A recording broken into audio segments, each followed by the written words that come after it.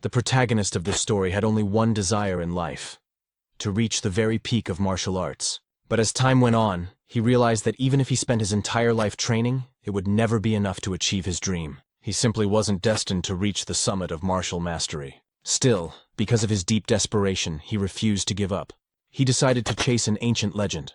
A tale from long ago about a divine dragon that guarded a golden fruit said to grant immortality to whoever consumed it. After a fierce and deadly battle against the divine dragon guardian, he finally reached the sacred place where the legendary fruit was said to grow. He could hardly believe it. The golden fruit of legend was real. Its radiant golden light illuminated the surroundings, exuding a mysterious divine aura.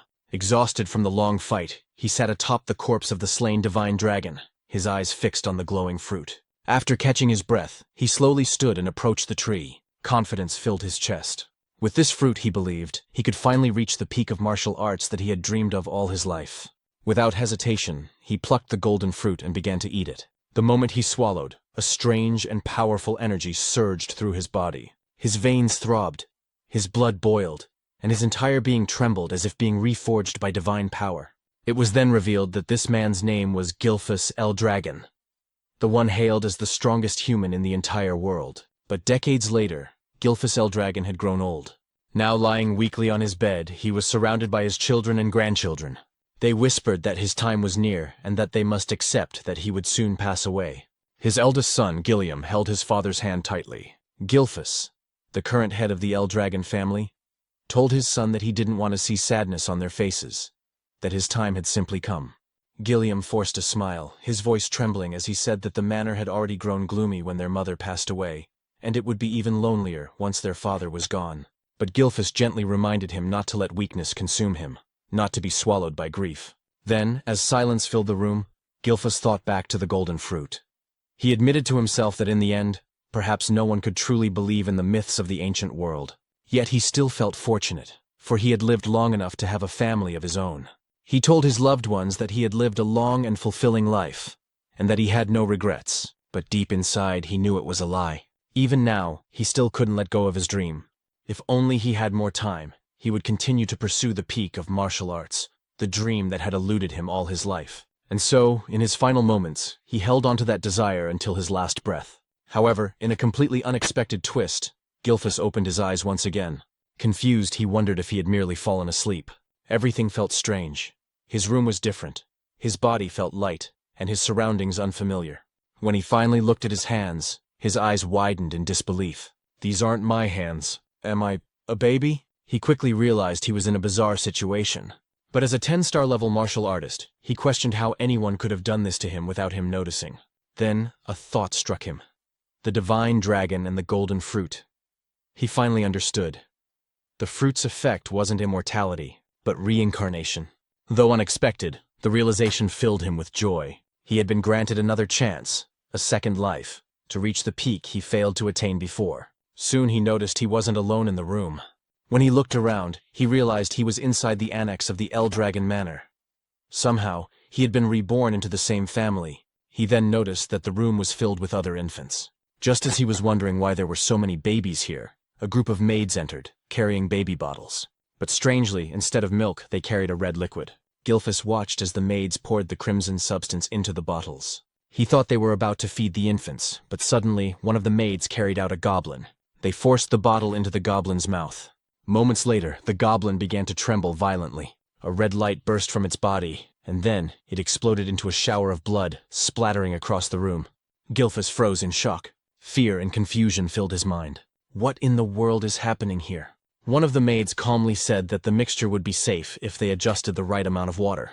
As they began feeding the red liquid to the other infants, another maid picked up Gilfus himself. He looked at the bottle and immediately realized it wasn't milk. The energy coming from it was terrifyingly strong. He could sense that the liquid was dragon blood, and that it was far too dangerous for a newborn's fragile body. But before he could react, the maid pushed the bottle into his mouth. Instinctively, like any infant, he began to drink. Instantly, immense power surged through his veins. His small body trembled from the pain, but Gilfus recognized it.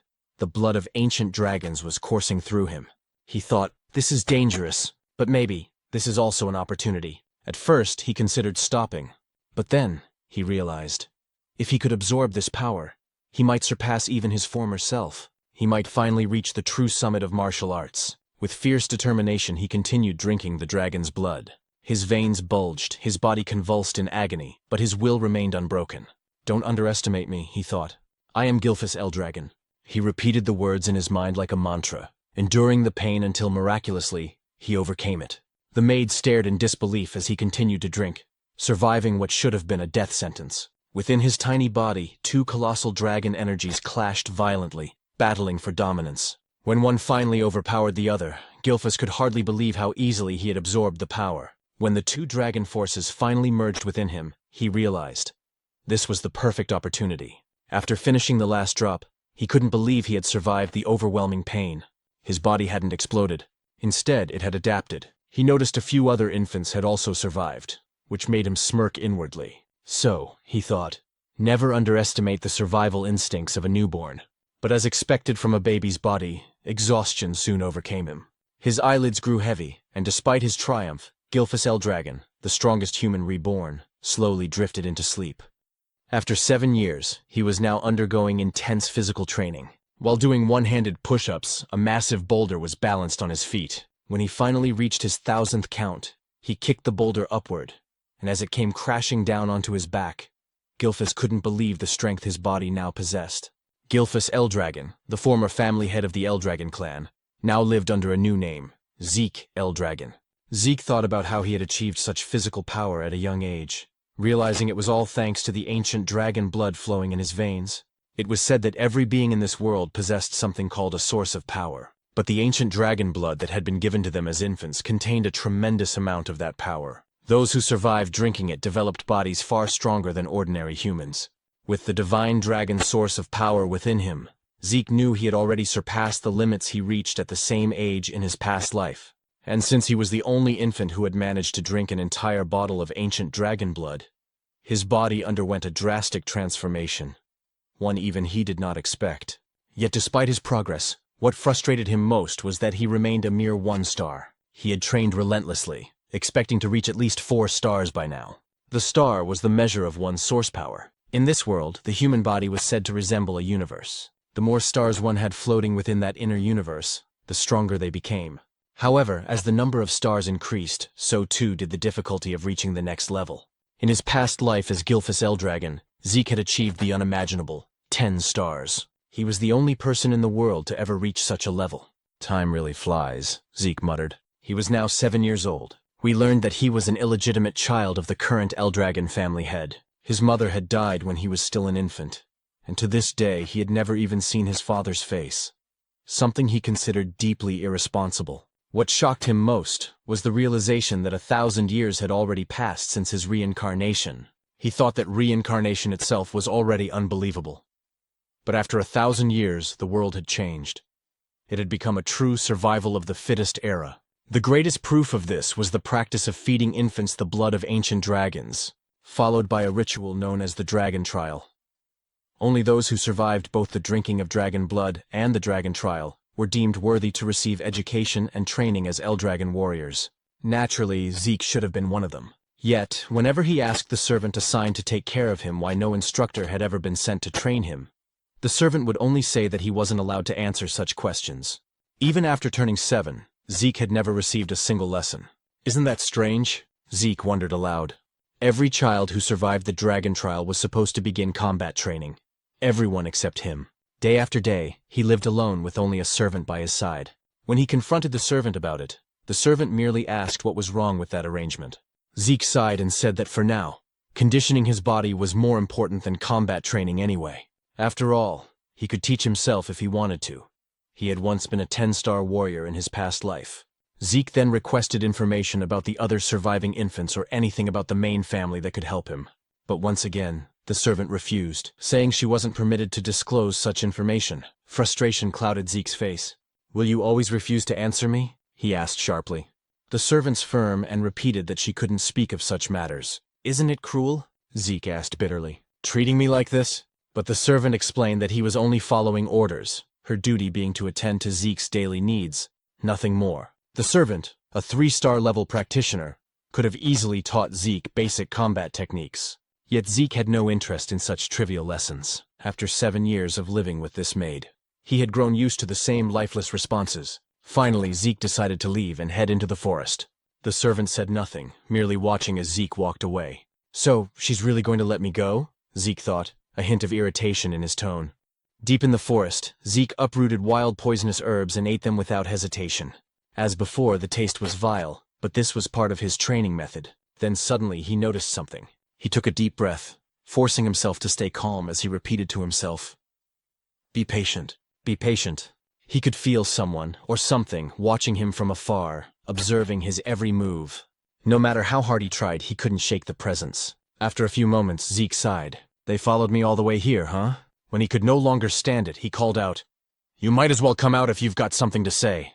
Then he moved into the tall grass, hiding himself. Moments later, while crouched in the grass, Zeke sensed a dark, oppressive aura nearby. When he looked toward the source, he saw a creature known as an anger boar. What is that aura? He wondered. The black mist surrounding the beast was something he had never seen before, not even 1,000 years ago. As the anger boar grazed on the grass, Zeke suddenly stood and revealed himself, startling the beast.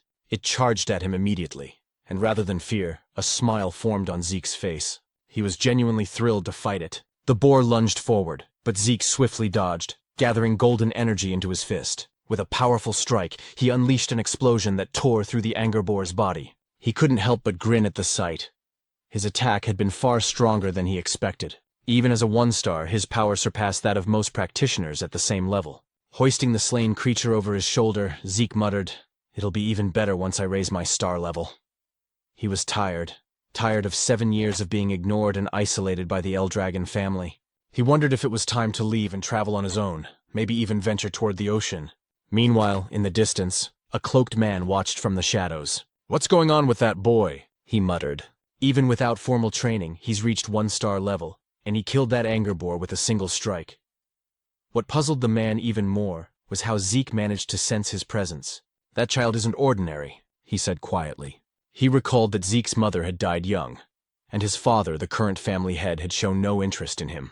Without proper guidance, the boy shouldn't have grown this strong. Still, as the son, illegitimate or not, of the Eldragon head, Zeke was bound to remain under the clan's watch. That was why someone like him had been assigned to monitor the boy from the shadows. An illegitimate son, yet the blood of the family head runs through his veins, the man whispered.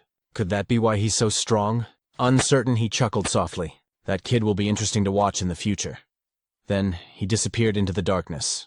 Back at Zeke's home, the boy was packing his belongings, ready to set off on his journey. But suddenly, he sensed several powerful presences outside. 3 4-star practitioners and 1 5-star. What are they doing here? He thought, stepping quietly to the door to listen. From their conversation, he heard them talking about how fresh and clean the air was in such a remote place, and how peaceful it was since there were no nearby rifts. Hearing this, Zeke concluded that they weren't assassins. They didn't sound like bad people at all. Deciding to confront them directly, he opened his door and asked, "What business do you have here?" The group froze in surprise. Then Zeke noticed the emblem embroidered on their clothing, the mark of the Eldragon clan. "Eldragon?" he muttered under his breath, wondering what they wanted from him. The men quickly bowed. "It's an honor to finally meet you, young Master Zeke," their leader said. "We've been sent to escort you to the site of your examination." "Examination?" Zeke frowned in confusion. Annoyance flickered across his face. "They expect me to take an exam," he muttered, "even though they haven't taught me a damn thing yet."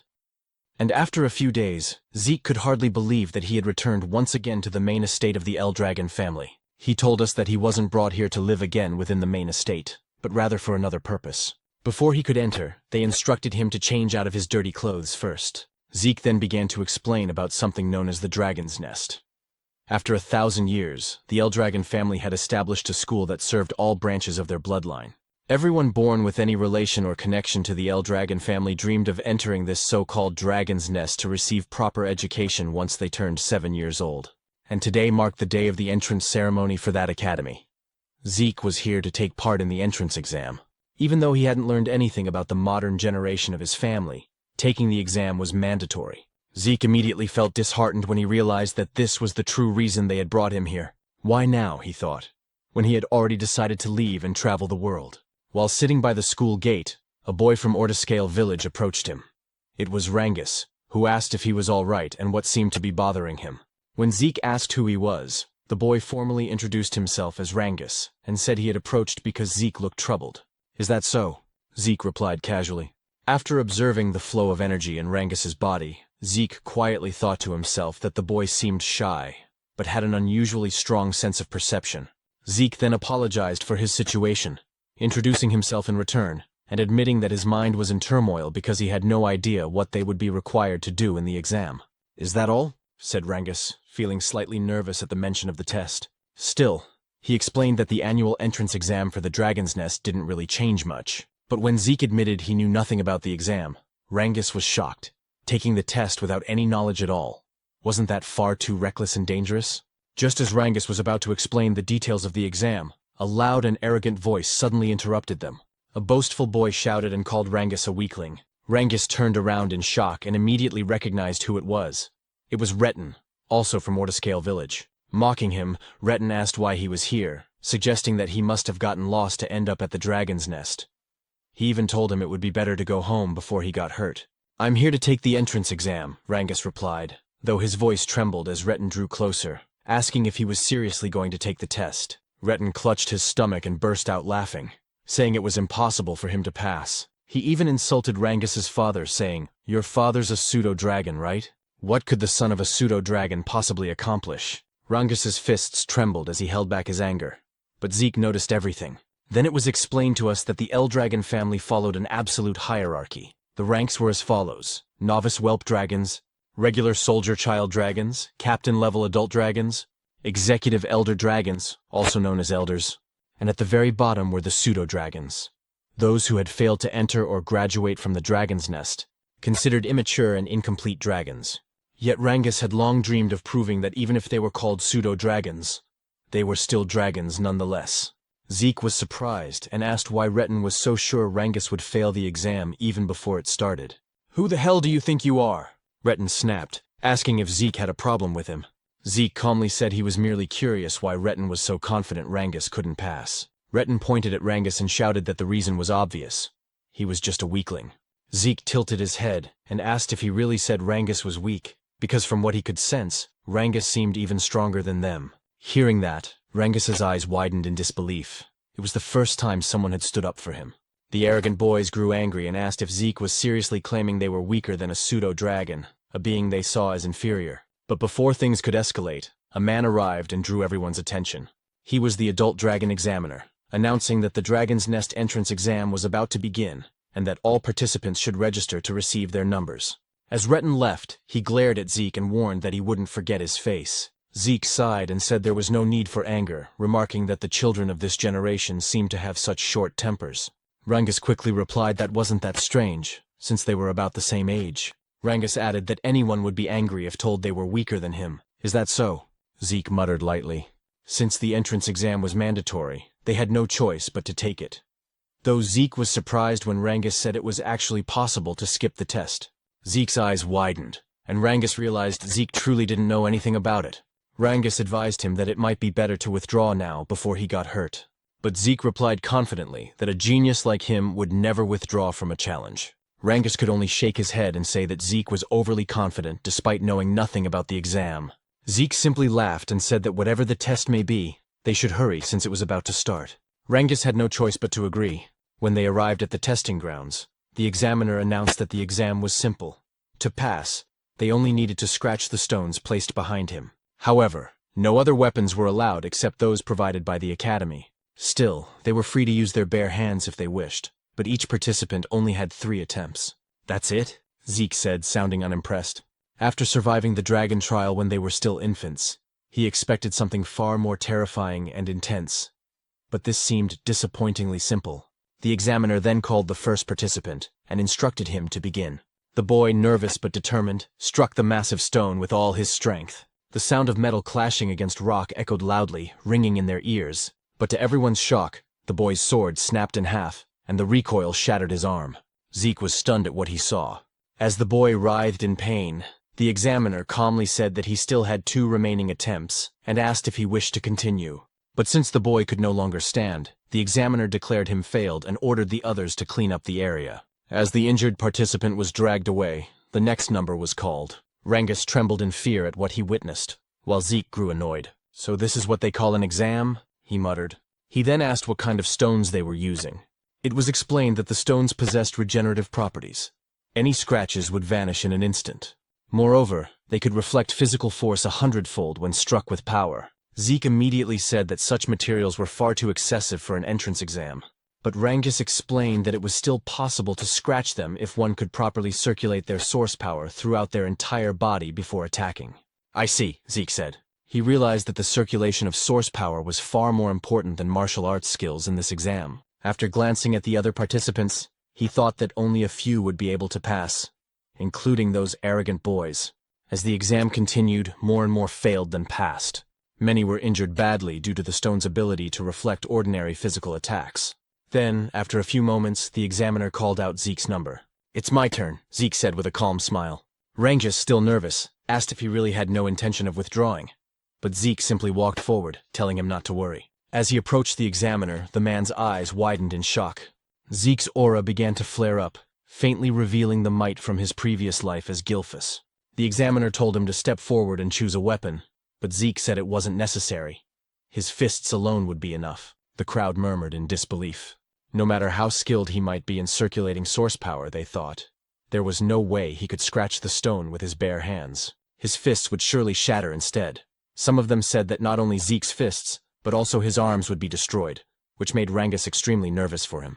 Along with his fear came anger toward himself, thinking he should have forcibly stopped Zeke to prevent him from getting hurt.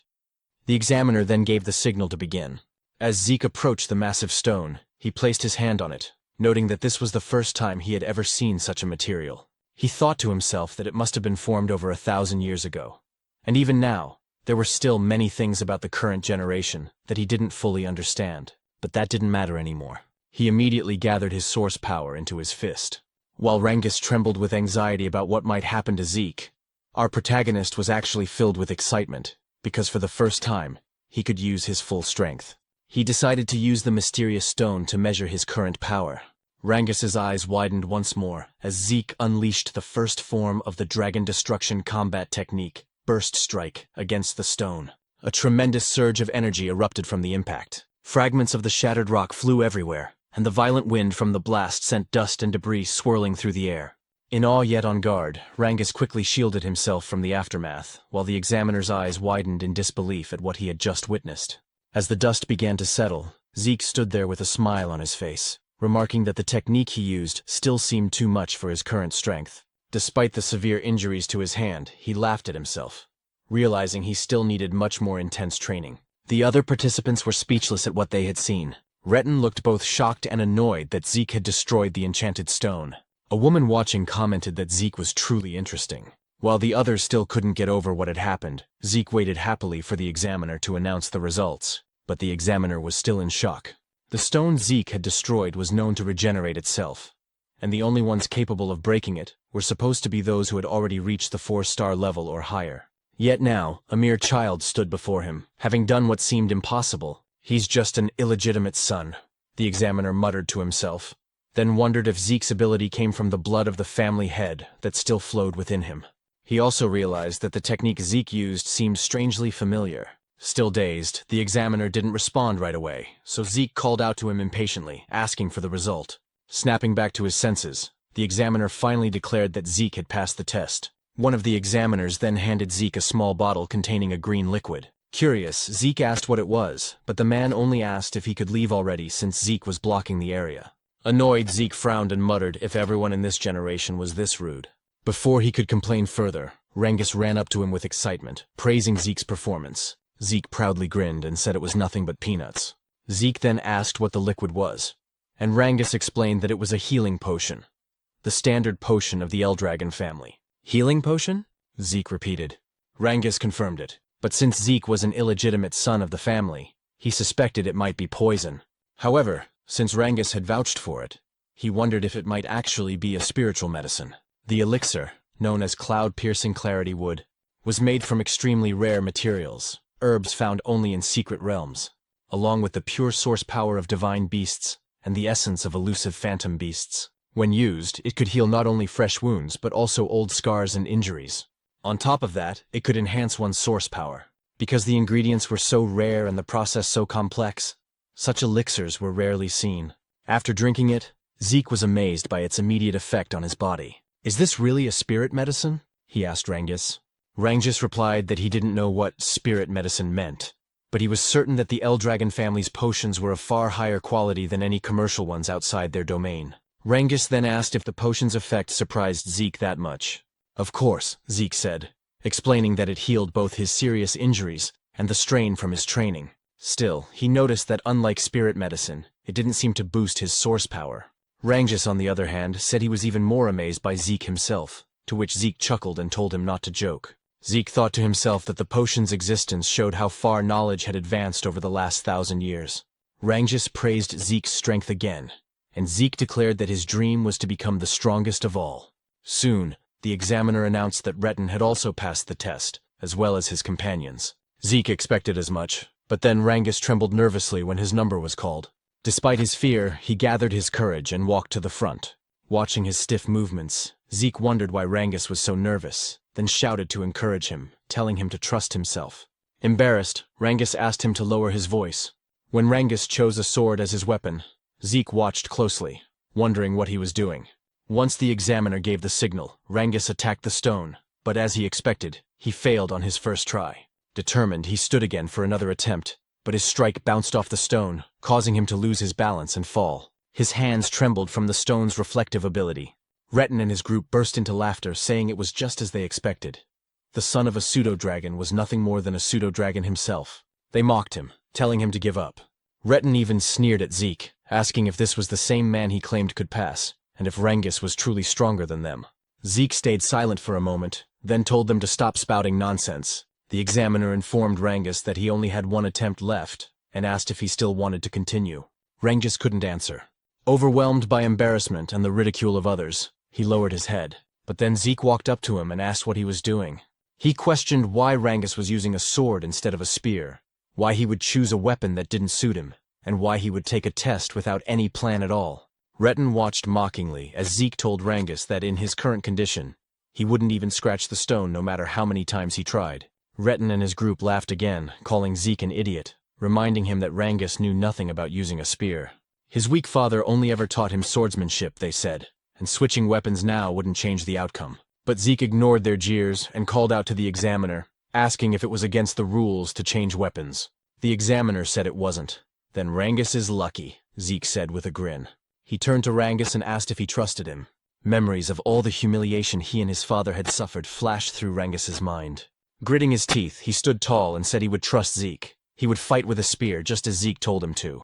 Rangus told us that his father never managed to enter the dragon's nest. Because of that, people called him a pseudo-dragon and laughed at him. But despite all the humiliation, his father endured everything just to raise Rangus properly. That's why Rangus swore to prove to everyone that he, Rangus, the son raised with care by his father, is also a true dragon. He stood up once more, gripping the spear tightly in his hands, and declared that today, he would prove that neither he nor his father were fake dragons. He also realized that if he tried again with a sword, the result would only be the same as before. So this time he decided to trust Zeke completely. The only problem was that he didn't know how to use a spear. Zeke called out to him, and as he pointed toward the enchanted stone, he told Rangus that there was nothing else he needed to do. Just thrust the spear straight into the stone without thinking about anything else. Just pierce it straight through, Zeke said firmly. Rangus tightened his grip on the spear. He knew that under normal circumstances, stabbing the stone directly wouldn't cause even the slightest damage, especially since it had a strong regeneration element. But Zeke was the first person to ever stand up for him, even though they had just met that very day. It was something new and unfamiliar to him, but because of that, he chose to place his full trust in Zeke and believe in his own strength this time. He gathered his source power into the spear and immediately noticed something strange. For years, he had wielded a sword, yet he had never managed to wrap it in this much source energy, something he was now effortlessly doing with the spear. With a determined shout, Rangus unleashed his full power and struck the stone with everything he had. Retin nearly died laughing, saying exactly what he had predicted, that changing weapons wouldn't help him pass the test. But Rangus didn't stop. He felt something different, something powerful. The spear in his hands felt like an extension of his own body. Then, as he drove the weapon forward with all his strength, The spear pierced through the enchanted stone completely. The shock on Retten's face and those of his companions was priceless. Even the examiners couldn't hide their astonishment, delighted by what they had just witnessed. Rangus hadn't just scratched the stone. He had pierced straight through it. Zeke immediately praised him, while Rangus himself could hardly believe what he'd done. Even after the examiner officially declared that he had passed, Rangus still asked in disbelief if he had really succeeded. Zeke smiled, wrapped an arm around his shoulder, and confirmed it. Overwhelmed with joy, Rangus nearly cried as he hugged Zeke tightly, shouting over and over that he had done it, that he had passed the test. Retten's group, however, refused to believe it. They called it luck, but Retten himself stayed silent, shaking with rage. He couldn't accept that. Just as Zeke had said, Rangus was actually stronger than them, and that his result was far better. The examiner then announced that the test had officially ended. Afterward, he declared that the entrance ceremony would begin shortly. Zeke immediately asked if the test was truly over. Rangus replied that it seemed so, but added that there would probably be more tests once they entered the dragon's nest. Soon, a group of men emerged from a dark hallway. When they stepped into the light, the examiner announced that the head of the Eldragon family would now deliver a speech to congratulate those who passed. The moment Zeke saw the man, he asked who the person with the cold, dark expression was. Rangus, clearly nervous, replied that it was the family head himself. "That's the family head?" Zeke said. "Why does he look like that? He's not even smiling. He looks colder than ice." Rangus immediately covered Zeke's mouth, whispering that it would be best if he stayed quiet, repeating his plea for him to stop talking. Zeke nodded. When he looked again at the group, he remarked that these people represented the current power of the Eldragon family. Some of them were at the 7-star level, while others were 6-star. To Zeke, their strength was impressive, especially since the current family head, Balza Eldragon, was an 8-star level powerhouse. 1,000 years ago, only a handful of people had ever reached that level. Still, Zeke wasn't sure how many existed in this current era. "I don't like this family head," Zeke muttered. But before he could say more, Rangus tried to hush him again. Zeke sighed and thought to himself that he never expected this man to be his father in this lifetime. A dark, fiery aura radiated from Balza's body, making the entire area feel heavy. The examiner quickly ordered everyone to stay silent because Master Balza was about to speak. When Balza stepped forward, he uttered only a few words. They must all strive to become the flesh and blood of the Eldragon family. As he spoke, the terrifying pressure of his aura spread across the hall. Zeke wasn't affected, but many of the examinees trembled in fear, some struggling to breathe as their bodies froze under the immense pressure. Zeke noticed that even Rangus was affected. He couldn't believe how easily everyone around him was overwhelmed by the family head's presence. More than that, Zeke could sense an intense hatred hidden within Balza's aura. He didn't know the reason behind it, but even so, he couldn't bring himself to like the man who was supposedly his father. When Balza turned away, another man stepped forward and drew everyone's attention. He had blonde hair and cheerfully thanked Balza for his words. He then said that Master Balza had high expectations for them all, and that just like his master, he would also keep his own speech short. As Zeke wondered who this man was, the speaker simply told everyone to train hard and grow stronger. "That's it?" one of the examiners muttered. The man smiled and said that people who worry too much about small things go bald early, so he wouldn't bother with long speeches. Zeke couldn't understand what was wrong with them, but at least the atmosphere in the hall had lightened up. The examiner then announced that the new students would now be assigned to their dormitories. Everyone whose number was called had to head there immediately. Zeke asked if they wouldn't all be staying in the same dormitory, and Rangus explained that there were 4 East, West, South, and North dorms. Every student accepted into the academy was allowed to live in one of those 4 halls. When Zeke's number was called, he stood up and waved goodbye to Rangus. He was assigned to the East Hall. As he walked through the corridor, he commented that a lot had changed in this place over the past 1,000 years. After finding his room, he said that he must have gotten lost since it took him a while to arrive, and his roommate had probably gotten there first. When he opened the door, he cheerfully greeted his new roommate and apologized for being late. He then said that from today on, they'd be sharing the same room. But to his surprise, his new roommate turned out to be none other than Rangus himself. Zeke couldn't help but laugh, saying it seemed like fate kept linking them together.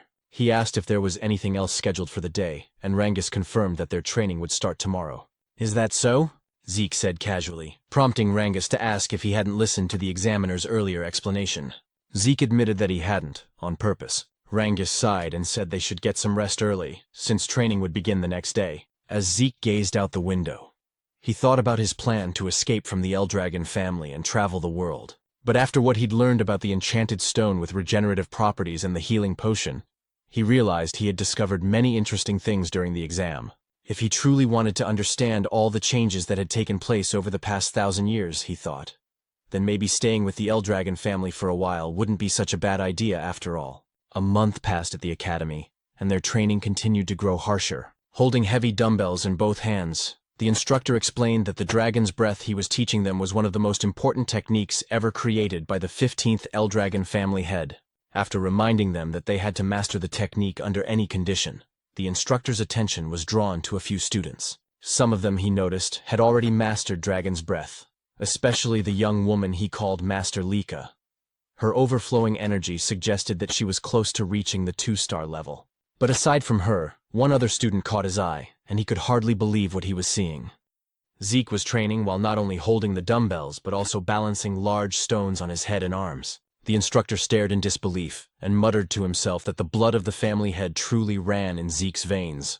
However, it was said that no one had ever taught Zeke anything since he was a child, which is why everything he was witnessing now felt unfamiliar to him.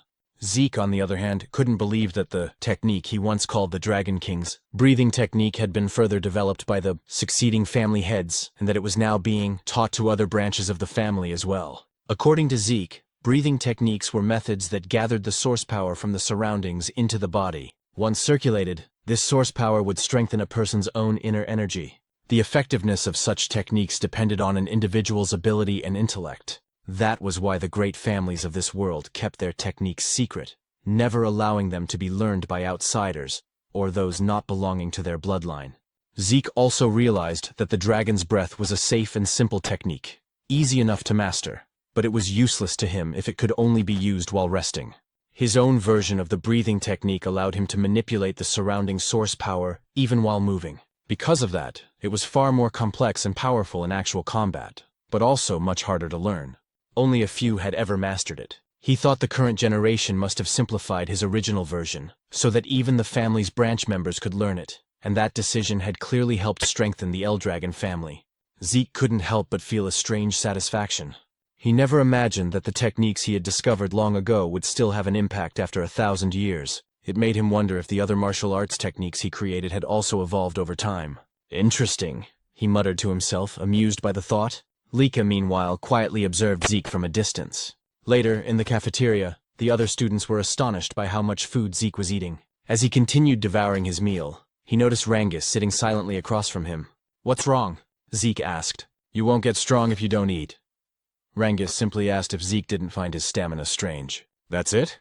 Zeke replied. "You just need to eat more if you want to get stronger. Train harder. Push yourself."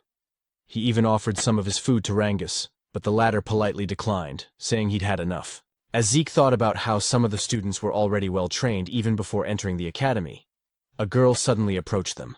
"You're quite impressive," Lika said, her tone calm yet confident. Zeke blinked. "And who are you supposed to be?" he asked casually. Rangus immediately choked on his food, whispering nervously, "You don't know who she is? That's Master Lika, the daughter of the family head, Lord Balza." "Oh," Zeke said indifferently. "What do you want me to do about that?" "I don't know her." Rangus began sweating profusely. "You can't talk like that. Master Lika is one of the candidates to become the next family head. She's not someone you can just speak to casually." "Is that so?" Zeke replied. "Well, I'm a family head's child too." "An illegitimate one, though?" Rangus froze in shock while Lika looked at him curiously. "Is that true?" she asked. "You're really the family head's illegitimate son?" The narrator's voice continued. Lika Typhona Eldragon, one of the candidates to inherit the Eldragon family, was now standing before Zeke herself. "Why would I lie about that?" Zeke said, shrugging. Lika frowned slightly. "Then tell me, how could an illegitimate child like you destroy the magic stone with your bare hands? How could someone not from a renowned family possess such strength?" "Because I'm Zeke," he replied confidently, turning back to Rangus. "Stop staring and finish your food." Both Lika and Rangus fell silent for a moment. Then, Lika suddenly smiled. "You really are an interesting person," she said before sitting down beside him. "How about serving under me? I'll make you one of my followers." Zeke raised an eyebrow. "What exactly do you mean by that?" "I want you to join me," she said. "Be my ally and I'll be your backer. Every illegitimate child needs allies and influence, don't they? Use your strength to help me become the next family head. And once I do, I'll help you achieve your own dreams. Zeke didn't even hesitate. No, he said flatly. Lika frowned again.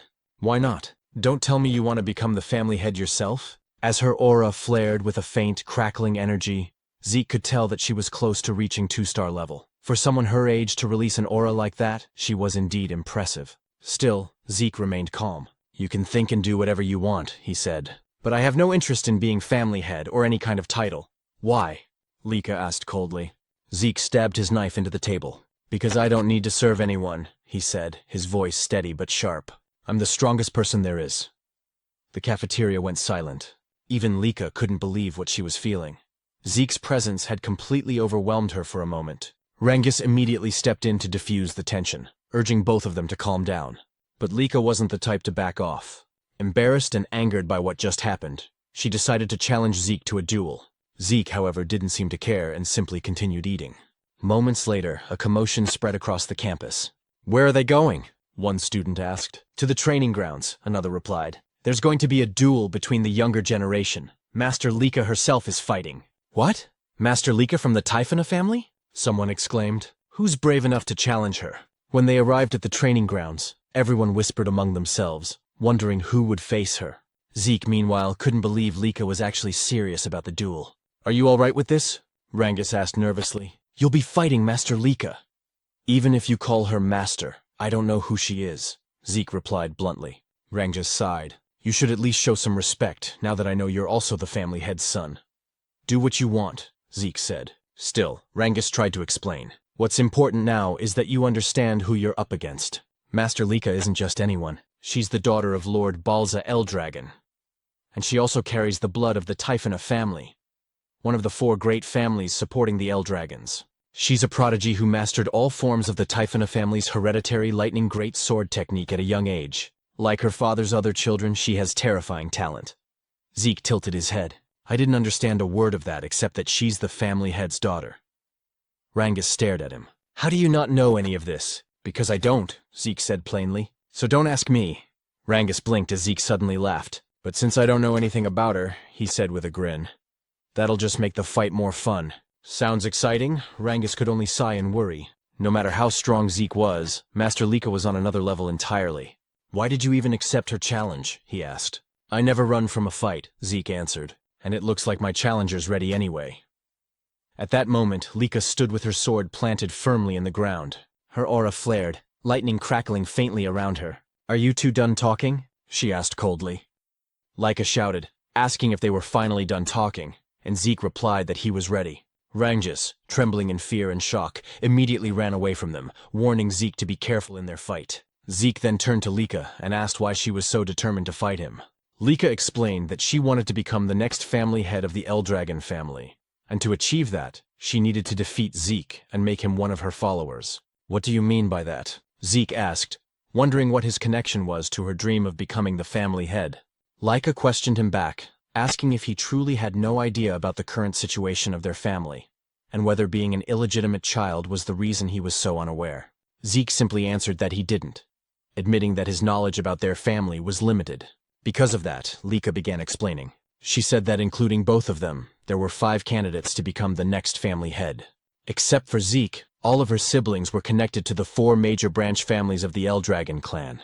The position of family head was so important that it became a source of conflict among those branches. For that reason, all of Zeke's siblings had entered the Dragon's Nest to study and represent their respective families. Since the fight for succession had turned into a fierce competition, Lika needed strong allies to stand against her older brothers. Zeke quickly understood that this was a power struggle between the 4 main branches of the Eldragon family. He found it all too complicated, and wasn't even sure if he wanted to understand it.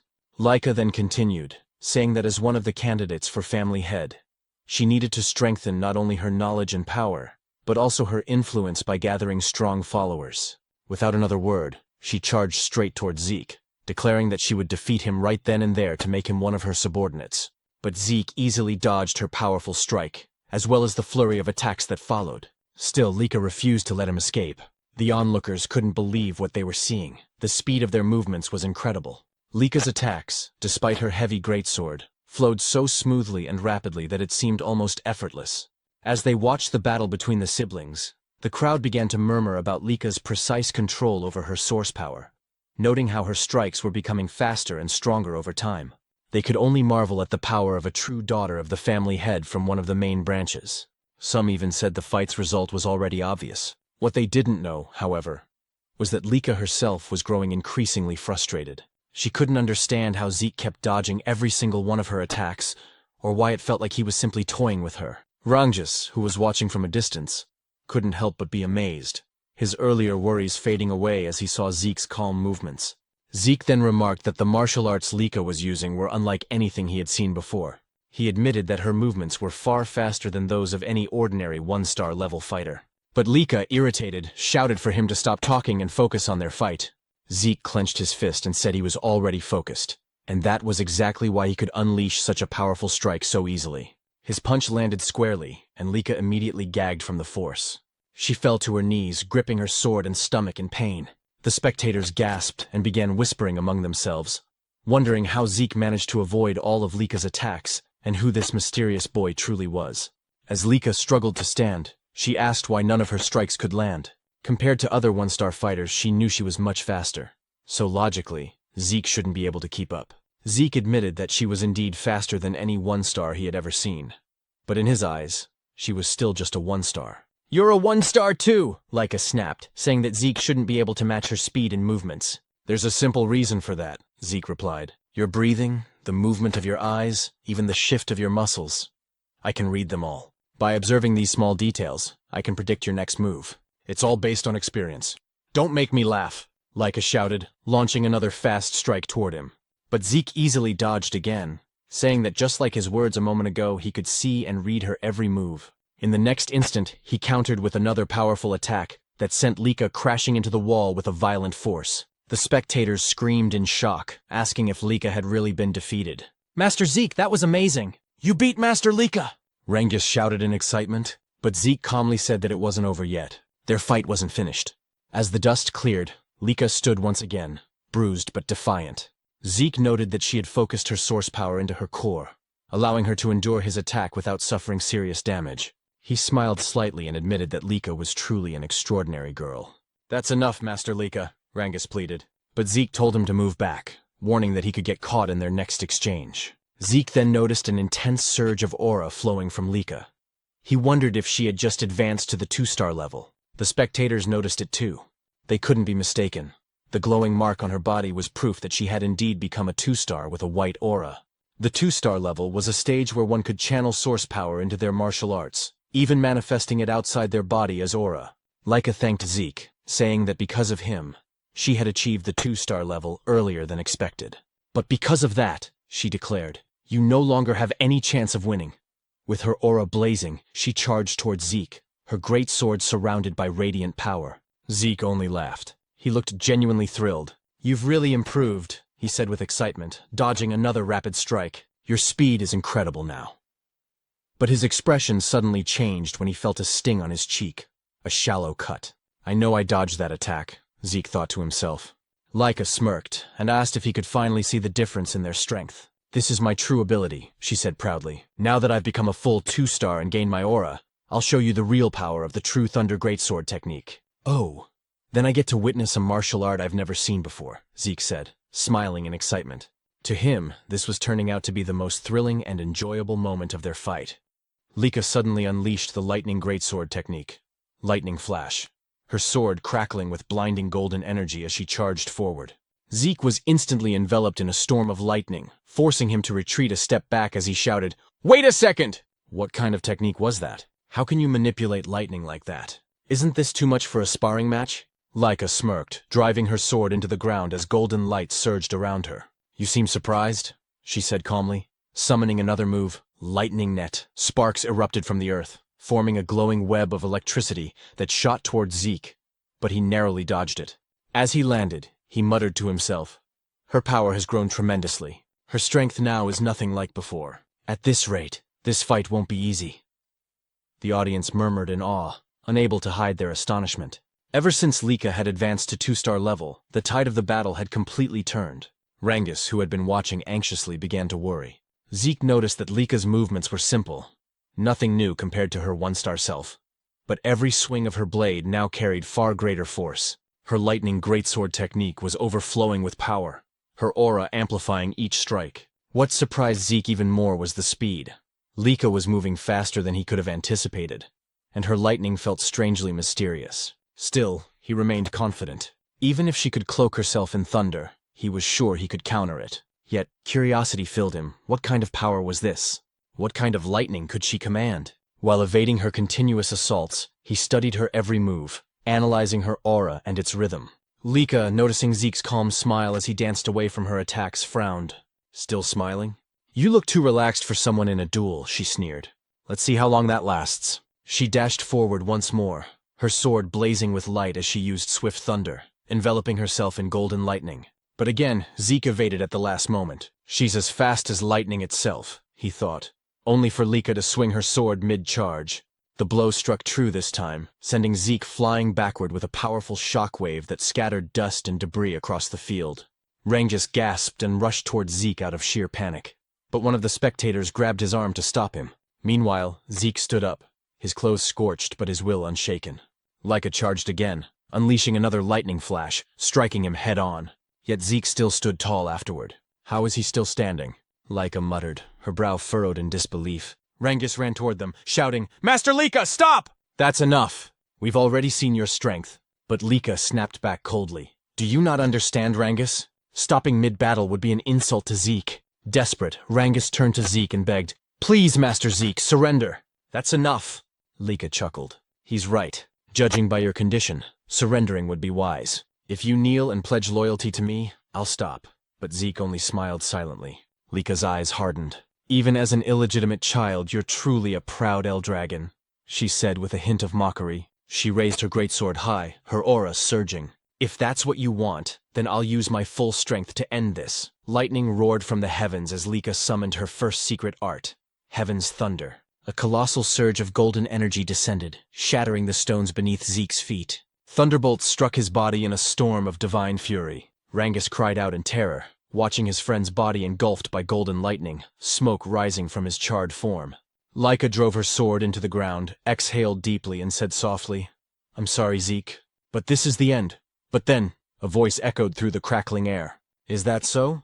In an instant, a brilliant golden lightning aura exploded skyward. Lika's eyes widened in shock as she turned around. "Impossible. How can this be? How do you have a lightning aura?" she stammered. Zeke stood, smiling calmly as golden arcs danced across his skin. "So this is what you call lightning aura," he said casually. "If you're asking how I got it, I honestly don't know." His tone was calm, but his words sent ripples through the crowd. "Impossible," Lika whispered, unable to believe what she was seeing. Zeke smirked. "Truth is, I let you hit me on purpose. I wanted to study your lightning, how it flows, how it behaves. And somehow I learned to use it myself." "That's absurd," Lika snapped. Inwardly, Zeke explained to himself that he had deliberately taken Lika's attacks because her lightning intrigued him. While enduring her strikes, he continuously activated his Dragon King's breath technique. The strange resonance between his breathing and her lightning caused golden energy to gather in his body. Before he knew it, he could manipulate the lightning himself. Maybe Lika has a unique constitution, he thought. And judging from her family's great sword technique, it's likely their whole bloodline shares this lightning affinity. Zeke walked toward her confidently. "I never expected lightning-type source power to be this incredible." This duel turned out to be the perfect training. With a grin, he added, "Thanks to you, Lika. I've reached 2-star level myself." Golden lightning flared around him as he declared, "Our battle isn't over yet." Lika roared and charged again, her greatsword glowing with power, unleashing another blinding attack. But Zeke sidestepped effortlessly and prepared a counterstrike. However, as he moved, he suddenly vanished in a flash and reappeared on the opposite end of the arena. "What just happened?" he muttered. He then realized, when one gains immense source power, it strengthens the body's muscles and nerves. This new lightning aura must have changed my physiology. I can't fully control my speed yet. In the stands, Rangus was speechless. He couldn't follow their movements anymore. Both fighters were blurs of golden light and thunder. Am I just imagining things? Or has Lika not landed a single hit lately? He wondered. Frustrated, Lika shouted, "Are you mocking me, Zeke? Stop toying with me." "I'm not," Zeke replied calmly. "But I will admit, you're a real threat." He then lunged forward, delivering a powerful kick, but Lika blocked it with her sword, the force pushing her backward. Zeke straightened, smirking.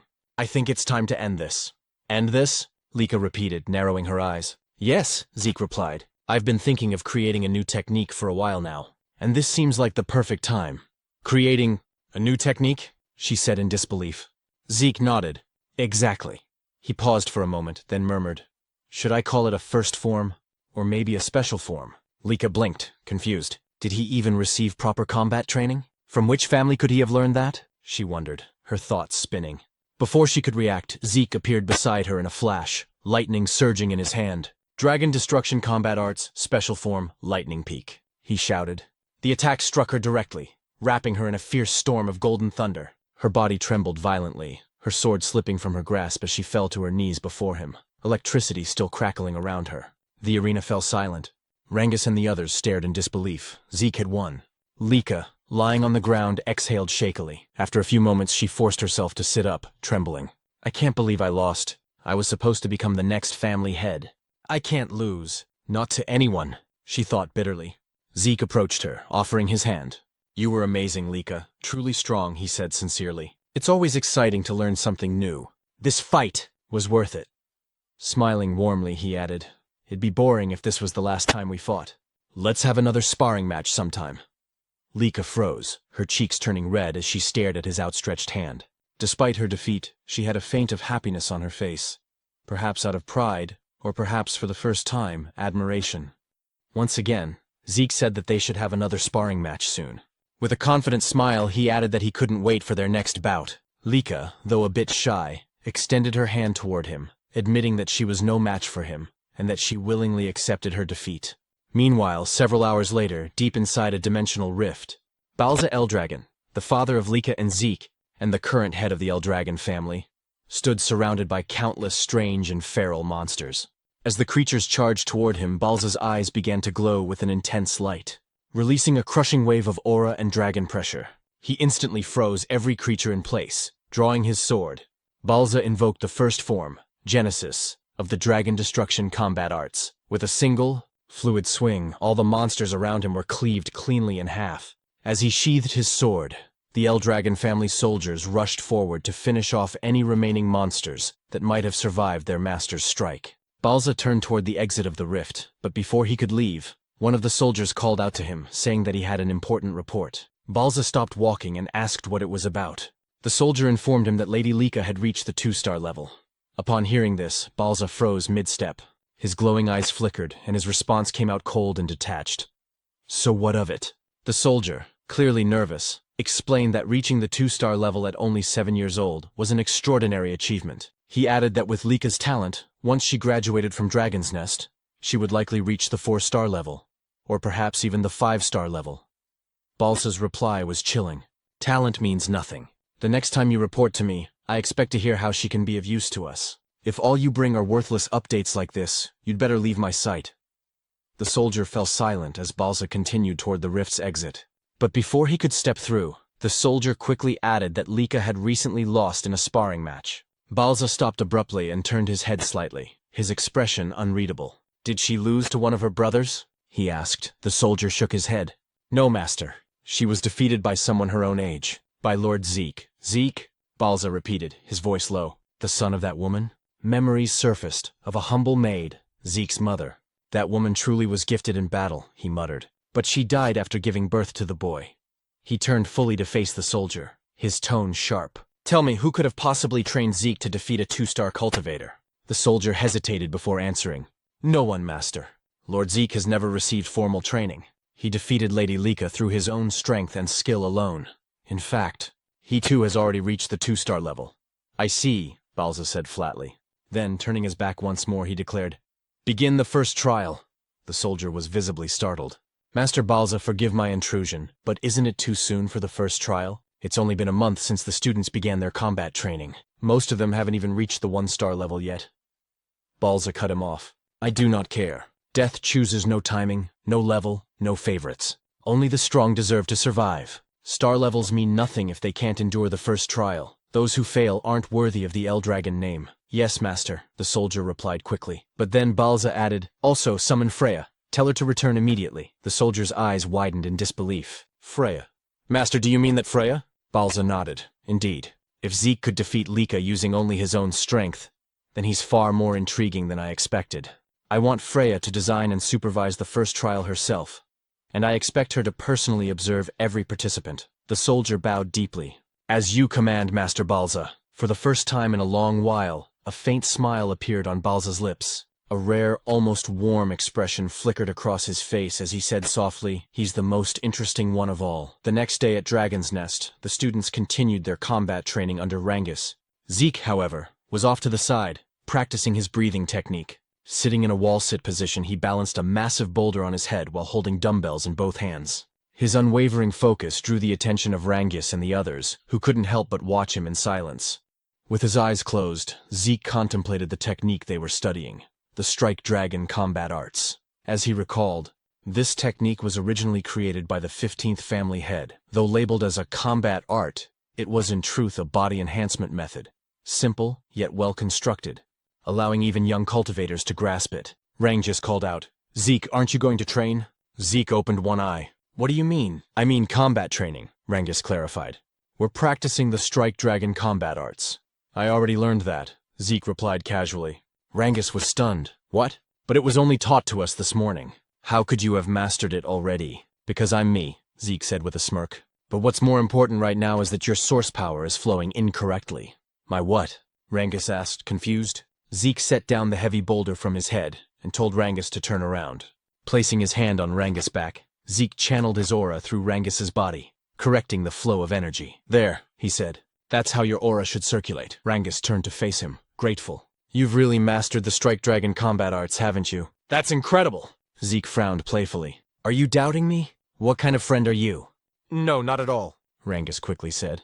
"It's just, aside from my father, no one's ever taught me like that before. That's why I want to learn everything I can. You, Lord Zeke, already have your own martial arts, strong enough to defeat Lady Lika. I just thought the Strike Dragon Combat Arts might be too simple and boring for someone like you." "It's not boring," Zeke replied.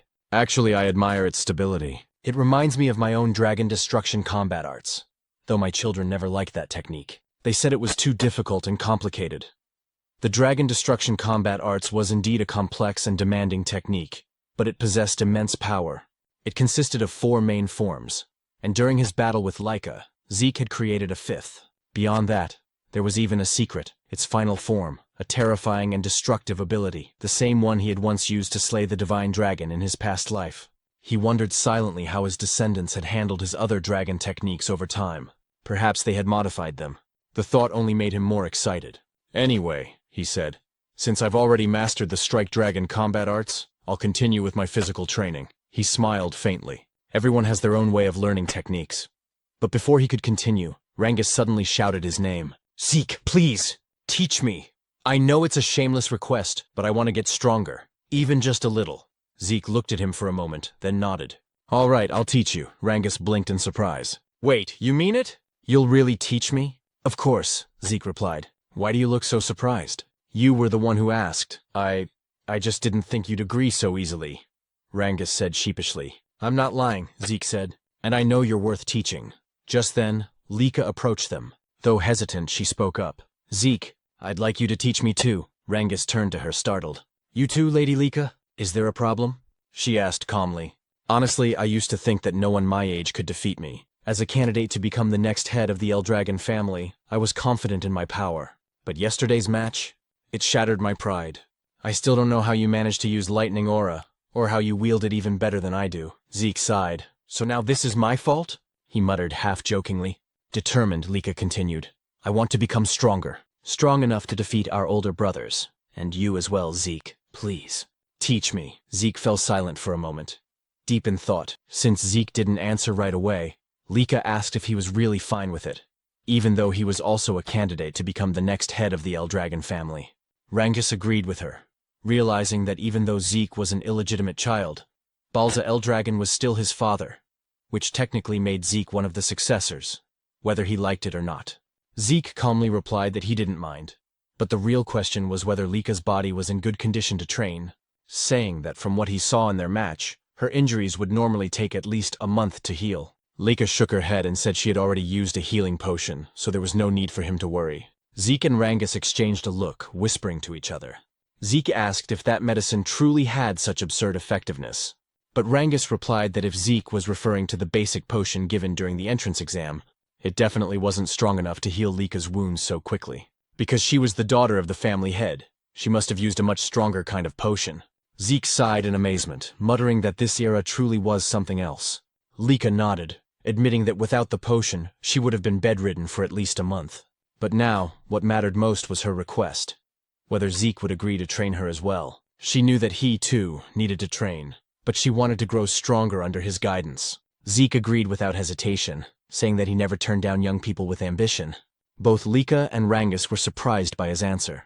Lika pointed out that he was also young like them, while Rangus added that they were about the same age. Zeke chuckled and agreed. Then, with a teasing tone, Zeke asked if she was truly sure about having him as her instructor.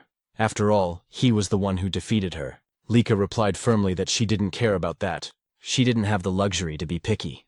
If she wanted to become the next head of the Eldragon family, she had to become stronger, no matter what it took. Zeke remembered how, during their first encounter, she had mentioned her dream of becoming family head. He asked why she seemed so obsessed with that goal. Without hesitation, Lika answered that if she failed to become family head, she would only be used for a political marriage. She spoke bitterly, saying that in the best-case scenario, she'd probably be forced to marry one of her cousins. But the worst case would be marrying a man she didn't even know. Zeke's expression darkened, anger flickering in his eyes as he asked what she meant by that. Lika said it was natural, considering how valuable the Eldragon bloodline was, especially within the 4 branches of the family. Their source power was special. It could be used in countless ways. That's why the family was obsessed with keeping their bloodline pure. Rangus shuddered, sensing the terrifying aura that suddenly emanated from Zeke. His voice turned cold and sharp as he said that the Eldragon family had truly begun doing disgusting things like this. He clenched his fists, saying he would destroy such filthy and meaningless traditions. But before the atmosphere could grow heavier, several instructors arrived, immediately drawing everyone's attention. Lika blinked in surprise, wondering why they had come, while Zeke muttered that the timing couldn't be worse. He worried that they might have overheard what he just said. Then, from behind them, a woman with fiery red hair appeared. One instructor stepped forward and announced that starting today, they would have a new instructor. Despite how busy this person was, she had taken the time to teach them personally, so they should be grateful. As the red-haired woman approached, she reached out her hand toward Lika and asked if she was Lady Lika. Feeling a wave of danger, Lika instinctively leaped backward. Zeke stepped forward protectively, while Rangus grabbed onto his arm in fear. The red-haired woman smiled faintly, praising Lika's sharp reaction and saying her aura quality wasn't bad at all. Zeke frowned slightly. He hadn't even sensed her presence until now. Rangus nervously asked who she was. The instructor then introduced her as Lady Freya. Freya Fewinkick of the Black Dragon Corps. Freya gave a polite smile and greeted everyone, saying she was pleased to meet them all. She then looked straight at Zeke and asked if he was Lord Zeke. When he confirmed it, she asked if he wasn't surprised by her sudden appearance. Zeke replied calmly that nothing she did was surprising. Freya froze for a moment as Zeke's eyes began to glow faintly, and he commented that her stealth technique was rather interesting. Freya quickly realized why even the family head, Balza Eldragon, was interested in this boy. Meanwhile, Zeke analyzed her movements. He noticed her source power was concentrated in her lower body, following a flow pattern he had never seen before. That must be why her footsteps made no sound at all. A spark of excitement lit up his eyes as he wondered what kind of martial art she used. Freya then took command of the class. She confirmed that she would be their new instructor. The students began whispering among themselves in disbelief. Lady Freya, the Tempest Wind, was known as one of the strongest warriors in the family. The other instructor confirmed that Freya was a 6-star practitioner under the Black Dragon Corps, the elite unit serving directly under the family head himself. The students were in awe, unable to understand why someone of her rank would come teach at their academy. Freya smiled faintly and said she would indeed train them, but under one condition. They had to pass a simple test. The students gasped at her words. She told them not to worry. The test was simple. They just needed to bring crystal like the one she's holding, and survive for 1 full month inside the Poison Dragon Mountain. Rangus went pale at the name, while Zeke felt a sense of nostalgia. The Poison Dragon Mountain, he explained, was home to countless poisonous creatures. Even brushing against a single leaf could kill an ordinary human instantly. It was a region of pure danger.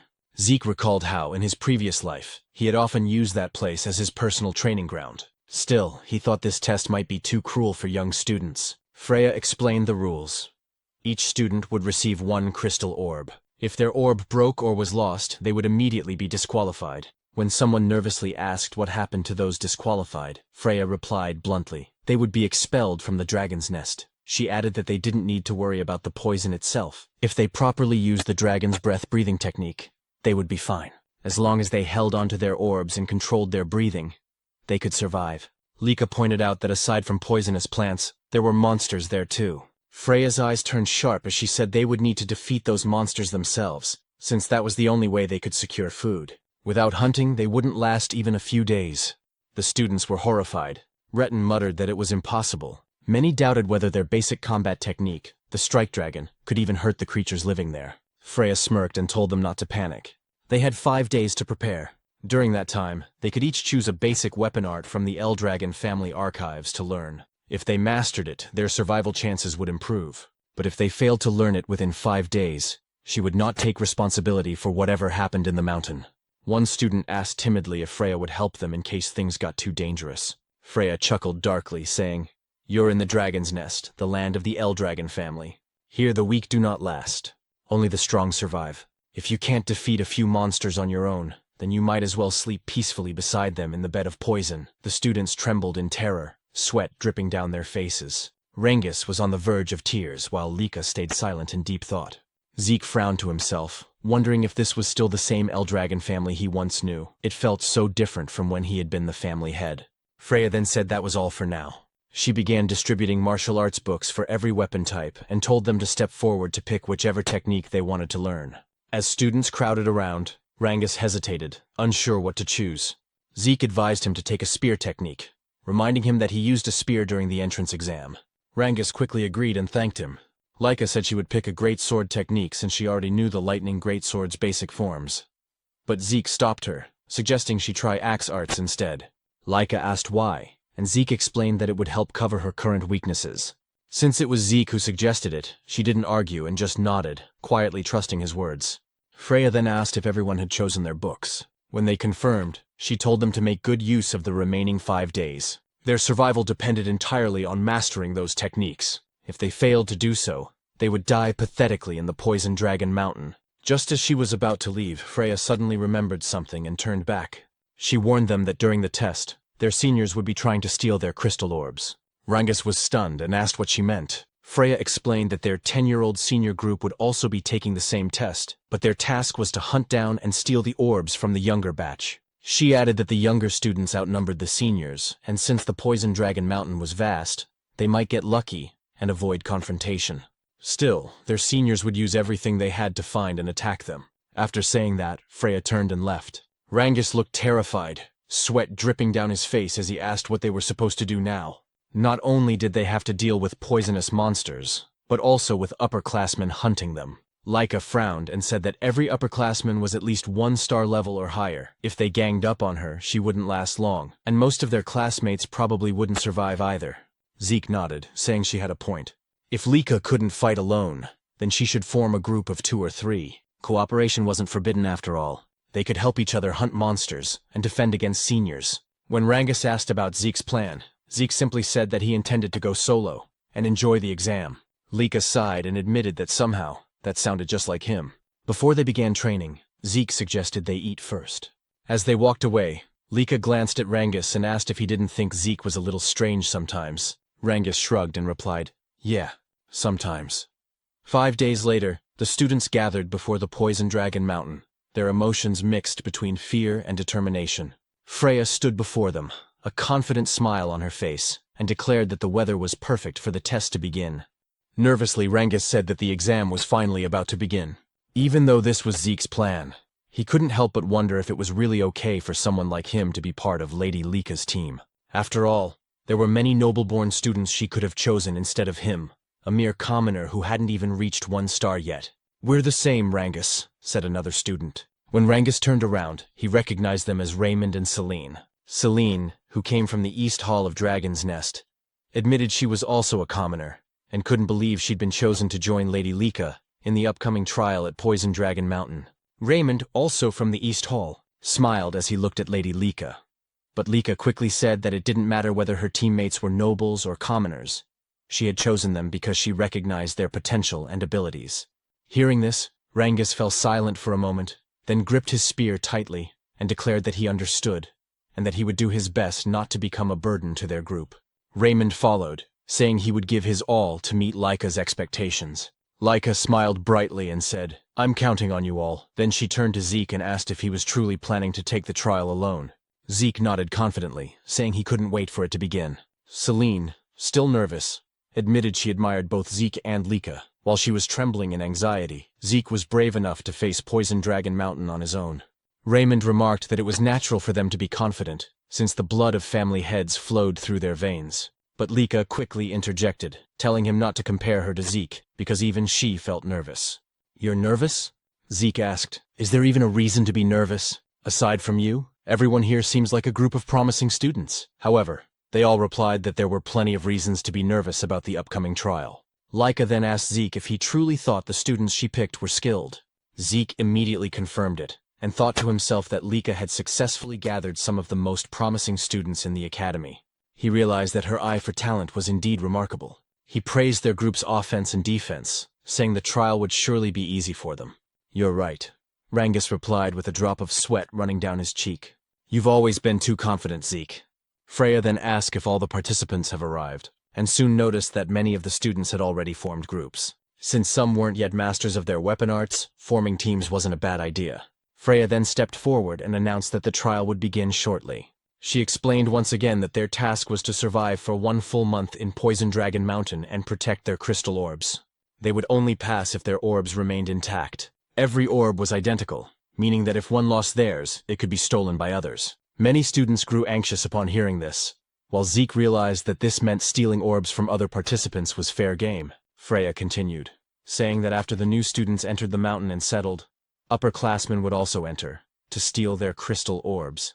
The upperclassmen mocked them, saying that since most of the new students hadn't even reached 1 star, taking their orbs would be easy. Hearing this filled Zeke's classmates with mixed emotions: fear, excitement, and unease. Freya concluded the explanation, and as soon as she announced that the trial had officially begun, the students dashed toward Poison Dragon Mountain. Watching them go, Zeke heard Laika tell him to make sure he survived. He smiled and said he would, but that they should survive as well. Laika then called out to her team, and as Zeke told them to be careful, Freya noticed him. "It's your turn to enter, Zeke," she said. "Right," Zeke replied, apologizing for getting a bit carried away. "Carried away?" Freya asked. "Aren't you nervous at all?" "No," Zeke replied with a calm smile before walking toward the mountain. Freya watched him go, thinking to herself that he was indeed a peculiar boy. That night, at the camp outside Poison Dragon Mountain, one of the instructors asked Freya if the new students would be all right. When she asked what he meant, he said the trial seemed too early for beginners. Another instructor agreed, pointing out that most had only been in Dragon's Nest for a few months, that few had achieved even 1 star, and that they lacked real combat experience. He wondered how many would actually survive. Freya reassured them, saying there was no need to worry. Although the mountain was filled with poisonous creatures, most of them were only 1 or 2 star level beasts, not strong enough to pose serious danger. With a cheerful smile, she said the students would do fine. Then, under her breath, she whispered that she would eventually release that thing. When an instructor asked what she said, Freya simply smiled and replied, "Nothing." She then announced that it was time for the upperclassmen to begin their part of the trial. The older students immediately ran off toward the mountain, their eyes gleaming as they carried their weapons. Watching them leave, Freya murmured, "I wonder how many will survive. I can't wait to see the results." Meanwhile, inside the Poison Dragon Mountain, as the upperclassmen began their hunt, one of them spotted their first target. It was none other than Zeke, still standing motionless at the foot of the mountain. "The newbies entered the mountain long ago," one said mockingly. "Is this guy stupid or what?" Another raised his crossbow and prepared to shoot. But before the arrow could reach him, Zeke effortlessly caught it mid-air. As the upperclassmen stared in disbelief, Zeke snapped the arrow in half and said, "I've been waiting for you." One of them asked what he meant, but another shouted that it didn't matter. Didn't they see how he caught that arrow? Without wasting a second, Zeke dashed forward, his eyes sharp with excitement. "Now then," he said with a smirk, "let's play together." In the deeper part of Poison Dragon Mountain, Celine and her group were under attack by the mountain's monsters. After Celine slew a massive frog-like creature, another one suddenly leapt from behind her. Raymond swiftly raised his shield, blocking the attack and saving Celine just in time.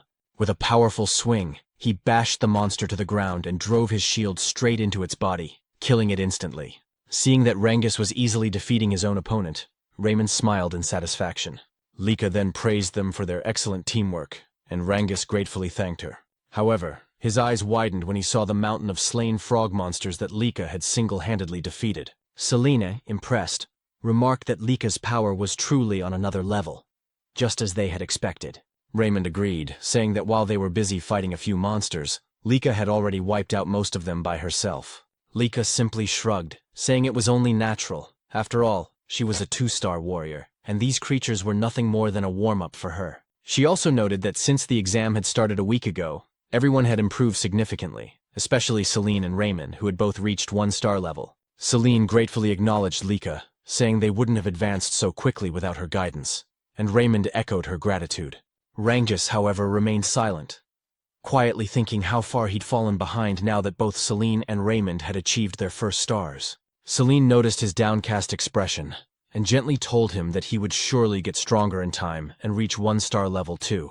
Raymond agreed, telling him to be patient and keep working hard. Hearing their encouragement, Rangus smiled again and thanked them both. Lika then spoke, saying that Rangus had managed to defeat 3 giant frog monsters even without a star, which was truly impressive. She added that before the exam began, Rangus had trained personally with Zeke and had already perfected his spear handling, so it was only a matter of time before he became a 1-star. Moved by her faith in him, Rangus nearly teared up. As Lika looked toward the sky, she noted that night was fast approaching and told everyone they needed to head back to base.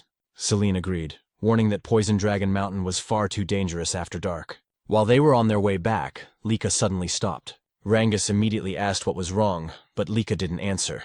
Her expression darkened as she stared ahead, and demanded to know what a certain student was doing near their base. A moment later, a figure emerged from the tall grass. Rangus and the others were startled, and Celine and Raymond instinctively drew their weapons. The student stepped out with a smirk, holding his weapon loosely as he said he hadn't expected Lika to notice him so soon.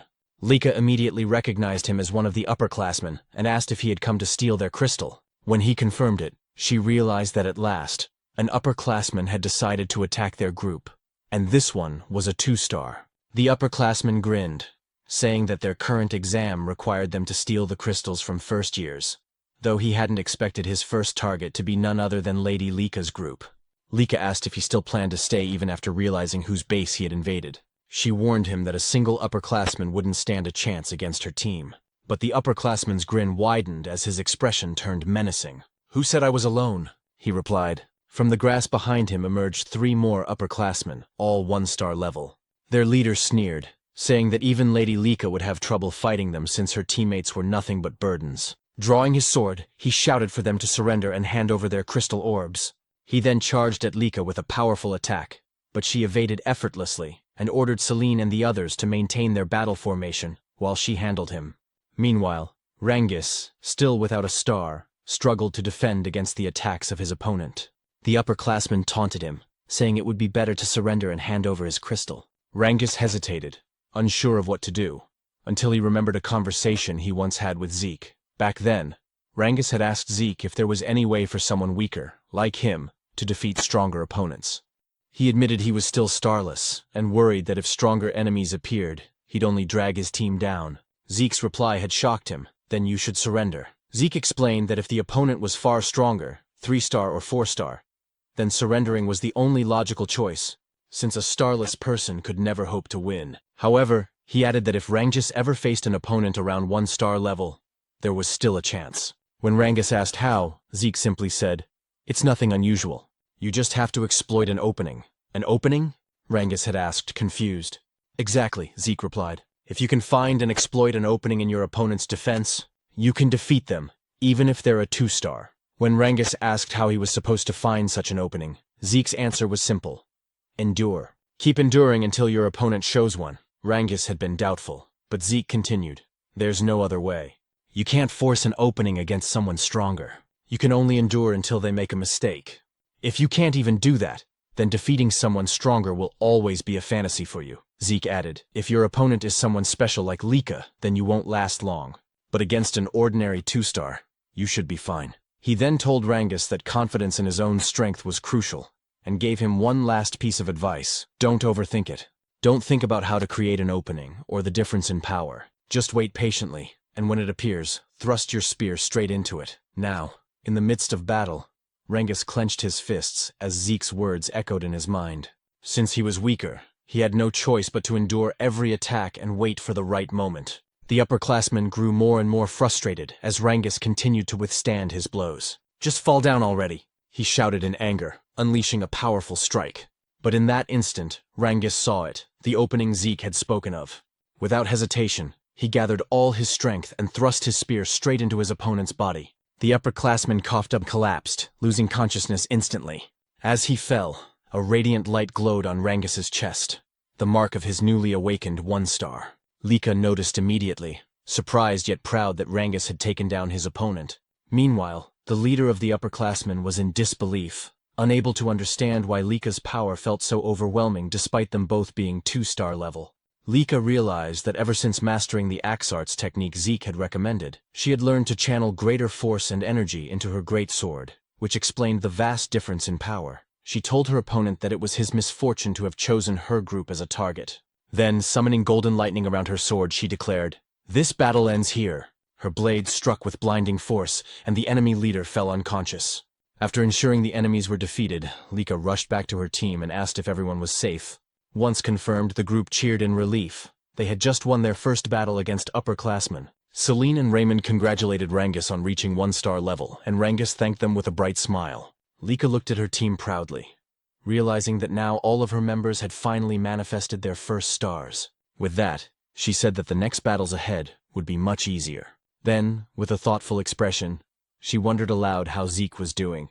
Meanwhile, elsewhere in Poison Dragon Mountain, a terrified upperclassman was running for his life. Tears streamed down his face as he muttered repeatedly, "Please don't come here. Zeke, don't come here!" He cursed under his breath, trembling in fear, asking himself just what kind of monster that boy named Zeke really was. Moments later, the upperclassmen were running frantically, shouting for help, hoping and praying that Zeke would not follow them. As Zeke dragged along one of the upperclassmen he had just defeated, the others cursed in fear and confusion, asking what kind of monster or demon he was. Holding the corpse of a giant snake beast in one hand, Zeke grinned and mockingly asked what their problem was, wondering aloud if no one else wanted to play with him. The upperclassmen, now completely terrified, called him insane as they continued to flee. Some questioned why a lower-classman like Zeke was the one hunting them down when it should be the other way around. That the upperclassmen were supposed to be the hunters, not the hunted. Suddenly, one of the fleeing upperclassmen tripped and fell.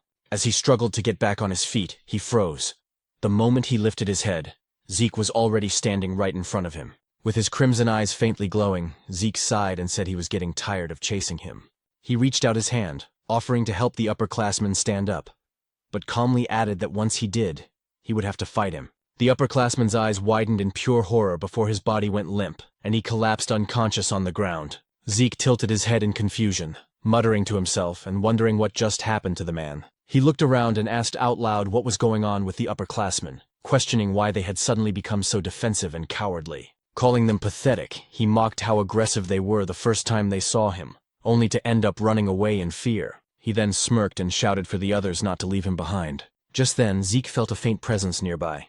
Turning toward his side, he asked whoever was watching him why they didn't come closer if they wanted a better look. When he received no reply, Zeke chuckled and said that since the observer was still watching without interfering, it must mean there was nothing wrong with what he was doing.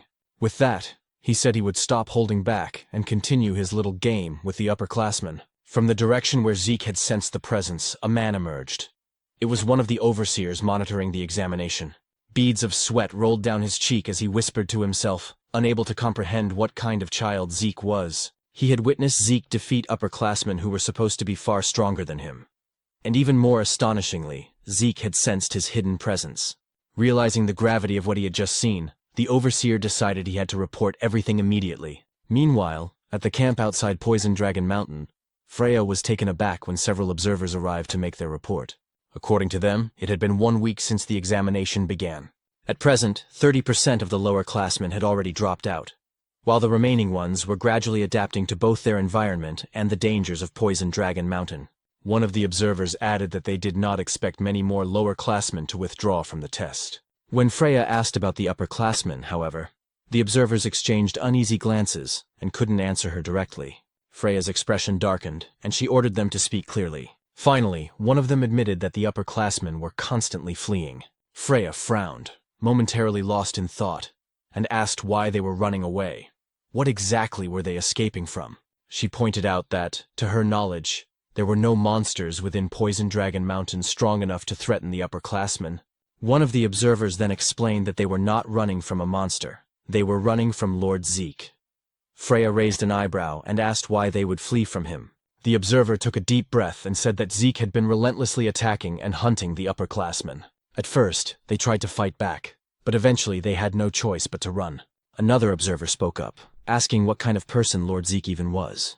Based on what he had seen, Zeke seemed to be enjoying himself, gleefully cutting down upperclassmen and hunting them like prey. For him, it was something completely unprecedented. A second observer nodded in agreement, saying that even though Zeke was the son of the L-Dragon family head, he was far from normal. To them, Zeke was no longer just a prodigy. He was something beyond, a true monster in human form. Freya listened quietly, then spoke with a calm but serious tone. She admitted that she had also suspected Zeke was unusual from the very beginning. Unlike the others, he had chosen to take the exam alone, and appeared completely relaxed upon entering Poison Dragon Mountain. That could only mean one thing. Zeke never planned to hide from the upperclassmen. From the very start, his intention had been to hunt them down himself. Remembering the look in Zeke's eyes when they first met, Freya couldn't help but think that the boy was indeed a monster. Suddenly, one of the observers frowned, asking what that strange sound was. Freya's lips curved into a faint smile as she said that what they were hearing was something she had been waiting for. A man then approached and asked Lady Freya where they should place the massive cage they had brought. Freya told them to leave it where it was, and thanked them for their work. When the observers turned to look at the cage, their eyes widened in shock. They immediately asked what kind of creature was inside, and some even questioned whether Freya truly intended to release it into the mountain, as the creature's aura alone revealed it to be at least a 3-star level beast. Far too powerful for any of the students to handle. But Freya, clearly pleased, reassured them that there was nothing to worry about. Adjustments had already been made to the creature. It would only target individuals of 2-star level strength or higher. Ordinary students would not suffer serious harm. One of the observers then asked why such a creature was suddenly being released during the exam. Freya replied calmly that it was a direct order from their family head, Balza. In her mind, she wanted to witness the abilities of the boy whom their soldiers had already begun calling a monster. She wanted to see whether Zeke could survive against such a being. With that thought, she ordered that the mysterious creature be released into Poison Dragon Mountain at dawn. The next morning, deep within Poison Dragon Mountain, Rangus and his team suddenly stopped in their tracks as the ground trembled violently beneath them. Lika frowned, saying she had a bad feeling about the tremor. Raymond wondered if perhaps the upperclassmen had caused it, but Rangus shook his head, saying it was most likely the work of a beast, probably a massive anger boar. Still, Lika couldn't shake off her unease and said that something about it felt different. A moment later, a second, stronger quake shook the mountain. As a giant tree began to fall toward them, Lika's instincts kicked in. She shouted for everyone to move, and the group jumped aside just in time as the enormous trunk crashed down where they had been standing seconds earlier. When they turned around, Lika froze in disbelief. Celine gasped and asked what kind of creature it was, while Rangus's face went pale and sweat dripped down his temples. In a trembling voice, he said they needed to run immediately, because standing before them was a colossal golem. Meanwhile, on the other side of Poison Dragon Mountain, as Zeke sat atop a pile of monsters and upperclassmen he had defeated, he remarked that he was growing bored with the current situation of the examination. Since no more upperclassmen dared to face or challenge our protagonist, and because he could no longer sense the presence of the observers of the exam who seemed to be simply letting him do whatever he pleased, Zeke found the entire situation rather disappointing, until suddenly he sensed a presence from the opposite side of Poison Dragon Mountain, causing him to immediately question what kind of strange aura it was. At first, he thought it belonged to a 2-star level creature, but eventually he realized that the presence came from a 3-star entity. He instantly wondered if 3-star monsters were truly supposed to exist within Poison Dragon Mountain. He also questioned whether the aura he sensed belonged to an unknown being that had lived within Poison Dragon Mountain for 1,000 years. Zeke then thought that all the examinees would surely struggle against a 3-star level creature, and even Lika herself would definitely not be able to handle it.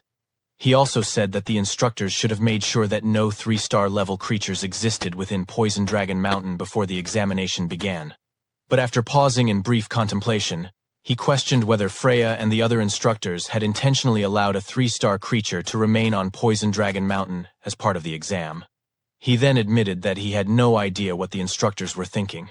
Still, he found it perfect, because it meant he would once again have an opponent to entertain himself with. Zeke also realized that the presence he sensed was far from where he currently was, and he wondered aloud why the creature did not simply appear near his location. But he stated that he couldn't just sit and wait, and because he wished to face a 3-star level monster, Zeke declared that he would go to it, and that the creature should wait for him. Meanwhile, Celine had launched an attack toward the golem, but even with the full force of her strike, it had no effect. She couldn't believe that she failed to inflict even a scratch on the golem's body. Raymond also charged in and struck the golem with his shield using all his strength, yet his attack was just as ineffective as Celine's. This prompted Lika to use her aura and lightning to attack. After noticing that the golem's arm had sustained a scratch, Lika concluded that with aura, she was able to cause damage to the golem's outer shell. In other words, only 2-star levels like her could inflict any harm, and her 1-star companions were incapable of doing so. Rangus immediately called out to Lady Lika to ask what they should do next. Lika instructed them to listen to her orders. She said that after she gained the golem's attention, they would need to seize the opportunity to escape. However, Rangus insisted that they could not do that, nor could they abandon Lady Lika to face the golem alone. Lika told them that they would only become burdens to her in the fight, and she ordered them to observe the golem's arm that she had previously attacked. She added that even with her aura, all she managed was a scratch, and that as 1-star levels, they truly lacked the ability to injure the golem. Raymond admitted that while they indeed could not injure the creature, they could still support Lika in battle, ensuring that every attack she launched would land successfully. When Lika asked what they meant, Rangus stated that he would do everything in his power not to become a burden. Selene agreed, saying that if they worked together to make sure Lady Lika's attacks hit their mark, then they would surely gain a chance to win. Because of the determination and trust her companions showed her, Lika couldn't help but smile, saying she understood what they wanted. She said she would rely on them to provide support so her attacks would land. As Lika gathered her aura and lightning into her sword, Raymond prepared to defend, while Rangus and Celine readied themselves for their offensive support. After Lika finished concentrating all her power into her sword, she instructed them to begin their renewed assault on the golem. Lika quickly advanced to the front to face the golem, but the creature immediately launched an attack toward her. Raymond used his shield to protect her, but because he was still only a 1-star level, he struggled to withstand the golem's 3-star power. Rangus and Celine dashed forward to attack the golem and draw its attention away. Meanwhile, Lika swiftly moved behind the golem to deliver her strike. She unleashed her lightning greatsword technique, Heaven's Thunder, striking the golem from behind with her full strength. A powerful explosion erupted within the forest of Poison Dragon Mountain. After Lika managed to knock down the golem, and once the smoke had cleared, the damage she had caused to the forest was evident. Rangus immediately approached her to ask if she was all right, and Lika said she was fine, though she had used up all the source power in her entire body. She then asked how Raymond was doing. With Celine supporting him, Raymond replied that he was doing all right as well. But when Lika said that they should return to their base, she suddenly sensed the golem's presence again behind them. She quickly shoved Rangus away, resulting in Lika being the one seized by the golem. As the golem held her, she couldn't believe that it was still capable of moving. She realized she had grown too complacent after her attack. Celine also couldn't believe that after being hit by Lika's full power strike, the golem was still alive and able to move. Rangus immediately tried to save Lady Lika by attacking the golem with his spear, but the golem swung Lika rapidly, preventing him from landing a blow. As Rangus grew increasingly concerned for Lika, a tree suddenly came hurtling toward their direction. When the tree struck the golem, it released Lika from its grip. Rangus quickly helped her stand and move away from the creature. Lika, still confused, wondered aloud what had happened and how she managed to escape the golem's hold. Then Zeke suddenly asked what kind of situation they were dealing with. Rangus and Lika immediately recognized our protagonist upon hearing his voice. But instead of checking on Lika's condition, Zeke was far too delighted by the sight of the monster. With his eyes glowing in excitement, he immediately asked what kind of clay puppet he was looking at. Just moments before Zeke arrived at the location where he sensed the presence of the golem, he caught sight of a golden lightning aura. He immediately realized that this aura belonged to Lika, and he couldn't believe that Lika's group would be the first to encounter and clash with the monster. As Zeke continued sprinting at full speed, he said that in his previous life, he could have reached the location of the aura he sensed in an instant. But now, he could do nothing but run toward the monster's location, something he found utterly pathetic in his current state. He also thought about how Lika's group was filled with promising youngsters. Even so, their opponent was a 3-star level monster, so he had no idea how long they would be able to endure in battle. Suddenly, something came to mind, causing him to stop abruptly as he remembered a technique he had recently learned. He immediately grabbed the trunk of a huge tree, and after pulling it out from the ground, he used his physical strength along with the new technique to hurl the massive tree toward the monster. While watching the tree fly through the air, Zeke commented that the result of the new technique wasn't bad at all. He also said he didn't make a wrong decision learning it, because with his current body, he would definitely need this technique, the technique known as nurturing dragon throwing arts. According to Zeke, the basic Eldragon combat manuals were given to them as preparation for the exam. The nurturing dragon combat arts, much like the strike dragon combat arts, didn't contain battle techniques but instead basic movements and source power flow simple instructional texts. But they were perfect for him, especially since in his previous life he had been a long-range fighter possessing a body similar to melee fighters. However, he quickly realized that throwing a tree at the monster wouldn't be enough, so Zeke resumed running toward Lika's location. Rangus, still unable to believe Zeke had arrived, immediately asked if they were all right. Rangus confirmed that they were, but said that wasn't what mattered. They had a bigger problem, the golem they were fighting. Zeke's eyes glimmered as he repeated the word golem, saying so that's what the creature was called. He also said the creature was strange because he could sense its presence, yet he couldn't detect any life force within it. As the golem rose again, it immediately launched an attack toward Zeke, prompting Lika to shout an alarm, with Rangus warning that the golem was extremely dangerous. But even though the golem unleashed a powerful attack, Zeke casually caught its fist with one hand, remarking that the creature was indeed tough. Because of the golem's hardness, Zeke quickly realized that he needed to use aura in order to gradually break through its defenses. With a swing of his arm as he pushed away the golem's fist, he commented that fighting and defeating the golem using normal methods would be too boring. Lika, exasperated, said that Zeke was always too reckless, while Rangus couldn't believe that Zeke actually found the golem boring to fight, considering their group had nearly died and struggled greatly against it. When the golem prepared to attack Zeke again, he immediately noted that because of its large size, the creature was definitely dangerous. Even so, he didn't hesitate to raise his arms and block the attack head-on, resulting in a powerful impact that shook the area. While defending himself, Zeke stated that the place was too dangerous, so they needed to move away. Lika's group immediately obeyed Zeke's order and hurriedly evacuated the battlefield. Once they were far enough, Zeke gathered momentum and threw the golem with tremendous force. As the creature crashed away, he remarked that its outer shell truly was extremely durable. While gathering aura into his fist and rushing forward, Zeke said he wanted to know if the inside of the golem's body was as tough as its outer shell. After leaping into the air, he declared that it was time to find out whether its interior was just as hard. He then activated the first form of the Dragon Destruction Combat Arts Burst World, striking the monster and causing a massive explosion upon impact. In Zeke's mind, instead of dragging out the battle by slowly breaking through the golem's defenses, it was better to use Burst World to inject source power into the monster's body and destroy it from within. After confirming that his plan and attack worked, Zeke was overjoyed, saying that fighting this way made the battle far more enjoyable. Meanwhile, 1 month later, at the Eldragon State main building, Zeke was irritated as he questioned why he had been summoned and had his training interrupted. It was then explained that the 1-month exam at Poison Dragon Mountain had concluded safely. After the 3-star golem attack, no other serious incidents had occurred. The number of 7-year-old class members had dropped to 30% from the beginning, due to the harsh environment of Poison Dragon Mountain, but because they were exposed to constant danger and the brink of death, the remaining 30% of the 7-year-old class achieved good results and reached 1-star level. And after the exam ended, Zeke was directly summoned by Balza Eldragon of the Eldragon family. As they walked through one of the hallways in the main estate, Zeke asked what the family head wanted from him. Freya was displeased that Zeke referred to the family head simply as head, so she requested that he address the family head as Master Head, although Zeke argued that it was practically the same.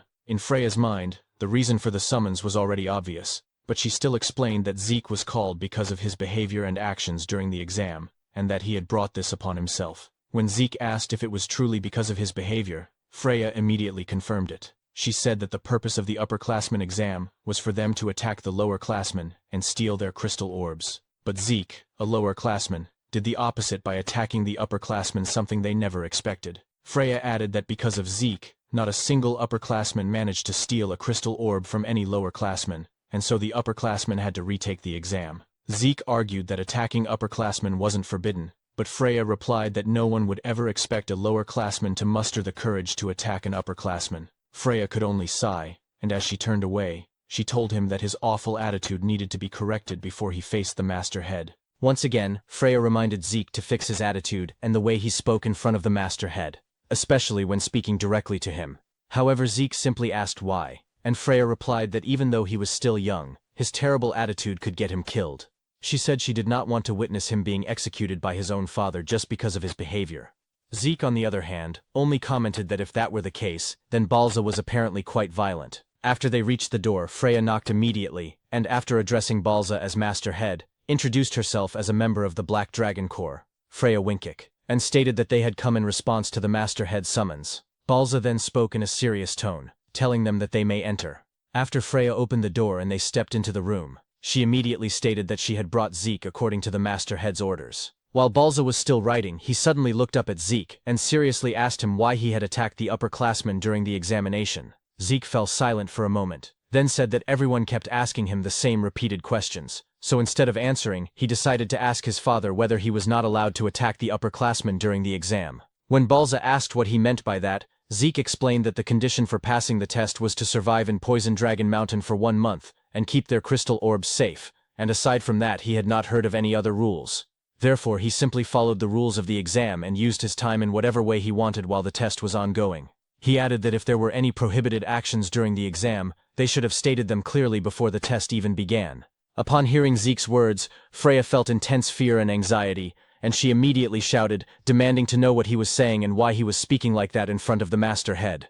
At that moment, Balza's eyes suddenly narrowed as he released his terrifying dragon aura, and because of the pressure from it, Freya collapsed to her knees, thinking that the Master Head's aura was so strong that it could kill Zeke. Contrary to her expectations, however, the protagonist remained standing, and Balza's pressure had no effect on him. On top of that, Zeke even told Balza to stop trying to intimidate him, because it was becoming extremely annoying, causing Balza's expression to darken in both shock and irritation. While Freya was still kneeling, Zeke asked if Balza had really summoned him just to ask such meaningless questions. Balza then asked how Zeke had done it, but Zeke did not understand the question and inquired what he was talking about. Balza stated that according to the reports, Zeke had not only defeated the upperclassmen, but had even brought down a 3-star golem, and he also asked how Zeke was able to remain standing and calm in front of him after he released such intense pressure. He then seriously demanded to know how someone like Zeke, a mere child born out of wedlock, had obtained such incomprehensible strength and power. Zeke simply asked if Balza really wanted to know the reason for his strength, and said it was very simple, the only reason being that he was Zeke, which caused Balza to furrow his brows in frustration, while Zeke's gaze sharpened as he stood by his arrogant answer.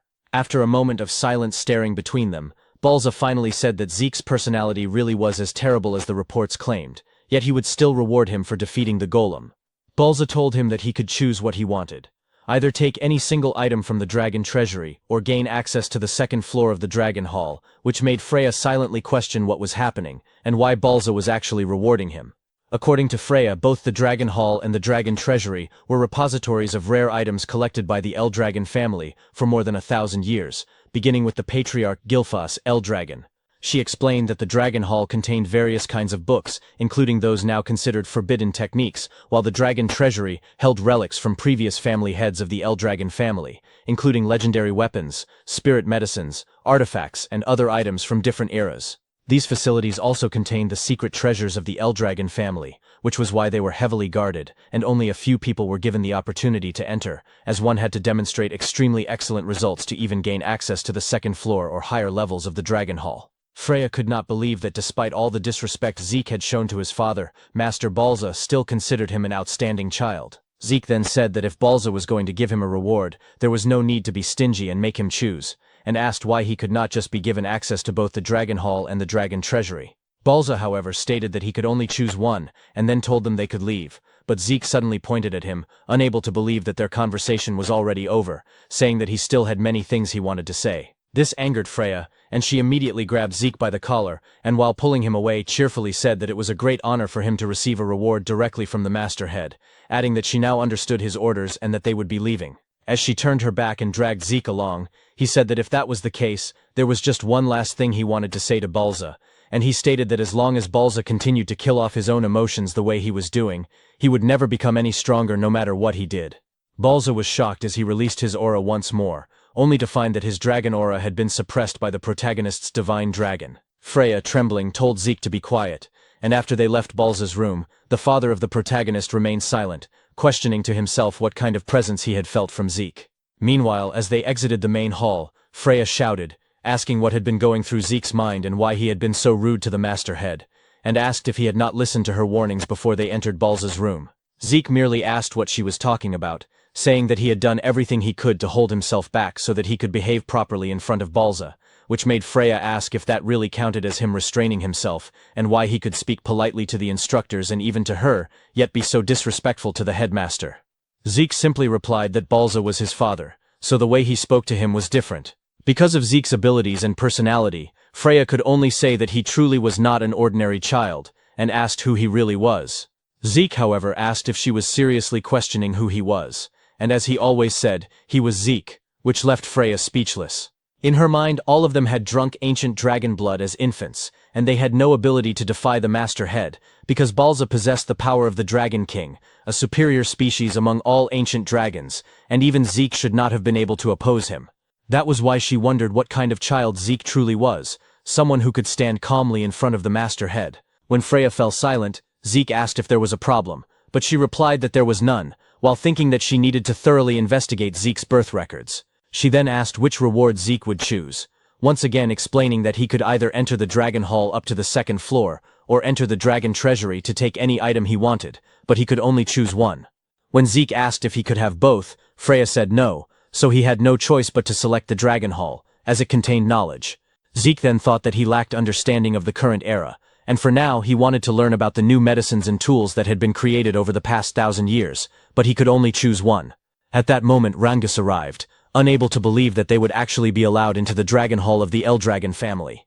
When Zeke asked if he was happy, Rangus immediately confirmed it and said that the Strike Dragon combat arts and Nurturing Dragon spear arts he had learned were already amazing, and now he would have the chance to learn even better martial arts from the Dragon Hall, adding that he could not believe they would receive such great rewards after passing the exam. Soon after, Laika also arrived, excitedly wondering how much knowledge she would be able to absorb before the time limit ended, and saying that she would need to read with all her effort. When Zeke asked if there was a time limit to their stay in the Dragon Hall, Laika replied that even though they could only enter the first floor, the basic rules were the same as the higher levels. She explained that each of them would be allowed to borrow one book from the Dragon Hall, but they could read as many others as they wanted, as long as their time had not run out, so managing their time inside would be extremely important. Zeke simply responded with an I see. Laika then mentioned that she had heard Zeke had been given a choice for his reward, and asked why he had chosen the Dragon Hall instead of the Dragon Treasury, saying that based on what she knew about him, she thought he would choose the Treasury. Zeke replied that he had thought about it at first as well, but for now knowledge was more important to him. Upon hearing that, Laika said that the second floor of the Dragon Hall contained much rarer books than the first floor, especially when it came to martial arts, and that according to what she had heard, the difference in the quality of books between the floors was enormous. Even so, she said she believed there was no technique better than her lightning greatsword technique. Zeke, however, was simply staring at the Dragon Hall, causing Laika to ask whether he was even listening to her. When they finally arrived at the Dragon Hall, the Guardian announced that their time limit inside would be 5 hours, and reminded them to use their time wisely and to remain silent while inside. Zeke was unsure if 5 hours was considered long or short for them, but Laika said that it was already a generous amount of time compared to others who were only allowed 2 to 3 hours inside the Dragon Hall. She then said that the first thing they had to do was decide which book they wanted to borrow, and after that they should use the rest of their time to read as many other books as possible. Rangus mentioned that he had heard of talented people who could read multiple books at the same time, but his current goal was simply to find a martial arts book that suited him before their time ran out. After they entered the Dragon Hall, Zeke commented that finding the books that suited them and that they wanted to borrow would probably be difficult, while Rangus and Celine still could not believe that they were actually inside the Dragon Hall and that this was what it truly looked like. Zeke, on the other hand, said that the number of books in the Dragon Hall was even more impressive than he had expected, and he immediately smiled, excited about whether there was some new knowledge he could discover that might surprise him. At the moments after our protagonist finished choosing and reading some of the books he wanted to read, it was as if he had been struck by lightning from the shock, wondering what kind of new information he was discovering. With a mountain of books stacked in front of him and at his sides, Zeke still couldn't believe what he was reading about rifts, chaos, and magic. Because of the overwhelming amount of new knowledge he was uncovering, his mind struggled to process everything all at once. Eventually, Zeke simply lay down beside the books he had already finished, saying that the events of the past 1,000 years were terrifying, and more than anything, he still couldn't believe what had happened to their world within just 1,000 years, especially the fact that their world was now becoming connected to another world through rifts. According to the information he discovered, 900 years ago was the first time the dimensional wall was torn after a rift appeared. Beyond that rift lay a chaotic world now known as the Chaos Realm.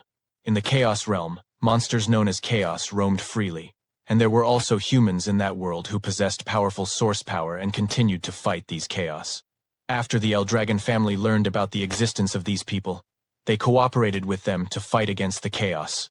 Through the bond formed in war and their continuous battles against the chaos, 4 powerful female warriors from the other world eventually married into the Eldragon family. They were Typona, Fafnield, Levias, and Bahamut, founders of the 4 great Eldragon branch families that still exist to this day. Zeke's thoughts then drifted back to the anger boar he killed in the forest, the one covered in a strange black mist, as well as the lightning aura he recently saw from Lika. He admitted to himself that he truly knew nothing about any of those things, because both the strange black mist from the anger boar and Lika's lightning aura originated from the other world.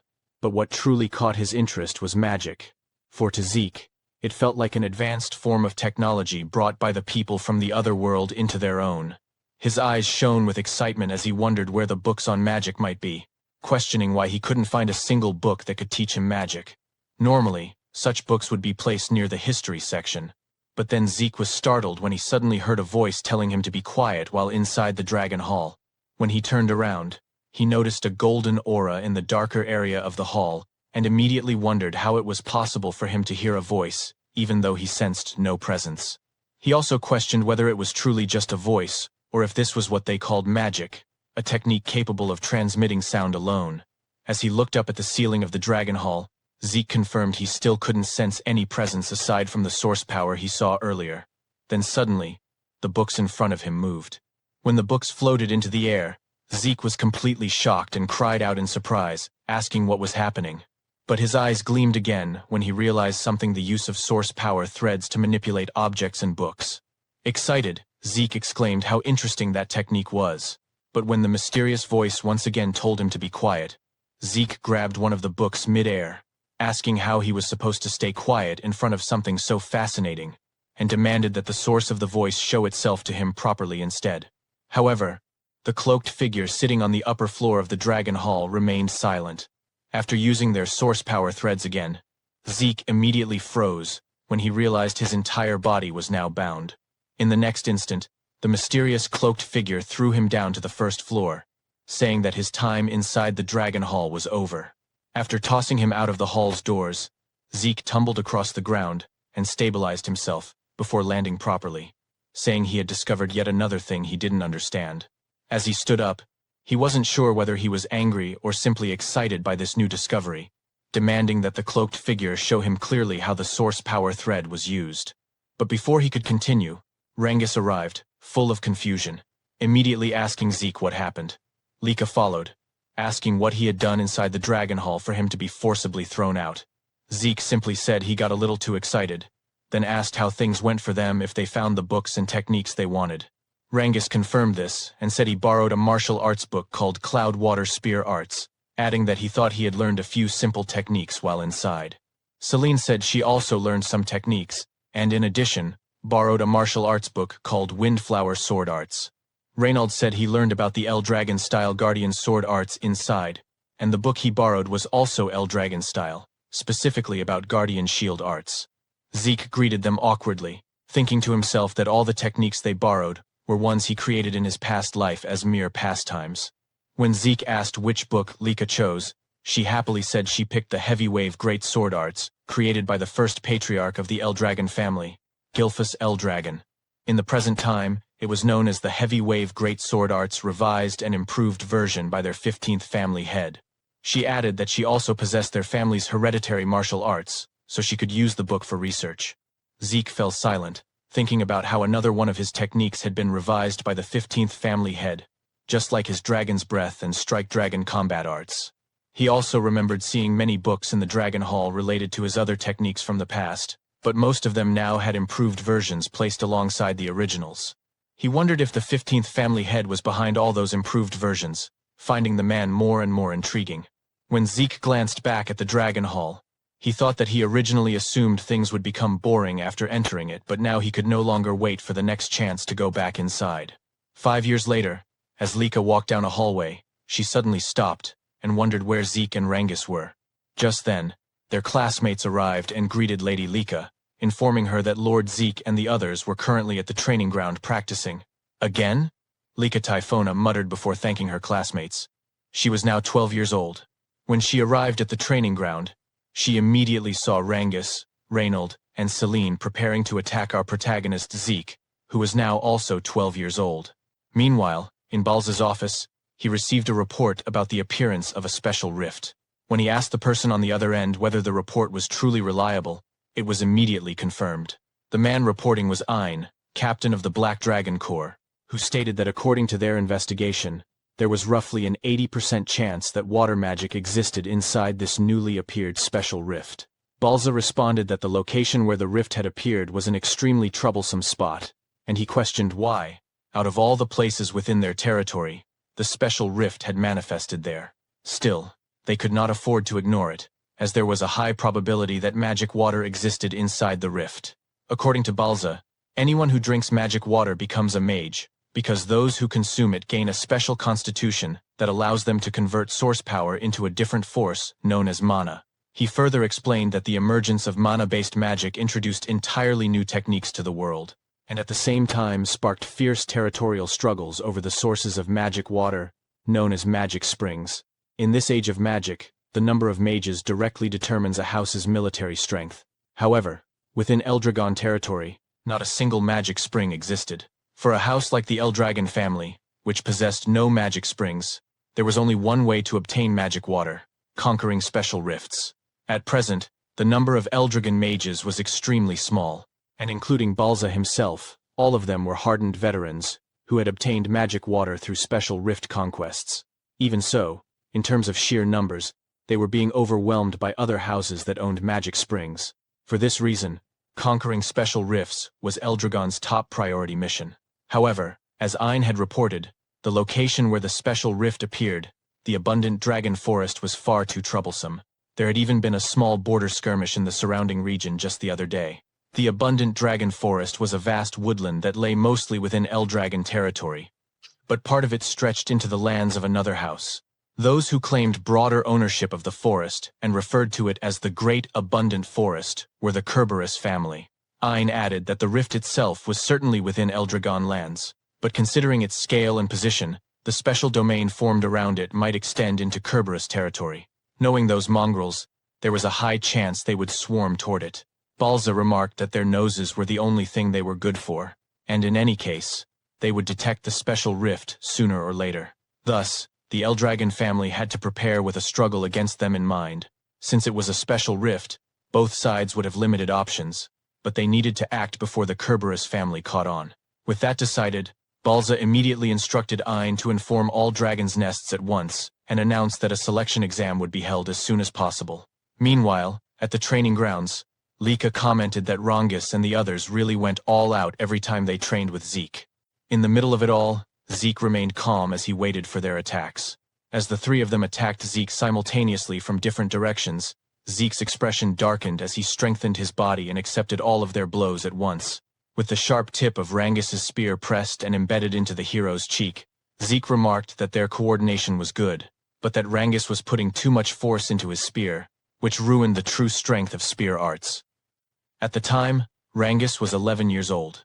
As for Celine, who was 12, Zeke advised her that she focused too much on speed and the number of strikes, leaving no weight behind her attacks, and that she needed to find a proper balance. Raymond, who was also 12, was told by Zeke that his movements and use of the shield were good and correct. Even so, Zeke stated that all of them were still far too passive, and he told them to get more accustomed to attacking. Once again, he instructed them to come at him. As Rangas charged forward again, Lika remarked that watching their training was still completely insane. When Zeke asked what exactly she found so crazy about it, Lika replied that letting himself get hit bare-bodied without using source power was total madness. Zeke simply asked what she was talking about, and said that this was proper training for him. Shouting toward Lika, while flexing his muscles beneath his shirt, he told her that she should witness the fruits of his training. Zeke added that because of this training, his body had become sturdy, even without source power. Lika complained that Zeke should at least have them stop attacking while they were talking, but at that very moment, Rangas delivered a powerful spear strike from behind Zeke. Rangas declared that Lika should look closely at his attack to see just how insane Zeke's body truly was. This caused Lika to shut her eyes and clutch her head, muttering that all of them were truly abnormal. Not only did Zeke refuse to use any bodily defense, but Rangas and the others continued attacking him with full force. Raymond suddenly asked how Zeke could possess such incredible defense without using source power, while Celine said that it was far too mysterious to be explained by the human body. Lika told them not to lump Zeke in with humans, because Zeke was not one of them. She then asked if they knew what the seniors used to call Zeke, and revealed that he was known as the Eastern Hall's demon child. This prompted Zeke to ask whether that title was meant as an insult, before questioning what Lika's purpose was in coming to see them and whether she wanted to join their training. Lika replied that training was fine, but there was something she wanted to tell Zeke first. When Zeke asked what it was, Lika said it looked like they would soon be seeing children from the other dragons' nests, and much sooner than expected. Rangas was visibly shocked by this, while Raymond commented that he had figured it would happen someday, though he hadn't expected it to be so early, and that it was finally time to meet them. When Selene asked if this was for the next test, Lika replied that even she didn't know the details. Zeke then asked where Lika picked up such rumors, to which she answered that she simply observed the instructors, their conversations and their movements. Zeke said that he had never paid attention to such things, meaning gossip and rumors from instructors the way Lika always did. Lika responded that regardless, they needed to be careful, because the West Hall had that guy. By that guy, she meant one of the next head candidates besides herself and Zeke. Zeke merely said that now it sounded fun. A few days later, the students of the East Dragon's Nest were gathered in the arena, including several students who were being introduced for the first time. Zeke noted that everyone had been assembled in the arena without any distinction by grade, and Lika agreed, adding that, just as she had said before, they would meet students from other dragons' nests. After a short while, the students suddenly fell silent as Freya arrived and immediately ordered them to quiet down. Once the students were lined up before her, Freya announced that 3 days from now, they would be fighting the children of the other dragons' nests. Again, Freya announced that 3 days from now, they would be fighting the children of the other dragon nests, also known as the Dragon Halls. This immediately caused murmurs to spread among the students, as many of them could not believe that they would be facing students from other dragon halls this time.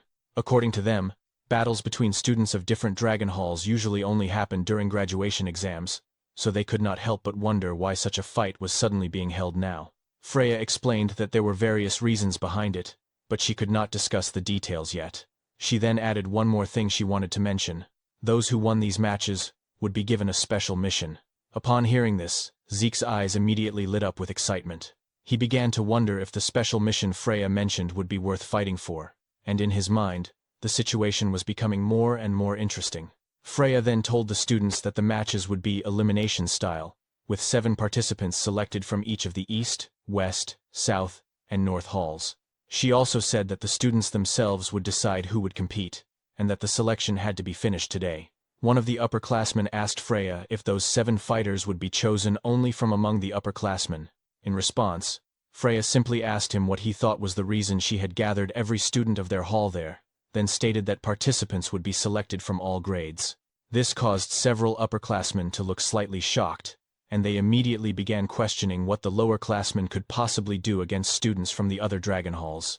According to them, there was not a single lowerclassman capable of fighting on equal footing with the upperclassmen, as all lowerclassmen were weak beings. However, before leaving, Freya bluntly stated that she did not care either way, and that they should decide everything among themselves today. As soon as Freya left, one of the upperclassmen named Rick suddenly shouted, telling all the lowerclassmen to listen to him. He declared that the 7 fighters would be chosen from among the upperclassmen, and asked if any lowerclassmen had a problem with what he said. Lika immediately shouted back, saying that she did have a problem with Rick's decision. She stated that it was obvious they should also select from the lower classmen, because they had just as much right to participate in the battle. Rick looked at Lika with a mocking smile, and said that she seemed to be under some misunderstanding. What they were discussing, according to him, was everyone's ability. He added that no matter how noble Lika's bloodline was, in a contest of skill, it meant nothing. In response, Lika slowly walked toward Rick as her aura burst forth.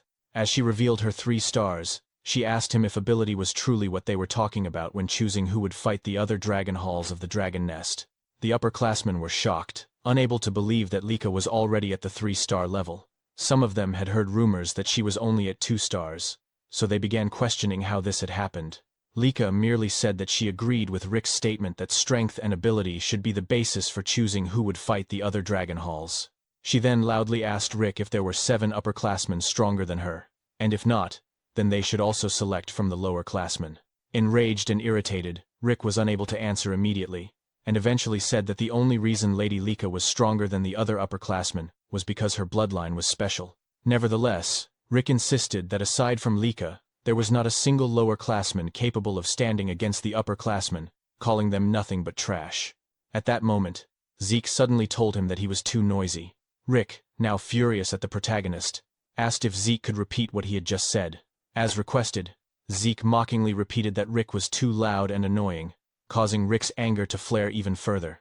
Zeke then calmly asked Rick if he truly believed that all lower-classmen were weak beings and nothing but trash in the eyes of the upperclassmen.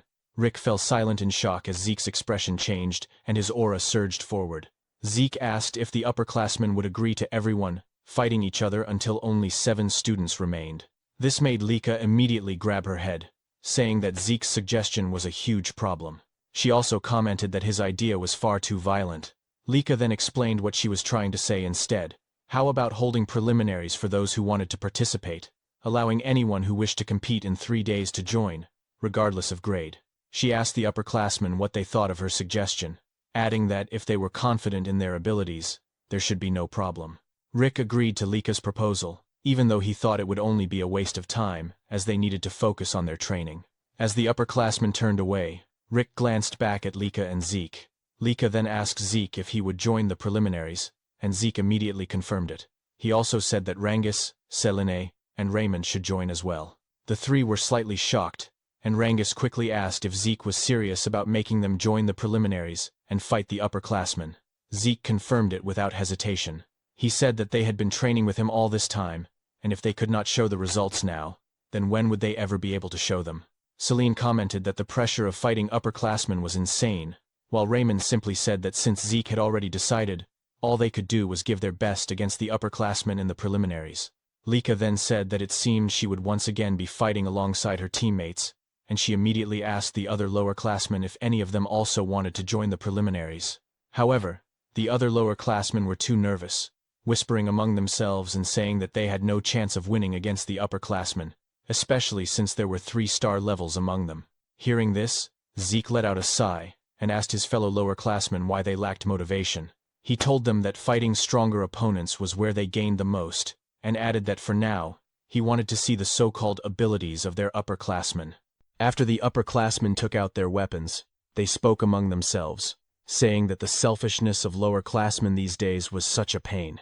No matter how hard the lower-classmen tried, there was no way they could win against them. As Rangis and the others gathered together, trembling from the anxiety they felt about facing the upperclassmen, one of the upperclassmen mockingly said that they should go easy on the lowerclassmen. Another upperclassman laughed and agreed, adding that aside from Lady Lika, the lowerclassmen were all like babies, only at 2-star levels. Zeke noticed the reactions of Rangis and the others, so he asked them why they looked so gloomy and whether they were worried about the battle. Rangis immediately confirmed it, saying that their opponents were all 3-star upperclassmen, so it was only natural to feel worried. Zeke then reminded them that they had trained hard with him for the past 5 years and had done well in their training. Because of that, he said, they needed to have more faith in themselves. Selene and Raymond were immediately encouraged by Zeke's words and reminder, while Rangis still could not completely shake off the nervousness he felt about the upcoming fight.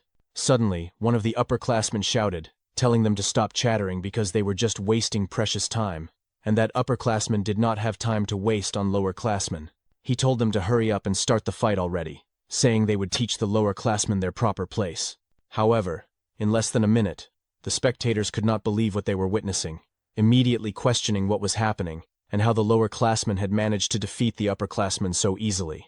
Some of those watching even wondered if the upperclassmen were really this weak this year, but others said it was not that the upperclassmen were weak, rather that the lower classmen they faced were simply monsters. Our protagonist wore a wide smile, clearly delighted by the result of the battle, and he immediately praised and congratulated Rangus and the others. In Zeke's mind, Rangus's deflection techniques and his eye for spotting openings had become much sharper. Celine was also handling the multi-strike windflower sword arts very well, and Zeke thought it was impressive how Raymond could smoothly switch between his shield and sword arts.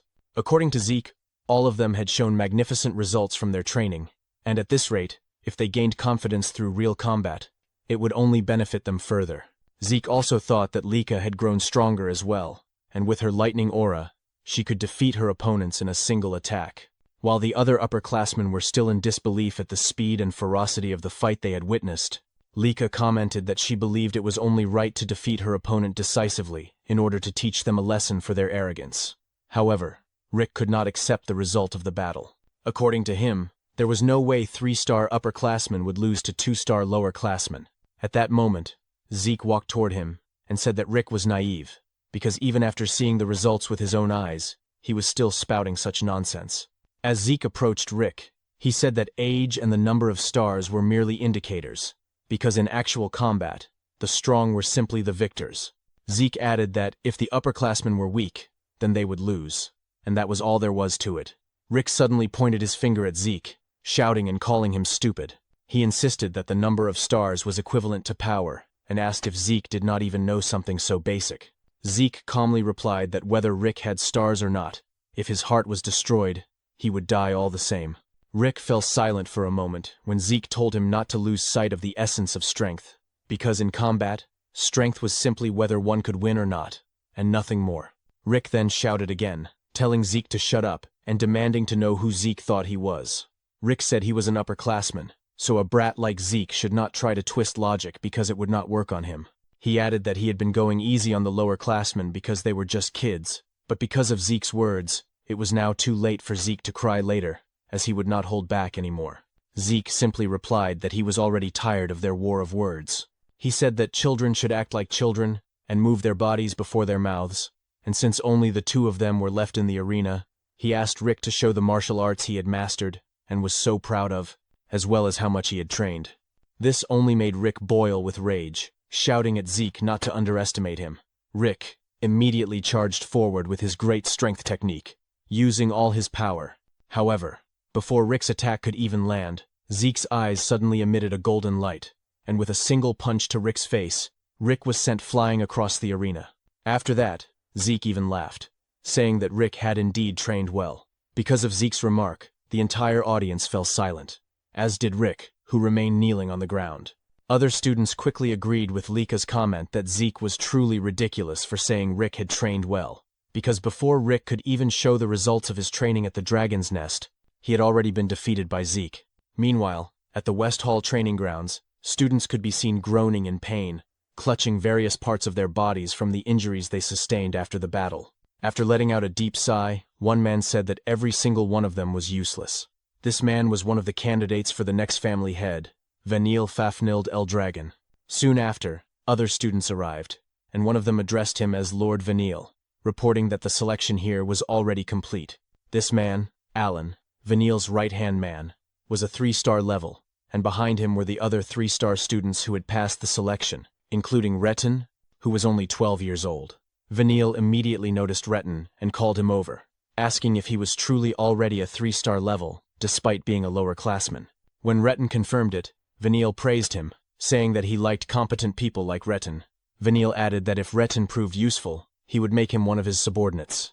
Retin immediately bowed and thanked Vanille, thinking to himself that Lord Vanille had acknowledged his strength, and that with Lord Vanille here, there was no way the West Hall would lose to the other halls. Retin also believed that if they achieved great results in the special mission, Lord Vanille would become the next head of the Eldragon family, and when that happened, he would become a direct subordinate of the family head. Alan then stepped closer to Vanille and said there was something he needed to inform him about. When Vanille asked what it was, Alan whispered that apparently, Lady Lika would be participating in the East Hall's selection team. This made Vanille scratch his head in irritation, and with annoyance clearly visible on his face, he said that Lika was an endlessly annoying pest to him. He then stood up and said that it did not matter, because no matter how excellent Lika was, they would be the ones to win. Vanille declared once more that they would win and complete the special mission, and prove to his older brothers that the seat of the next family head truly belonged to him. On the day of the selection, all of the participants gathered, along with the students of Dragon's Nest from the various dragon halls. Because of the sheer number of students who came to watch, Rengis couldn't help but feel nervous as he muttered that there were so many people in the arena. Lika then explained that most of the students from the different halls had gathered to witness the selection, and she also added that since some kids had dropped out during the exams, she could say that the number of students had already been greatly reduced, asking Rengis if he agreed. Instead of answering her question, Rengis thought to himself that Lika was right, and that those who had dropped out of Dragon's Nest weren't here because they were called pseudo-dragons, just like his dad.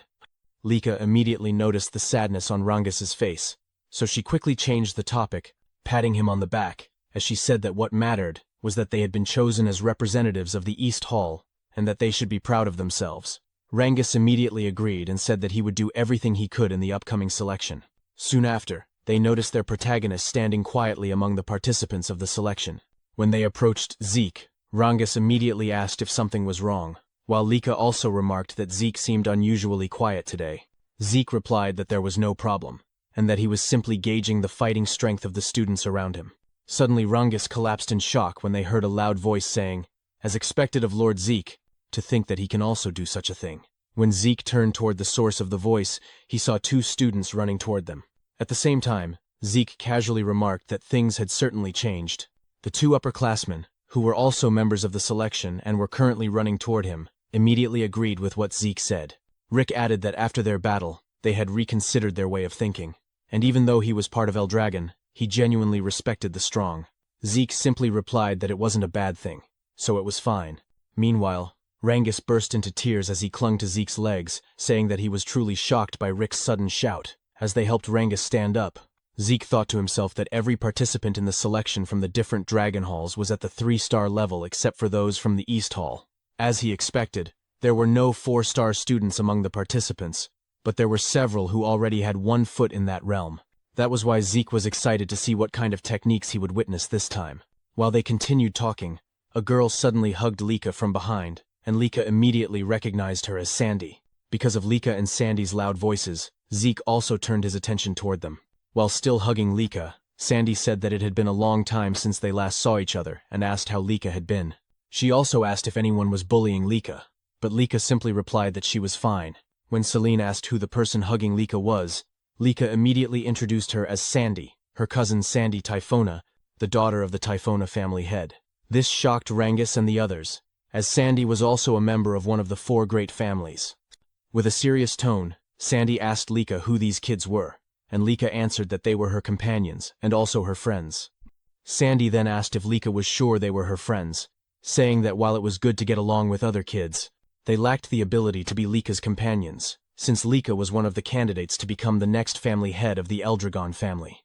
Zeke immediately intervened, saying that it would only become clear when they fought. When Sandy asked who he was, Lika quickly said that he was Zeke, and also one of the candidates like her. Sandy then asked if he really was a candidate, and whether he was the rumored illegitimate child of the current family head. She bluntly stated that she never thought a mere bastard like Zeke would still be alive. Despite Sandy's harsh words, Zeke remained smiling, while Lika was clearly shocked, and immediately asked Sandy why she was acting like that in front of her friends and Zeke. Sandy was surprised by Lika's reaction and said that even if Zeke was an illegitimate child, he was still Lika's rival. She added that Lika wouldn't be able to defeat the other family head candidates with such an attitude. Sandy also remarked that Zeke's group was of poor quality, as none of them were even 3-star level, and asked if the East Hall students were really that weak now. Zeke suddenly cut in, pouting slightly as he warned Sandy that if she kept looking down on them the way she was now, she would end up having the rug pulled out from under her. Sandy's expression immediately darkened, her eyes narrowing as she asked Zeke to repeat what he had just said, questioning whether a mere illegitimate child with no backing other than the family head's blood was actually daring to lecture her. Zeke calmly replied that what he said wasn't advice, but a warning. This caused Sandy to flare up in anger, but another student quickly stepped in and said that Sandy shouldn't cause trouble for the other teams. The student introduced himself as Aegis Van Blade, a representative of the North Hall. As Rangis tried to recall who Aegis was, Sandy told him not to interfere, saying that they were in the middle of an important conversation. Aegis, however, smiled and said he couldn't let it slide, since the selection battle was about to begin. As the students continued chatting while waiting for the selection to start, a man suddenly arrived and drew everyone's attention. Rangis, Lika, and Sandy all fell silent, while Zeke smiled brightly, excited for the battle to come. The man who announced that the selection battle would now begin was none other than the captain of the Gold Dragon Corps, Teach Mentric, also known as the Educator. Mentric announced that from this moment on, the selection battle would officially begin. He then explained to everyone that the matches would follow a tournament-style elimination format, combining all 4 halls. According to him, the 4 halls would be split into 2 groups, and the halls that emerged victorious from each group would face each other in the finals. He added that the battle format would be one-on-one duels, where each hall would send out its fighters one at a time, following a predetermined order of the 7 participants from each hall. Mentric further explained that the hall which defeated 4 opponents first would be declared the winner, and once the match began, no changes to the fighting order would be allowed. Because of this, the fighting order itself had to be carefully considered as part of each hall's strategy. As a final point, Mentric revealed that those selected through this match would be assigned a special mission, one that was extremely important to the Eldragon family. Anyone who took part in this mission would make a significant contribution to the family, and for Lika and Veniel, gaining such contributions meant taking a major step closer to the head's seat. After that, Mentric said they would now determine the brackets, and called forward the representatives of each hall in order to draw a stone from the box. The first he called was Veniel Fafnield, the representative of the West Hall. As Veniel approached the officer holding the box, he immediately reached inside and took a stone. Afterward, Mentric promptly sent him back to his position. As Veniel walked away, a bead of sweat rolled down Lika's face as she stared at her older brother, who was also looking back at her and her group with a malicious smile. Zeke quickly noticed this, and asked Lika if she knew that man. Lika immediately confirmed it, and told Zeke that the man was the West Hall's head candidate she had mentioned before, none other than Veniel Fafnild Eldragon. "I see," Zeke replied simply, a faint smile forming on his face as he thought about it. Aside from Veniel, the West Hall had many strong warriors overall. Not only that, Zeke could also tell that the other halls were well-trained too, though everyone could clearly feel the difference in power between them. Soon, Zeke's gaze landed on Retin, and he thought that it had been a while since he last saw that face. According to Zeke, Retin already had considerable skill during the entrance exam, but to have reached the 3-star level at the age of 12 made Zeke smile, thinking that Retin must have trained extremely hard as well. Just then, Retin suddenly noticed Rangis, and his expression darkened with hostility as he questioned why Rangis was even included in the current selection. Students who recognized Rangis were also shocked, some even shouting in surprise as they wondered what Rangis was doing in the arena. Because of this, Rangis once again felt nervous. When Raymond noticed it, he immediately asked if Rangis was okay. Rangis hesitantly replied that he was fine, while Retin continued to stare at him with clear malicious intent. Soon after, Mentric called the representative of the North Hall. After Aegis drew a stone from the box, Mentric then called the representative of the South Hall, who likewise took a stone. Finally, he called the last representative from the East Hall. When Lika heard this, she immediately told Zeke that he was being called forward, causing Zeke to look at her in confusion as he asked why he had to be their representative. Lika calmly replied that the reason was simple, it was because he was the strongest in their group. Eric and the others immediately agreed with her, while Zeke questioned whether, in situations like this, it would be better to send the youngest member of the group instead. Lika merely asked what he meant by that, then added that they were all about the same age anyway, before ordering Zeke to go forward and take a stone.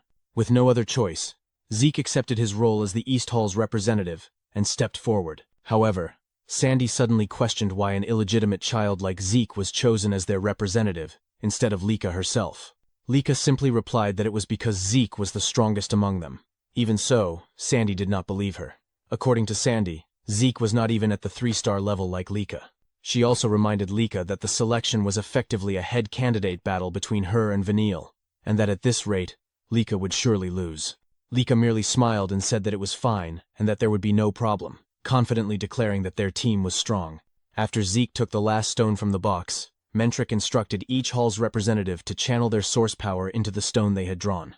As they did so, the stones began to glow, turning either blue or red, Mentric then explained that the colors would determine the brackets, announcing that the first match would be East Hall versus North Hall, followed by West Hall versus South Hall. Upon learning that their first opponent would be the North Hall, Zeke's group immediately turned their attention towards Sandy and Aegis's team.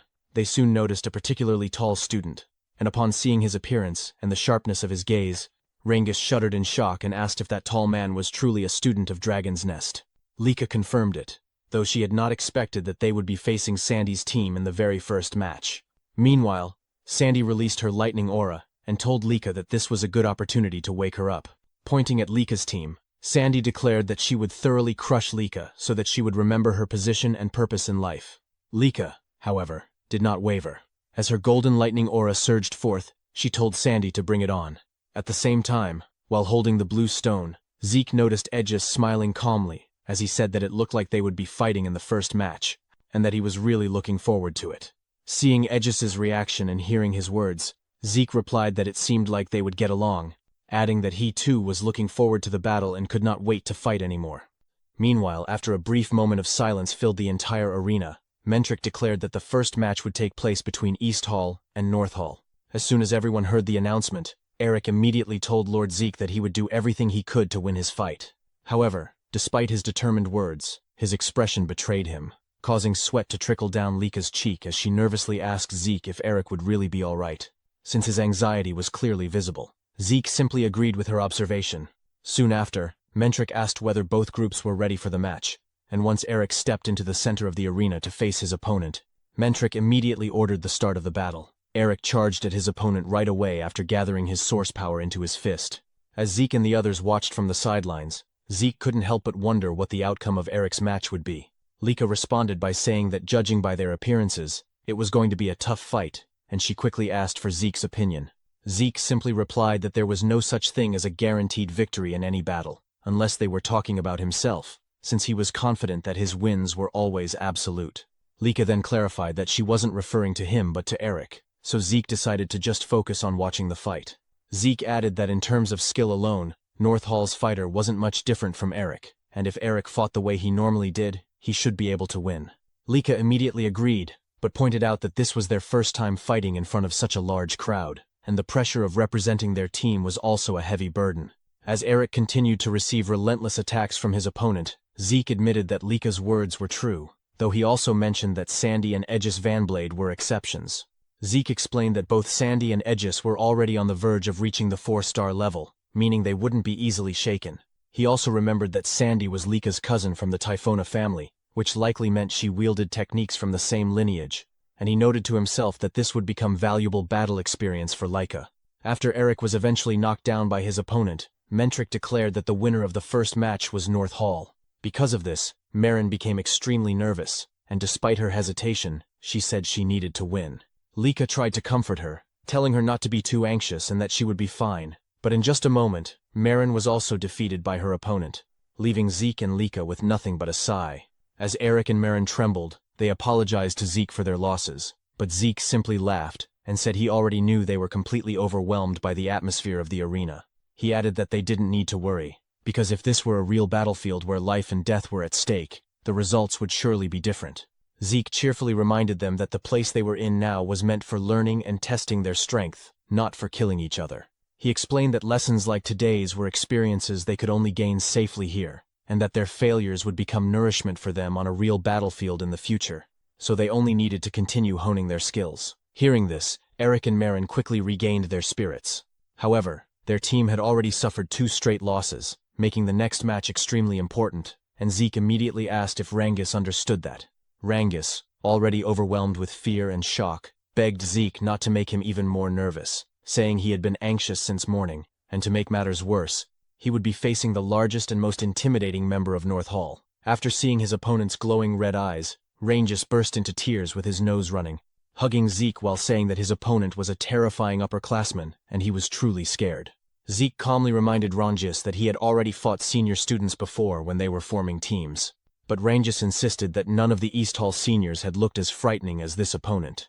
Reincarnates also admitted that fighting someone so intimidating in front of such a huge crowd made him extremely nervous, causing Zeke to sigh while gently holding Reincarnates' head. Zeke then wrapped his arm around Reincarnates and told him to carefully observe his opponent, asking what weapon he was holding. After taking a closer look, Ranges saw the massive sword his opponent carried. When Ranges told Zeke that his opponent used a sword, Zeke confirmed it, and explained that Ranges was simply fighting someone holding a sword, so he didn't need to think about anything else. Zeke said that if his opponent thrust the sword, Ranges only needed to parry it. If the opponent slashed upward, he only needed to pull back, and if the opponent swung downward, he only needed to step forward and thrust his spear. Zeke emphasized that Ranges only needed to focus on dealing with the weapon in front of him, just like he always did. Because of Zeke's words, Ranges gradually regained his confidence. When Zeke looked into Rangis's eyes, he realized how impressive Rangis's focus was. Zeke knew Ranges still needed guidance to center himself for now, but once he could naturally enter that focus state, he would grow far beyond his current limits. As Ranges and his opponent stepped into the center of the arena, Zeke couldn't help but wonder how much this battle would help Ranges grow.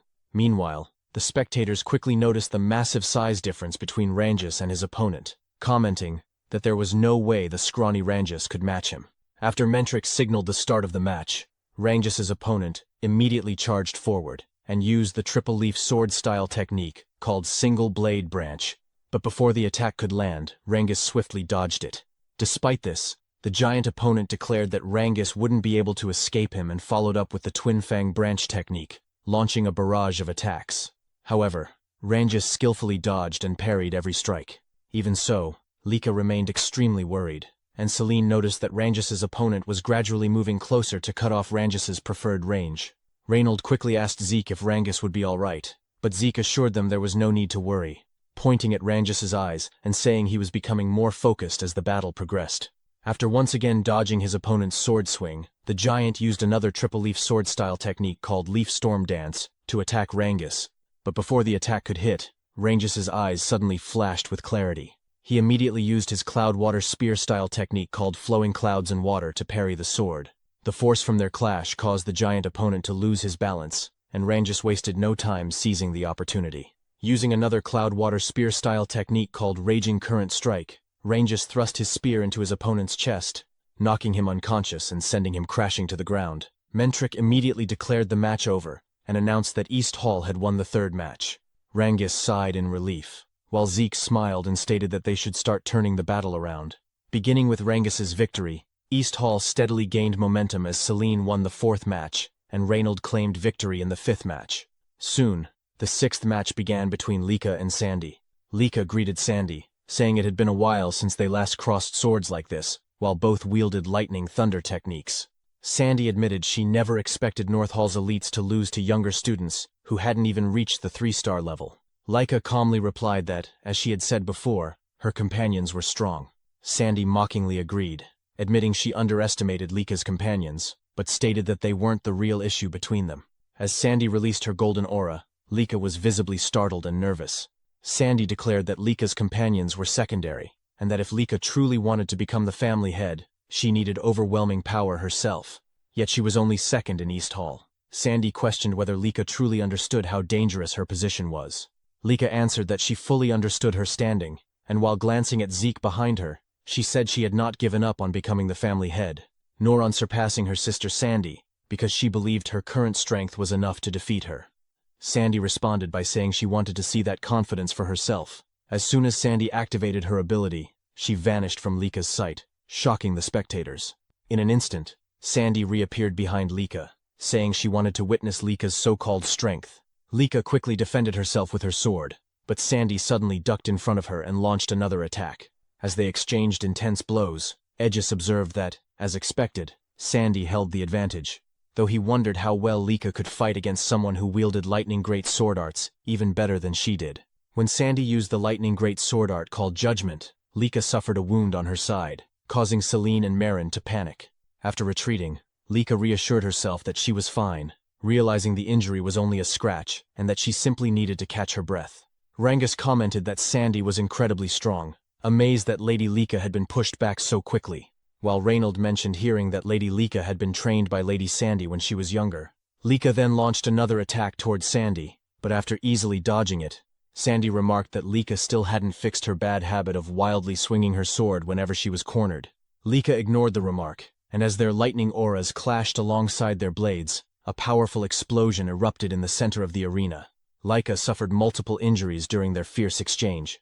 Sandy then stated that, just as she expected, Lika's bad habits hadn't improved at all, and that she couldn't even become #1 in East Hall. Sandy added that if Lika had simply joined North Hall, she would never have allowed Lika to end up like this. Despite her injuries, Lika slowly stood up and declared that the fight wasn't over. Sandy responded that it would be better for her to surrender, because she couldn't defeat her at her current level. Sandy even said that if this was how things would turn out, she should have petitioned their father from the start, and forcibly brought Lika to North Hall. Laika remained silent, and after raising her sword again, Sandy remarked that Laika was being stubborn, leaving her no choice but to teach her a lesson. In a flash, Sandy disappeared once more and reappeared behind Lika, surrounded by lightning, launching another attack. Just as Lika attempted to defend with her sword, Sandy kicked her in the side, throwing her off balance before following up with another strike. Sandy unleashed a relentless barrage of attacks, causing Lika to suffer injuries across multiple parts of her body. Celine and the others grew extremely worried, but Zeke calmly observed that Lika looked like she was about to break through another barrier. As Sandy prepared another attack, she told Lika that it would be better to surrender and use the first secret technique of the lightning great sword arts, engulfing Lika in a golden storm of lightning. The audience fell silent as they wondered if the battle had ended, but Sandy was shocked when Lika stood up again, saying that now she finally understood how powerful Sandy's lightning great sword arts truly were. Sandy couldn't hide her disbelief, questioning how Lika was still standing, because her last attack should have been the finishing blow. Lika admitted Sandy was right, saying that the old version of herself would have been defeated by that attack. But over the past 5 years, she had been training relentlessly as well, and their match was far from over. It was only just beginning. Before Sandy and Lika's match began, Zeke asked if something was bothering Lika, because she wasn't acting like her usual self. Zeke also asked if she was nervous, and Lika admitted that she was, since her opponent would be none other than her sister, Sandy. Is that so? Zeke asked, and Lika explained that her sister Sandy was the one who first taught her the basics of the lightning great sword arts. She learned the fundamentals from her uncle, the current head of the Typhona family, but whenever she didn't understand something, she would go to Sister Sandy for guidance, making Sandy something like a mentor to her. I see, Zeke replied. Lika then confessed that she had never managed to defeat Sandy even once. She said that although she had grown stronger over the past 5 years, Sandy had been training just as hard as she had. Lika also admitted that, despite everything she said earlier, she couldn't honestly say she was certain she would win against Sandy. Zeke calmly responded that in that case, Lika should remember their training together, and that she needed to recall the 5 long years they spent training side by side. However, the moment Lika remembered their training, her expression suddenly twisted, as if she were about to cry from frustration, prompting Zeke to jokingly ask if training with him had really been that terrible. Zeke then explained that Lika's biggest weakness was her tendency to let her emotions narrow her focus whenever battles became intense. That was why, for the past 5 years, their training had been centered on helping her remain calm during combat. Lika agreed, saying that Zeke had certainly attacked her quite freely during their training sessions, but Zeke simply winked and said that was what true spirit meant. This only made Lika more irritated as she asked what kind of spirit he was talking about and how that could possibly count as spirit. Zeke simply replied that the results of that training were definitely showing, and that Lika should now be able to calmly analyze her opponent's movements even while fighting.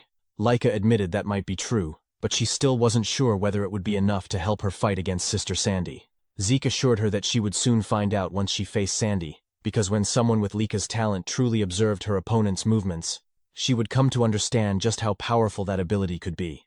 Zeke also reminded her not to forget that she had been trained by him, the strongest there was, so she no longer needed to worry about past results. Lika said that Zeke spoke as if it were obvious, and she immediately thanked him for helping her relax before her match. Zeke then asked if Sandy had really been the one who taught Lika the lightning great sword arts, and when Lika confirmed it, Zeke said that this would be the perfect opportunity for her. Just like during training, all she needed to do was carefully observe Sandy's techniques, because if she did that properly, she would surely grow even stronger than Sandy. Back in the present battle, Lika stated that she had carefully observed her sister Sandy's lightning great sword arts, even taking Sandy's attacks head-on to study them thoroughly, and now she had finally begun to see through them. When Sandy asked what Lika was talking about, Lika suddenly launched an attack toward her. Because of the after-images created by Lika's sword movements, Sandy couldn't determine whether Lika had slowed down or stopped, allowing Lika to land a successful strike. While Sandy was still shocked by Lika's sudden counterattack, Lika continued to unleash a relentless barrage of lightning-infused sword strikes. leaving Sandy with no choice but to endure each attack. As Lika charged forward once again, Sandy could only question what was happening and why Lika had suddenly become so fast. When Lika attempted to replicate Sandy's earlier finishing move called Judgment, the attempt initially failed. However, Lika quickly realized that her mistake was failing to replicate the tempo variation that Sandy naturally possessed, something Lika previously lacked. Now that she understood it, she simply needed to apply it properly. Sandy argued that such mastery wasn't something Lika could instantly copy just by realizing it. Meanwhile, Rangus and the others watched in awe at the sudden transformation in Lika's movements and attacks. Zeke, on the other hand, laughed in satisfaction, saying that just as he expected, fighting someone who used the same technique always produced remarkable insight.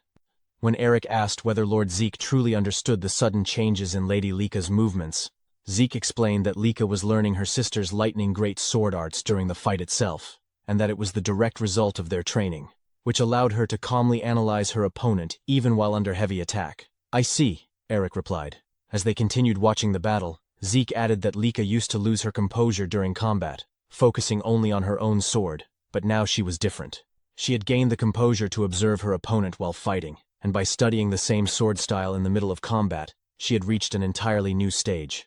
Even so, Sandy still couldn't believe that Lika had already managed to copy her techniques, insisting that such an incomplete imitation would never defeat her. However, after another clash between their swords and lightning, Sandy was suddenly sent flying backward, unable to believe that she was being overwhelmed by Lika. Lika immediately rushed toward Sandy again, declaring that as for physical training, she had spent the past years training to the brink of death with a certain someone. As she gathered lightning for her next attack, Lika told Sandy that this was the true strength of her lightning great sword arts now, before unleashing her grand thunder technique. The attack caused Sandy's eyes to widen as golden lightning surged violently across the entire arena. After the attack ended, Sandy remained standing while struggling to catch her breath, admitting that Lika had truly grown stronger, before finally collapsing, resulting in Lika's victory. Even Vanille couldn't believe the strength Lika had displayed, especially in defeating Sandy. As Lika walked back toward Zeke and the others, Zeke immediately praised her, saying that it seemed he wouldn't need to fight after all. Lika smiled happily and said she was glad she managed to secure the victory for her team. She also mentioned that if she had lost, not that she had ever intended to, Zeke would have been the one to face Aegis in the next match. This immediately prompted Zeke to ask if Lika knew Aegis personally. Lika replied that she didn't know him personally, but Aegis was extremely famous, as he was said to be the greatest genius ever produced by the Vanblade family. "Is that so?" Zeke muttered while thinking to himself that judging by Aegis's aura, he indeed stood far above the other participants in this tournament. Lika then added that even for Zeke, facing Aegis would have been uncertain, and there was no telling what might have happened. Meanwhile, Mentric stepped into the center of the arena and announced that although East Hall's victory had already been decided, the matches would still continue until the end. Rangus and Zeke were both surprised by this announcement. Lika commented that it was strange because she thought the competition was supposed to end once 4 opponents had been defeated. Zeke, however, remained silent as he stared toward Mentric and Aegis, unable to stop himself from wondering what they were planning. Regardless of whatever scheme they had in mind, Zeke thought to himself that as long as he could fight, that alone was more than enough for him. Aegis then said that although North Hall may have lost, he was happy that he still had the chance to fight Zeke like this. When Zeke asked if Aegis really wanted to fight him that badly, Aegis immediately confirmed and explained that what he meant was that Zeke was East Hall's representative. Despite having Lady Lika present, it was Zeke who was chosen, so how could he not be curious about who Zeke truly was? Aegis also added that even if Zeke carried the blood of a family head, from what he could sense, Zeke was only at the 2-star level, and yet he was chosen as the representative instead of the 3-star Lady Lika. That was the main reason he wanted to fight him. Zeke remained silent as he listened to Aegis's words. After a moment, Zeke said that just as he expected, they seemed to get along, because he himself had been eager to cross blades with Aegis as well. When Aegis asked if that was true, Zeke replied that there were many skilled fighters in this venue, but Aegis was exceptional. Zeke also mentioned that he had heard about Aegis's reputation, being called a once-in-a-century genius at such a young age, and that he truly wanted to measure Aegis's strength through a direct battle. "Good. If that's the case," Aegis responded, and as he slowly drew his katana, he said that he was becoming more excited by the minute. Meanwhile, Zeke immediately noticed that his opponent used a katana, and it had been a long time since he had faced someone who wielded that type of weapon.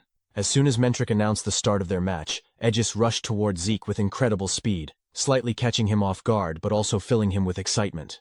Zeke noted that with just a single step, Aegis was able to cover such a vast distance, and he couldn't help but praise Aegis's footwork. Aegis, smiling confidently, immediately used his 1,000-blade style technique called 9 Blades to attack Zeke. Because of the golden glow from Aegis's aura, Zeke was shocked to realize that the presence of Aegis's katana seemed to completely vanish. However, before Aegis's attack could strike Zeke's body, Aegis himself was startled when his blade only cut through Zeke's afterimage. After launching his attack, Aegis quickly realized that Zeke had avoided his strike by twisting his body within a split second. Aegis admitted that he was certain his attack would land, but Zeke simply smiled and praised the excellence of Aegis's strike, even asking him to show more of his techniques. Without hesitation, Aegis moved swiftly once again and unleashed another 1,000-blade style technique called Wave Blade toward Zeke. As Zeke carefully observed Aegis's attack, he commented that Aegis's blade trajectory was extremely difficult to read. Suddenly, Zeke was caught off guard when he realized that one of Aegis's attacks was coming from beneath the ground, something he had not anticipated.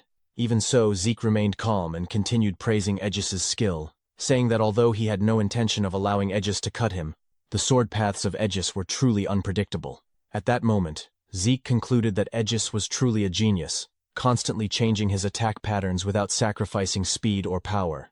Aegis's source power flowed flawlessly, without a single wasted movement, delivering sharp strikes that perfectly read Zeke's breathing and rhythm.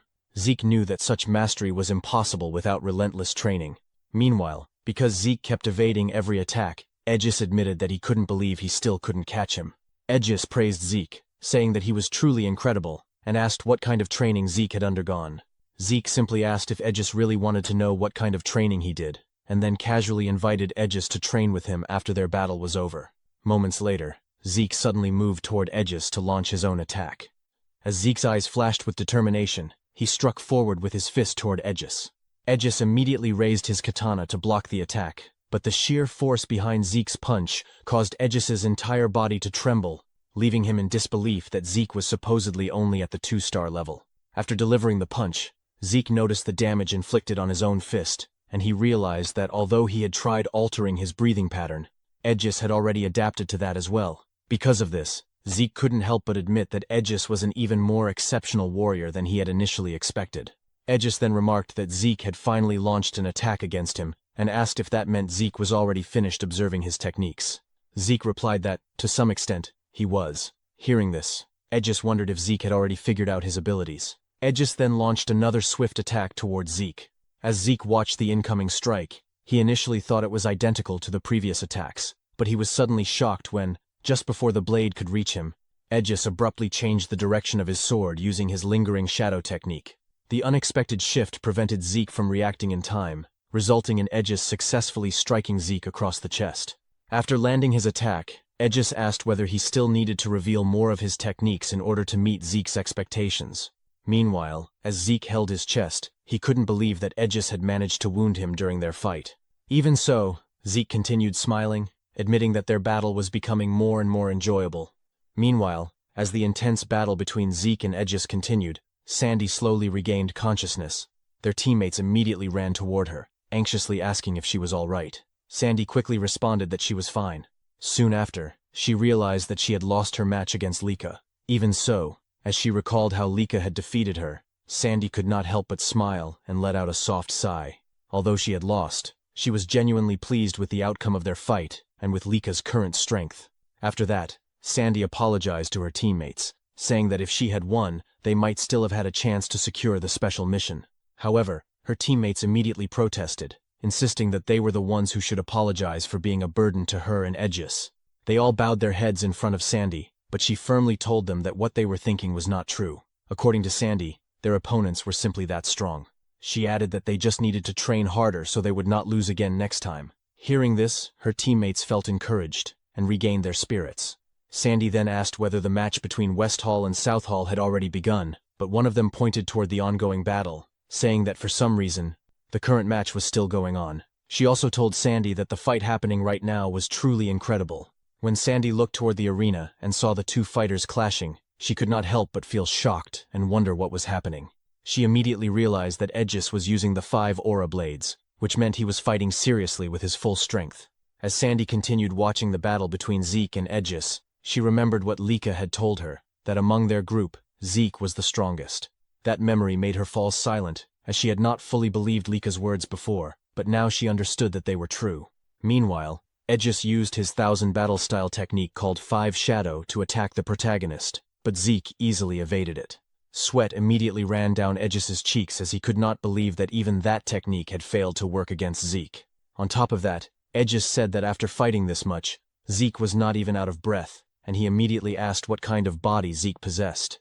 Zeke simply replied that it was nothing special, that he had just put a lot of effort into training his basic stamina. He added that techniques are good, but fundamentals are just as important. I see. Aegis responded, saying that if that was the case, he would focus more on training his body from now on. He then used his ability once again to attack the protagonist, but with only his arms, Zeke shattered every single strike directed at him. At that moment, Zeke assessed that the blade's hardness, sharpness, generation speed and range were around the lower upper tier overall, but considering Aegis's age, he could become very interesting in the future. Zeke smiled as he realized that through this battle with Aegis, he had finally confirmed something: the difference between 1,000 years ago and the present era. According to Zeke, in the martial arts of 1,000 years ago, the motion of the attack itself was paramount. The essence of martial arts was to express all creation through one's techniques, and source power was merely supplementary. But in the modern era, by manifesting source power, practitioners express all of creation through it. In other words, handling source power itself has become the essence of modern martial arts. As he continued evading the attacks, Zeke thought to himself that he had been foolish. He had focused so much on the techniques themselves that he had failed to notice this shift for so long. Even so, he found the changes of the past 1,000 years fascinating beyond measure. Meanwhile, as Aegis continued attacking, he realized that all his strikes were being perfectly countered by Zeke. He could only conclude to himself that Zeke was truly a superhuman. Rangus and the others remained deeply worried, and Rangus mentioned that the fight had already lasted for over an hour, with no sign of ending. Lika, however, calmly said that neither of them was normal, but their battle would probably be over soon. Aegis then told Zeke that it looked like he had already finished observing all of his movements this time. Zeke did not deny it, and said that their fight had been a truly wonderful experience. I think so too, Aegis replied. Suddenly, the protagonist declared that he would pay his respect to Aegis. Therefore, what he had learned from their battle, he would now present to Aegis as a new technique. As Zeke clenched his fist, Aegis suddenly felt an overwhelming pressure. Aegis laughed, saying that now he understood why he could not defeat Zeke. Even so, he gathered his full power and activated the 1000-blade style's secret technique called 5-blade ultimate strike, declaring that he would continue struggling until the end. However, before Aegis could launch his attack, Zeke suddenly leaped high into the air. While suspended above the arena, he gathered his source power into his fist and unleashed a rain of massive golden fists across the entire arena. This technique was Zeke's new move, the modified second form of his Dragon Destruction combat arts, which he called Fist Star. As a result, consecutive explosions erupted throughout different parts of the arena, causing the students watching to panic. When the attack finally struck Aegis, a tremendous explosion shook the entire arena. Reynold quickly raised his shield to protect his teammates, marveling at the sheer power of Zeke's attack. Sandy, meanwhile, was so stunned that she could only ask who had won the fight. At that moment, Mentric declared that they had seen enough and announced the end of the match. As the smoke gradually cleared, Aegis's broken katana became visible. Lying on the ground, Aegis could only laugh, saying that he could not even move a single finger. He admitted that Zeke's strength was overwhelming, and that he still had much more training to do if he wished to catch up. Though sweat continued to drip from Zeke due to exhaustion, he smiled as the victory was declared in favor of East Hall. The spectators could hardly believe what they had witnessed, and could not stop asking what kind of battle they had just seen, as well as how Aegis had been defeated. Mentric then announced that they would repair the arena first before starting the match between West Hall and South Hall, instructing everyone to begin preparing. Rangus and the others were filled with admiration and joy, as they had not expected Zeke to defeat Aegis. Lika commented that Zeke had once again destroyed the arena, and that he was strange in so many ways. Zeke immediately asked what she meant, adding that what mattered most was that he had won. He then said that whatever Lika meant was not important right now, because what they needed to focus on was watching the upcoming match between West Hall and South Hall. That's right, Lika agreed, adding that another candidate for the position of family head would be participating in the next match, none other than Vanille Fafnir Eldragon. After the battle between Aegis and Zeke, Zeke asked Rangus if he had gone a bit overboard, because with that level of destruction in the arena, he thought it would not be repaired anytime soon. However, Rangers told him it was fine, and asked Zeke to look toward the side of the arena. Zeke was completely stunned and immediately asked how it was possible, and how they had managed to restore the arena so quickly.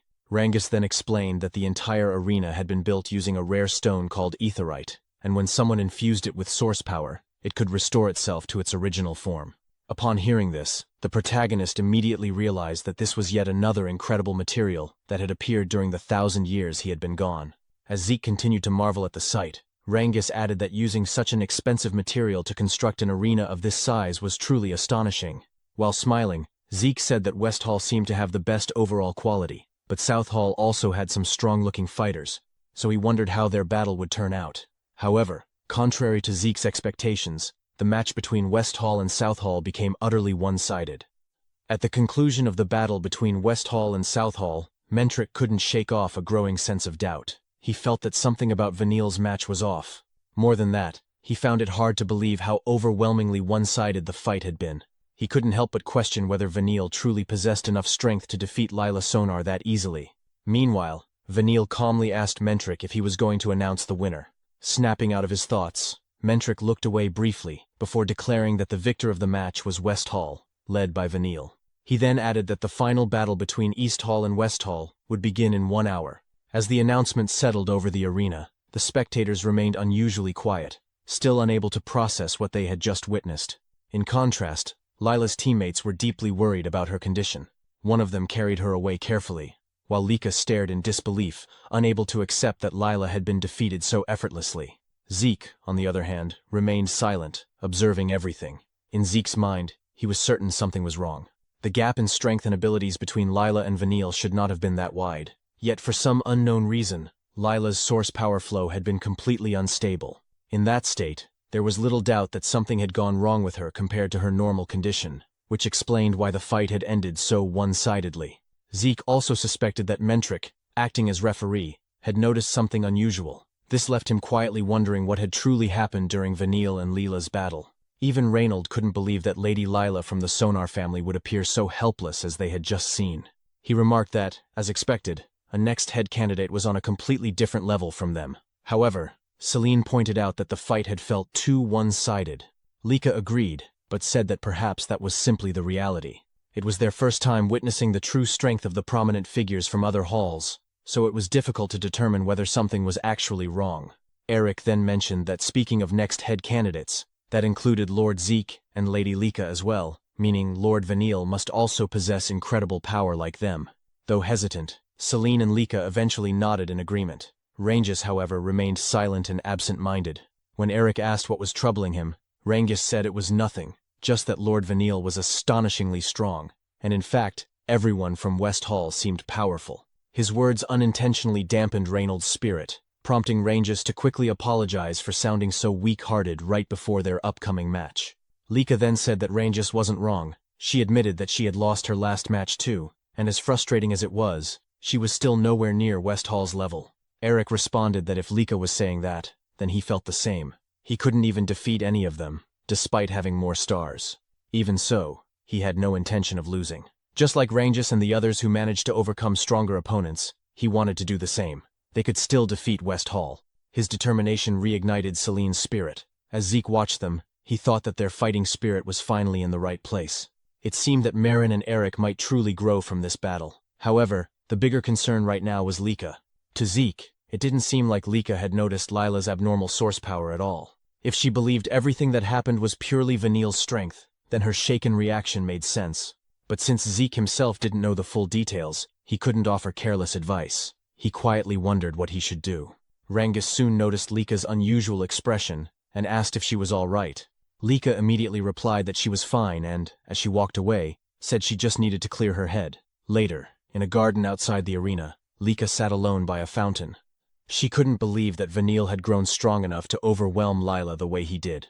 Even Aegis had been unable to completely overpower Lila without suffering a scratch, yet Vanille had done it effortlessly. The last time Lika fought Vanille was when they were 5 years old, and she had lost. Since then, she had trained relentlessly, determined to one day defeat him.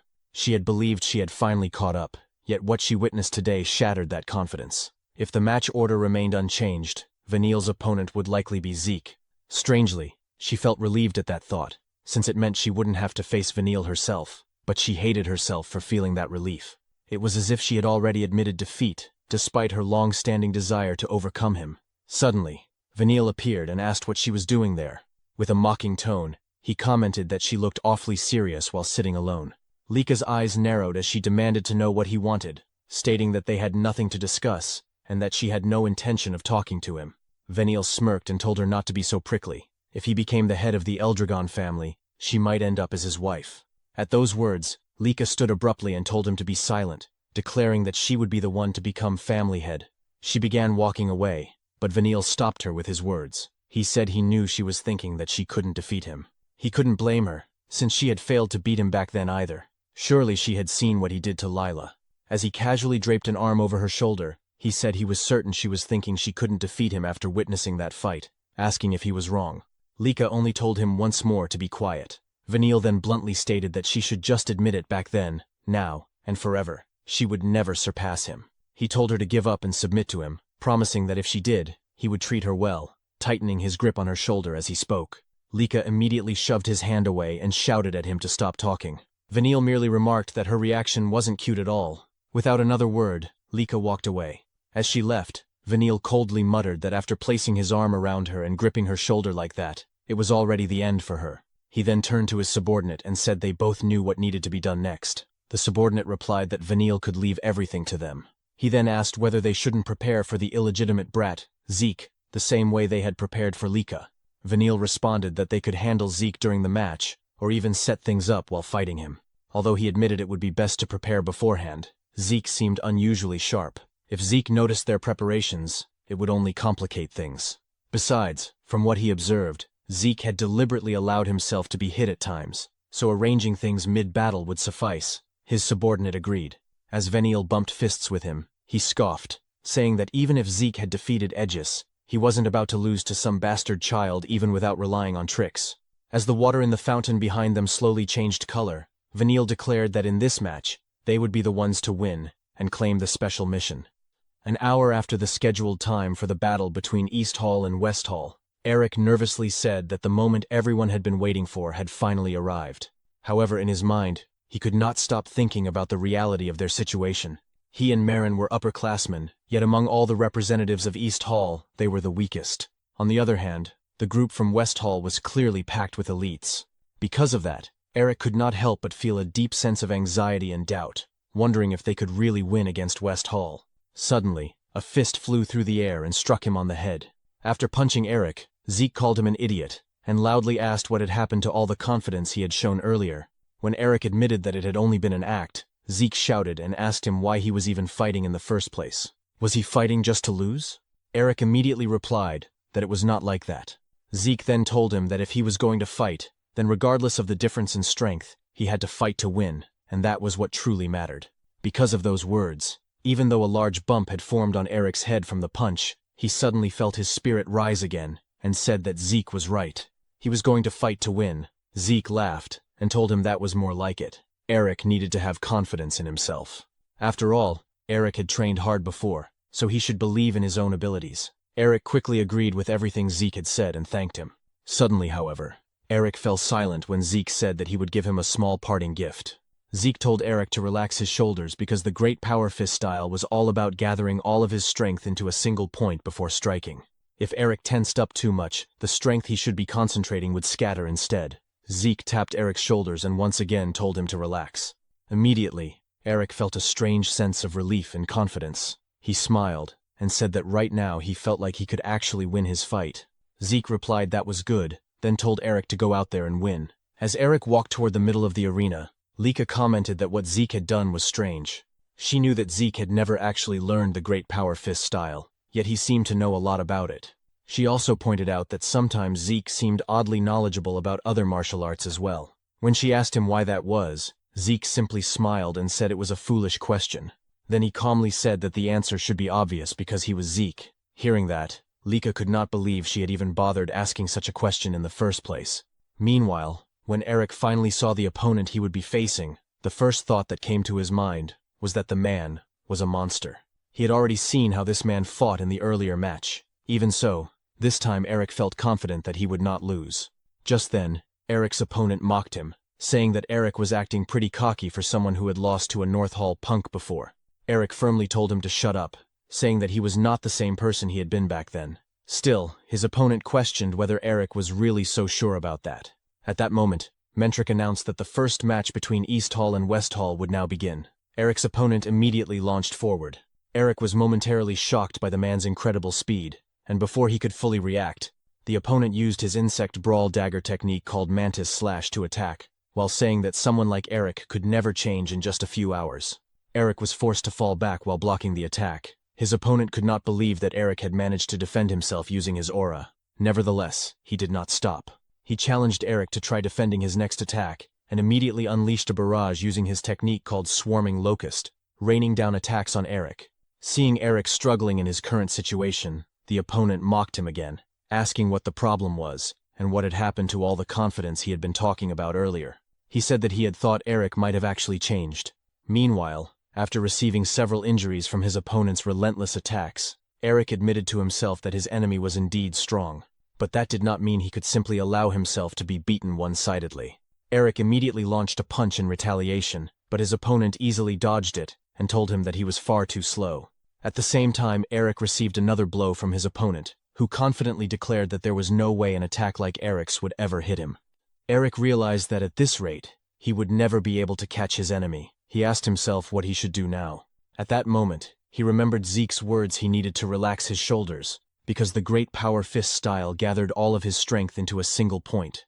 Eric suddenly fell silent for a moment before making a decision to gamble everything on a single attack. He returned to his stance and began gathering his aura. Seeing this, his opponent sneered and said that a weakling like Eric was surprisingly stubborn. The opponent then used a technique called Stinging Bee Flash in an attempt to break through Eric's defense. However, after taking the attack head-on, Eric suddenly smiled and said that he had finally caught him. His opponent was shocked when Eric grabbed and restrained his weapon. Eric then declared that it was time for him to take Eric's attack. Gathering all the aura he had concentrated into his fist, Eric unleashed the Great Power Fist technique, called Great Power Fist. The powerful blow sent his opponent flying straight into the wall of the arena. The spectators fell into stunned silence. Meanwhile, Zeke simply smiled as Mentric announced that the winner of the match was Eric from East Hall. Eric's opponent had lost consciousness. His eyes rolled back and completely white. Eric's face immediately turned red with joy, and he could not stop himself from shouting in excitement over his victory. Sometime later, when Eric's opponent regained consciousness, he could not believe that he had been defeated by Eric. While holding his injured arm, he suddenly heard someone call his name. It was Vanille. The man quickly went before Vanille and knelt down, apologizing for losing his match. However, before he could even finish speaking, Vanille suddenly attacked him. The brutal act caused intense fear among the members of West Hall, including Retin. Vanille then looked coldly at the rest of his companions and asked if they understood what they needed to do. He told them that they must crush every opponent they faced. None of them dared to object and simply obeyed his command out of fear.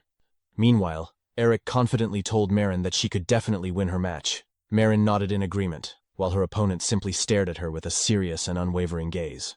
When Mentric finally gave the signal to begin the fight, Marin immediately released her aura and rushed toward her opponent with great speed.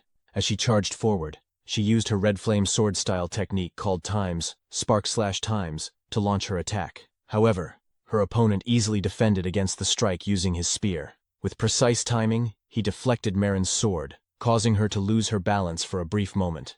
Seeing the opening, her opponent quickly took advantage of it. After moving swiftly to Marin's side, he immediately unleashed the Great Wild Spear-style technique, known as Rampaging Pierce, striking Marin hard in the side. Because of the heavy damage Marin received from the attack, she couldn't help but drop to one knee and cough violently. Before she could even recover, her opponent launched another attack without hesitation. As the assault continued, Rangus could hardly believe what he was witnessing and could only mutter that the situation for Marin was looking bad. Meanwhile, as blood continued to spill from the wounds Marin was receiving during the fight, Lika trembled with anger toward Marin's opponent, and even Celine said that she couldn't bear to watch any longer. Eric, now cursing under his breath in anger, was about to rush toward Marin's opponent, but Reynold quickly stopped him, firmly reminding him that he was not allowed to interfere in the fight. Reynold added that the match hadn't been officially called yet, and if Eric jumped in now, the East Hall would lose by disqualification. After some time passed, Mentric finally declared that the winner of the match between Marin and her opponent was the West Hall. While Marin lay there unconscious, her opponent arrogantly stepped on Marin's face. As Mentric's declaration of victory echoed through the arena, Eric and the others immediately ran toward Marin. While Eric and Lika were filled with deep worry as they saw Marin lying there, covered in blood, Zeke remained silent as he watched everything that had happened. However, the intense anger on his face revealed just how furious he was at the severe injuries Marin had suffered. As Rangus and Celine continued to worry about Marin, Eric shouted Marin's name in desperation. Rangus couldn't help but wonder if Marin would be all right, while Celine said that the injuries Marin had received from her opponent were far too excessive. Zeke, on the other hand, had a look of intense anger on his face, yet he remained silent as he calmly watched their enemies. As Marin's opponent began walking away from the scene, Eric suddenly shouted at him. Raising his voice, Eric demanded to know if there had been any need for him to go that far. The opponent's expression darkened slightly, and when he turned back, he asked if they had a problem. When Eric asked what he meant by that, the man simply replied that what had happened was a battle, in other words, real combat, and he had merely gone all out to ensure a certain victory against Marin. Hearing that only made Eric angrier. He said that even if it had been a battle, what he did to Marin was still too much, especially since she had suffered severe injuries and lost consciousness. Celine also shouted in agreement, saying Eric was right, and that Marin's opponent didn't need to go that far. The man merely smiled mockingly and said they were too soft. According to him, those from West Hall never showed mercy to their enemies in real combat. As he pointed at Eric and the others, he said that in West Hall they simply crushed their enemies, and that was all there was to it. Lika immediately stepped forward and walked toward Marin's opponent. With a dark expression, she asked if what he had done was an order from Vanille. However, the man answered arrogantly, saying, "So what?" He added that if they didn't like it, they could just forfeit. Then he asked Lika if she didn't understand what it meant that the referee hadn't stopped the match. He continued by saying that Marin had still shown the will to fight, and that he had only needed to break that will. After that, he asked them if what he had done wasn't simply natural. Lika shouted again in anger, but Marin's opponent only complained that they were being too noisy before turning his back on them. As he walked away, he mockingly told them they should worry about themselves first before worrying about their friend, because all of them would end up the same way Marin did. Not long after that, Retin suddenly stepped in and said, "That's just how it is." He added that they were welcome to forfeit right there if they wanted. Then he looked at Rangus and asked if he had heard what was just said. Rangus suddenly turned his head toward him, sweat slowly running down his cheek as he uttered Retin's name. Retin then casually said that Rangus should start calling him by his name now, before immediately asking if Rangus planned to forfeit their match. Rangus remained silent. Retin mocked him again, saying that if Rangus wanted to be toyed with like that girl Marin, he wouldn't stop him. He even asked if Rangus wanted him to do the same thing he used to do to him back in the village, calling Rangus a weakling. Rangus lowered his head, his face darkening. Lika, on the other hand, was clearly furious at Retin's words, but Rangus suddenly told Lady Lika that it was fine. Slowly rising to his feet, Rangus said that he wasn't running away. This made Lika turn and look at him in surprise. Rangus then declared that today, right here, he was going to surpass Retin. Retin immediately looked annoyed and demanded to know what Rangus meant by that.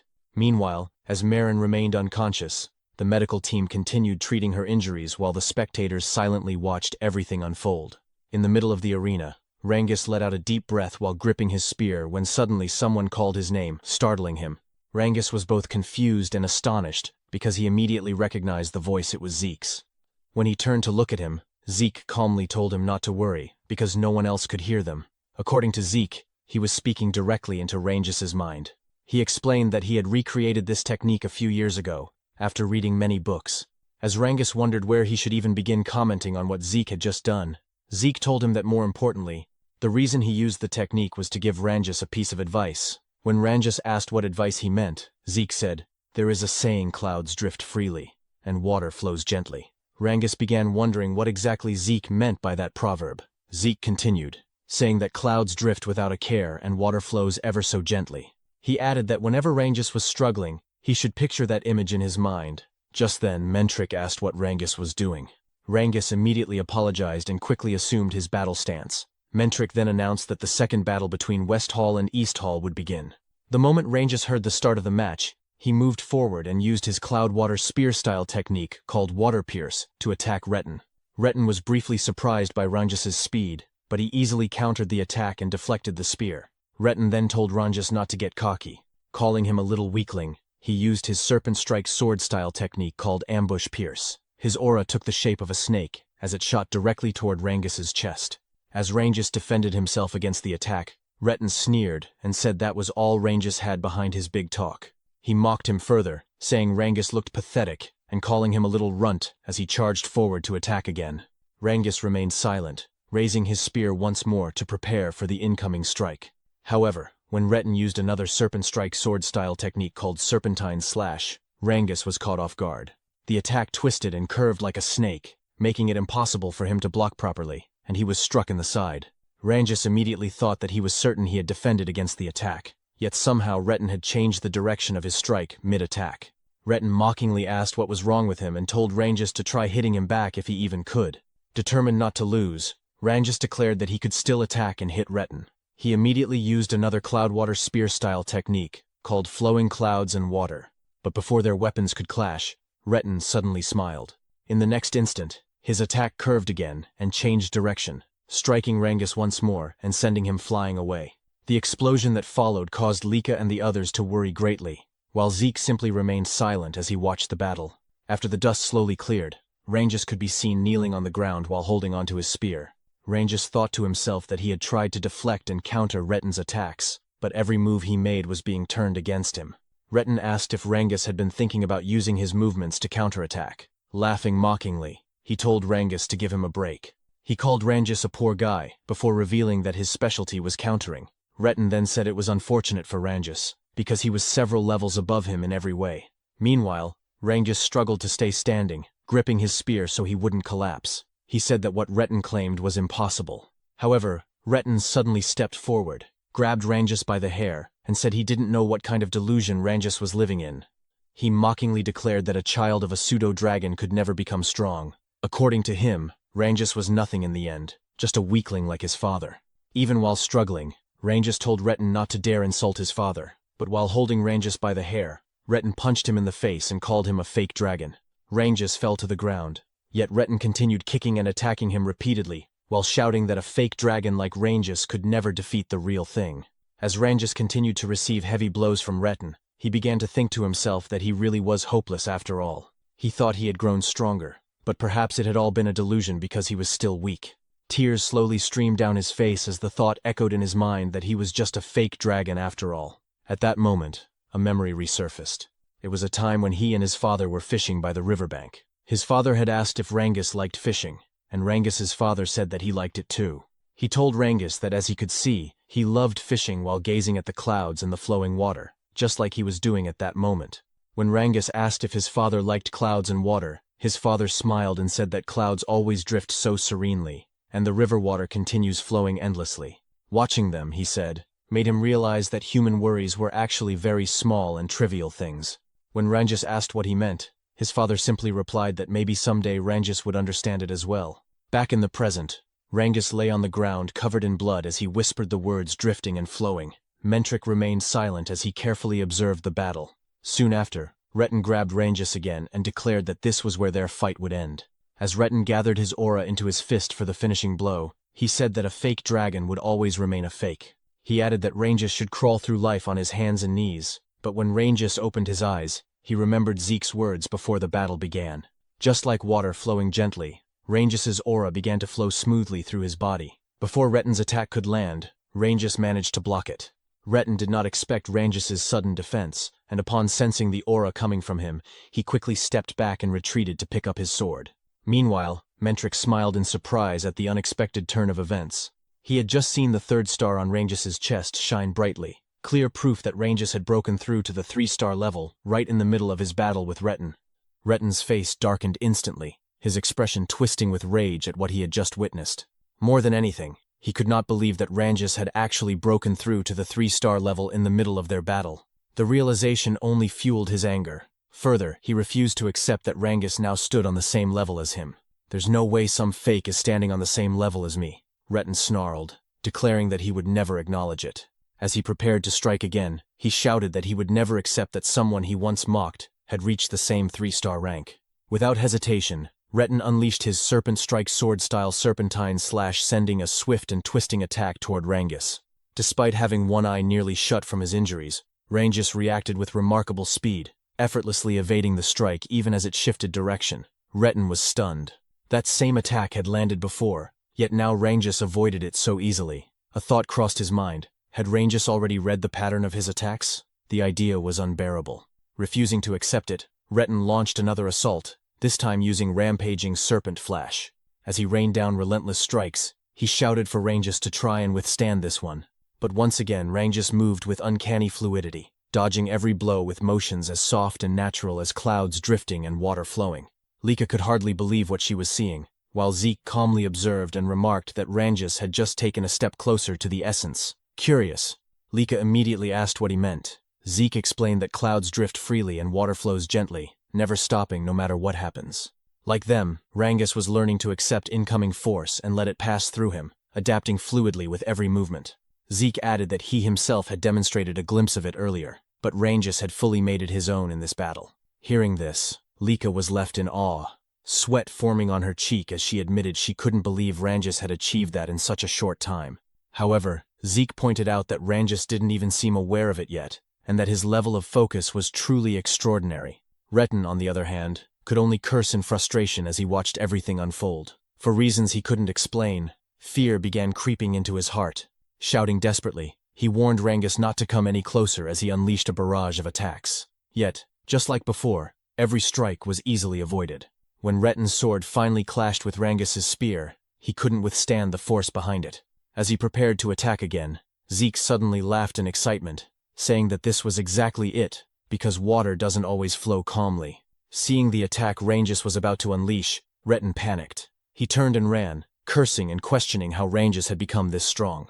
Meanwhile, Rangus slowly formed a swirling water tornado at the center of the arena. Zeke declared that once water grows wild, no one can stand against its current. The attack struck Retin square in the chest, sending him flying as he coughed up blood before losing consciousness. Seeing Retin's condition, Mentric immediately declared the match over and announced East Hall as the winner. Rangus stood there in shock, unable to fully grasp what had just happened. As he questioned everything, Lika and the others ran toward him, calling his name. Lika excitedly praised him, saying he was amazing and congratulating him on reaching the 3-star level and winning right after. She called it the best outcome possible. But Rangus, still confused, asked if she was really talking about him if he had truly broken through and won. When he looked over at Retin lying unconscious, disbelief filled his eyes. He couldn't believe he had defeated someone who had mocked and hurt him since childhood back in their village. Even so, he kept asking if he had really won. Celine happily confirmed it, saying his match was incredible. Stuttering, Rangus finally admitted that he had truly defeated Retin. As he stared at him, memories flooded back, and before he knew it, tears began to fall. Eric immediately put an arm around him and asked why he was crying, then curiously questioned what that crazy move earlier had been. Still unaware, Rangus asked what he meant. Lika added that she also wanted to know what that attack was. Reynold described it as a massive water dragon surging upward like a waterfall, saying it looked insane and incredibly cool. Rangus could only shake his head, insisting he didn't know any move like that, but Reynold was certain that was exactly what it looked like. Then Zeke finally spoke, revealing that the technique Rangus used was called Rising Dragon Pierce. Smiling, he explained that it originally came from the second volume of the Cloudwater Spear style, even though Rangus had only studied the first volume. Rangus was surprised, while Lika immediately questioned how Zeke knew about the second volume. Zeke, however, couldn't tell them that he was the one who had created the technique. Lika then realized just how incredible Rangus was. He had reached the second volume purely through self-study. Zeke went on to explain inwardly that the Cloudwater Spear style was a martial art he had created in his previous life, though he didn't remember ever writing it into a book. Most likely, later generations had documented and divided it into multiple volumes, hiding its true essence in the upper levels so immature fighters wouldn't access it. Yet despite that, Rangus had carved a path to that hidden essence through his own strength alone. To Zeke, it was a wonderful sight, such young talent blooming before his eyes. Just then, Mentric called out to East Hall, asking how long they planned to stand around chatting. Celine quickly apologized, while Eric suddenly suggested they ride this momentum and finish off their opponents. Celine nodded, agreeing to do her best. Starting from Rangus's match, East Hall's morale soared to its peak. However, West Hall also rallied after their loss, and the battles grew even fiercer. In the fourth match, Celine fought well but narrowly lost, leaving Vanille sighing in disappointment. But in the fifth match, Reynold pushed himself to the limit and managed to secure a hard-fought victory, bringing the outcome to the final rounds. As Rangus supported him, Reynold admitted he barely pulled it off, earning praise from Rangus, while Eric lifted his shield and sword with renewed determination. Celine apologized to everyone, saying that if she had won, the match would already be over. Lika reassured her, saying she had fought well and reminding her that the rule was to reach 4 wins. They were now at 3 wins and 2 losses. Victory was right in front of them. Lika confidently declared that all that remained was for her to win and end everything, telling them to leave it to her. At that moment, Zeke called out to her. When Lika asked what he wanted, she suddenly blushed as he stepped close to her, asking if she felt all right or if anything seemed off. Letting out a small sigh, Lika said she was fine and fully prepared as always, gently pushing him away and pointing out that he was standing too close. She assured him not to worry, promising she wouldn't lose. Rangus then cheered her on, asking her to do her best. Zeke, however, remained silent. As Lika walked toward the center of the arena, he couldn't help but wonder to himself what this strange feeling was, something unfamiliar stirring within him. Because his teammate had lost to Reynold, Alan was furious. Without hesitation, he kicked the defeated fighter and coldly called him a useless pawn. As the man slammed against the wall, Alan added that he was worthless. Still, Alan declared that as long as he won his upcoming fight against Lika, everything would return to how it should be. Suddenly, Lika cut in.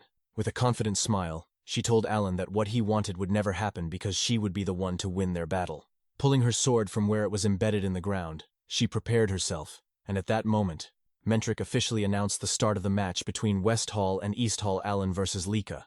In an instant, Lika vanished from where she stood and launched her attack. As she charged toward Alan, he immediately noticed her incredible speed. While defending against her strike, a bead of sweat ran down his cheek as he realized that this was the lightning aura user, Lika, the one said to surpass even Sandy in power. After deflecting her attack, Alan quickly moved behind her. As Lika landed, Alan leapt back, creating distance. But Lika did not stop.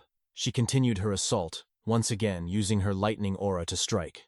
Alan began to think that in terms of raw strength, he might actually lose this fight. Fortunately for him, Lord Vanille had already taken action before the match even began. Whatever ability Vanille had used on Lika now took effect. Lika was visibly shocked, questioning what had just happened, while the audience quickly noticed that her lightning aura had completely vanished. Seeing this, Vanille gave Alan a signal to attack. Without hesitation, Alan charged forward, declaring that Lika couldn't beat him. Absolutely not. Even without her aura, Lika used her physical strength to block Alan's attack with her sword. However, Alan suddenly kicked her in the stomach, forcing her back. Her allies grew increasingly worried as they watched. Eric clenched his teeth in frustration, while Zeke remained silent. Holding her stomach, Lika kept asking herself why she couldn't use her lightning aura.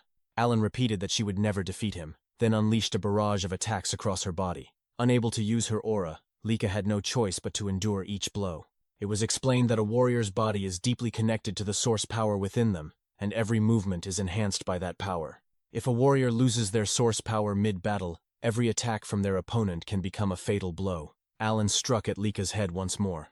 Despite one of her eyes closing from the damage, Lika remained determined to win. She told herself that she only needed to defend against Alan's attacks until her source power and lightning aura returned. Sandy and Aegis grew more alarmed. Sandy said something was wrong. Lika was acting strange. Aegis agreed and wondered if her source power had stopped functioning, questioning how that could have happened. Meanwhile, after enduring Alan's relentless assault, Lika suddenly dropped to her knees in the middle of the arena. She coughed and struggled to breathe. Even Alan was surprised that she could withstand so much without her source power, as expected of someone on par with Lord Vanille as a candidate for the next head. When Alan glanced toward Vanille, he saw him smiling grimly as he gave a clear order to kill Lika. Alan's expression darkened. He admitted that Lika had held out for quite some time, but this was as far as she would go. Rangus could no longer contain his worry and shouted, pleading for the match to be stopped, as he tried to rush toward Lika. However, Reynold blocked him, stating that he could not interfere. Zeke, who had remained silent until now, suddenly darkened in expression. His eyes glowed with anger, and his fists ignited with aura as he saw Alan preparing his next attack. Lika, sitting helplessly in the center of the arena, was filled with fear. She could barely move her body as Alan closed in. Just then, a golden bolt of lightning flashed across the arena. In an instant, Sandy appeared in front of Lika, sword in hand, shouting at Alan and demanding to know what he was about to do. Alan was momentarily stunned and halted his attack. Zeke let out a quiet sigh of relief, realizing he no longer needed to intervene. He knew that if he stepped in, East Hall would be disqualified, handing victory to West Hall. Alan questioned Sandy, asking why she was interfering. Sandy angrily replied that Alan should not pretend innocence. He had clearly tried to kill Lika, and she demanded that he confirm it. The audience fell silent in shock. Alan smirked and accused Sandy of being overly violent in her thinking, insisting that he would never do such a thing to a family head candidate. At that moment, Edges stepped into the arena and questioned Alan as well. From his position, the last strike had looked far too dangerous. Alan grew irritated and asked if they were accusing him. Edges calmly replied that if Alan disliked being accused, he should be more careful with his actions. He pointed out that anyone could see Lika could not use her source power, and attacking someone in that state with aura was unacceptable. Vanille then approached, calling out to Edges and asking if he was interfering in the match just to complain about how they fought. He stated that in real combat, an opponent's condition doesn't matter, they simply crush the enemy completely. According to Vanille, West Hall fights as if every match is a real battle. Sandy, still furious, argued that even so, there should be limits, that this was a match, not a death duel. Vanille mocked them, calling them soft and saying that was exactly why they lose. Edges remained silent, but Sandy's anger only grew. Vanille continued, saying they were not playing pretend war, they were fighting for real. He laughed, then added that while this was not a kill or be killed situation, they were still holding back, so it wasn't as if they were trying to kill Lika. However, with a grim expression, he admitted that something might have been a bit broken. Hearing this, Sandy reached her limit and released her lightning aura in anger. Before the situation could escalate, Mentric released his own aura, silencing everyone with overwhelming pressure. In a cold voice, he demanded to know when he had ever given permission for such pointless chatter. Despite this, Sandy insisted that Alan's earlier attack had clear killing intent. Mentric dismissed her, stating that someone who did not belong in the arena had no right to speak. He added that fools had no business disrupting the match, and whether the fight continued or ended was his decision alone. Edges immediately apologized. Mentric then declared the match over West Hall had won. He ordered everyone not involved in the next match to leave at once. Edges quickly lifted Lika and told Sandy to pick up her sword before they left. As they exited the arena, Rangus and the others rushed to Lika's side, deeply worried. Edges reassured them that she would be fine. He had already given her a healing potion, but she needed time to recover, so he would take her straight to the infirmary. Zeke remarked that Edges might face consequences for what he and Sandy had done. Edges simply smiled and told him not to worry, adding that he knew Zeke had also been ready to step in. Zeke jokingly denied it. As Edges carried Lika away, Sandy commented that something about all of this felt wrong. Alan was strong, yes, but for Lika to be overwhelmed like that was impossible. Edges agreed, saying that something had already felt off since the very first match with Lila. There was definitely something going on with West Hall. While Lika remained unconscious, Edges warned Zeke to be careful in his upcoming fight against Vanille. Zeke gave a slight nod, saying he appreciated the concern. As he walked toward the center of the arena, Vanille pointed his weapon at him and declared that it was unfortunate Zeke would never be able to defeat him, and East Hall's loss was already guaranteed. Zeke ignored him completely. Instead, he casually stretched right in front of him. Vanille fell silent, veins bulging on his face in irritation. Mentric then announced the 7th match between East Hall and West Hall. The moment he gave the signal to begin, Zeke moved. In an instant, he delivered a powerful punch straight to Vanille's jaw, causing him to spit blood. Zeke coldly remarked that Vanille's smug attitude really irritated him, and he wanted to see how long he could keep it up. The force of the blow sent Vanille flying into the wall at the far end of the arena, triggering a massive explosion. The audience was left in complete shock, their jaws dropping, while even Mentric widened his eyes in disbelief at what he had just witnessed. Zeke then added that for someone who talked so much about real combat, Vanille had left himself completely open and asked if this was the kind of real combat he liked. Before receiving a devastating attack from Zeke, Vanille first heard him ask and confirm whether those from the West Hall were truly fighting as if it were real combat. Because of this, confusion was clearly written across Vanille's face at the question from our protagonist, until Zeke stated that he would also fight Vanille in real combat mode, and asked if he was sure he wouldn't regret it. Vanille then questioned what Zeke meant, and arrogantly replied that Zeke would be the one to regret this battle, while silently wondering to himself what Zeke was talking about. Zeke then spoke again, and as he clenched his fists, his eyes faintly glowed while his expression darkened. Suddenly, Alan shouted, "Lord Vanille!" with both shock and concern. Although Zeke launched a powerful attack toward Vanille, the latter still managed to counter with a strong move of his own. a fast-moving sphere of wind rushing toward Zeke.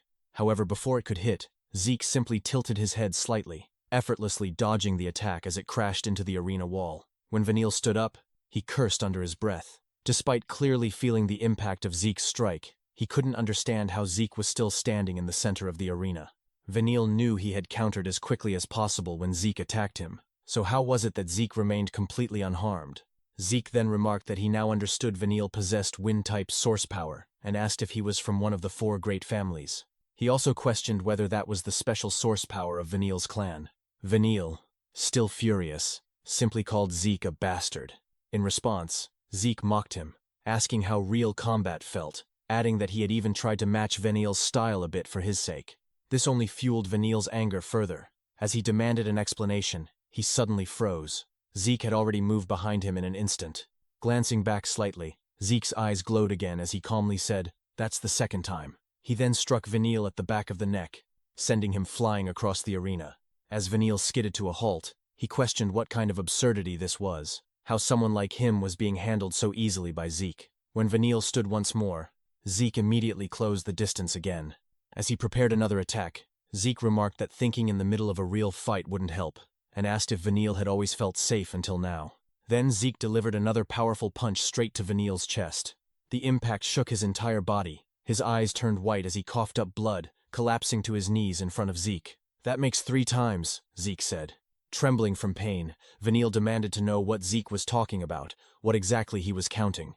Zeke simply replied that it was obvious. He was counting how many times Vanille had already died in this battle. Vanille, still confused, listened as Zeke explained. The first was when he struck his face, the second was the blow to his neck, and the third was the attack to his heart. Zeke added that the only reason Vanille was still alive was because of the rules. Enraged, Vanille shouted that there was no way that was true, but Zeke kicked him in the face mid-sentence, declaring that Vanille was right, this was real combat, and break time was over. Talking to your enemy wasn't part of it.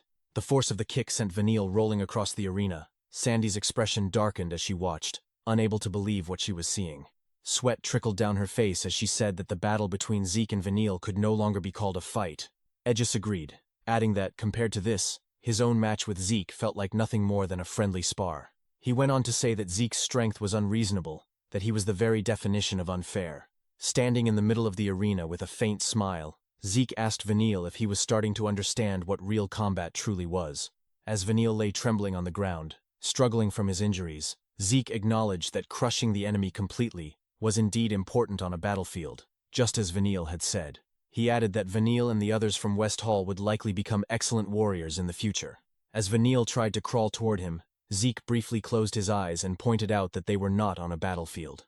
Their match was under the supervision of instructors, with healing potions readily available. He described it as a very soft environment for someone like Vanille to be talking about real combat. Vanille, still struggling, told Zeke to shut up, but Zeke continued, saying that the real combat Vanille spoke of was far removed from reality, that he was merely running away from his own weakness. He then asked if he was wrong. Instead of answering, Vanille shouted repeatedly for Zeke to be silent, his anger reaching its peak. Suddenly, a green whirlwind formed behind him, leaving the spectators stunned. Vanille declared that someone like Zeke, a bastard child, had no right to lecture him. Zeke calmly asked if Vanille was going through a rebellious phase, saying that if that were the case, nothing he said would get through anyway. He added that as Vanille's opponent, it was fine for him to release all his frustration. Vanille, preparing his attack, told Zeke to shut up and stop acting like he knew everything. He then unleashed his wind-rending fan art, Stormblade, sending a barrage of wind attacks at Zeke. Zeke easily leapt into the air, dodging every strike. While airborne, Vanille thought to himself that he only needed one chance, just a moment to touch Zeke. Elsewhere, Rangus, unable to understand what was happening, asked why the ground was tearing apart when he couldn't see anything.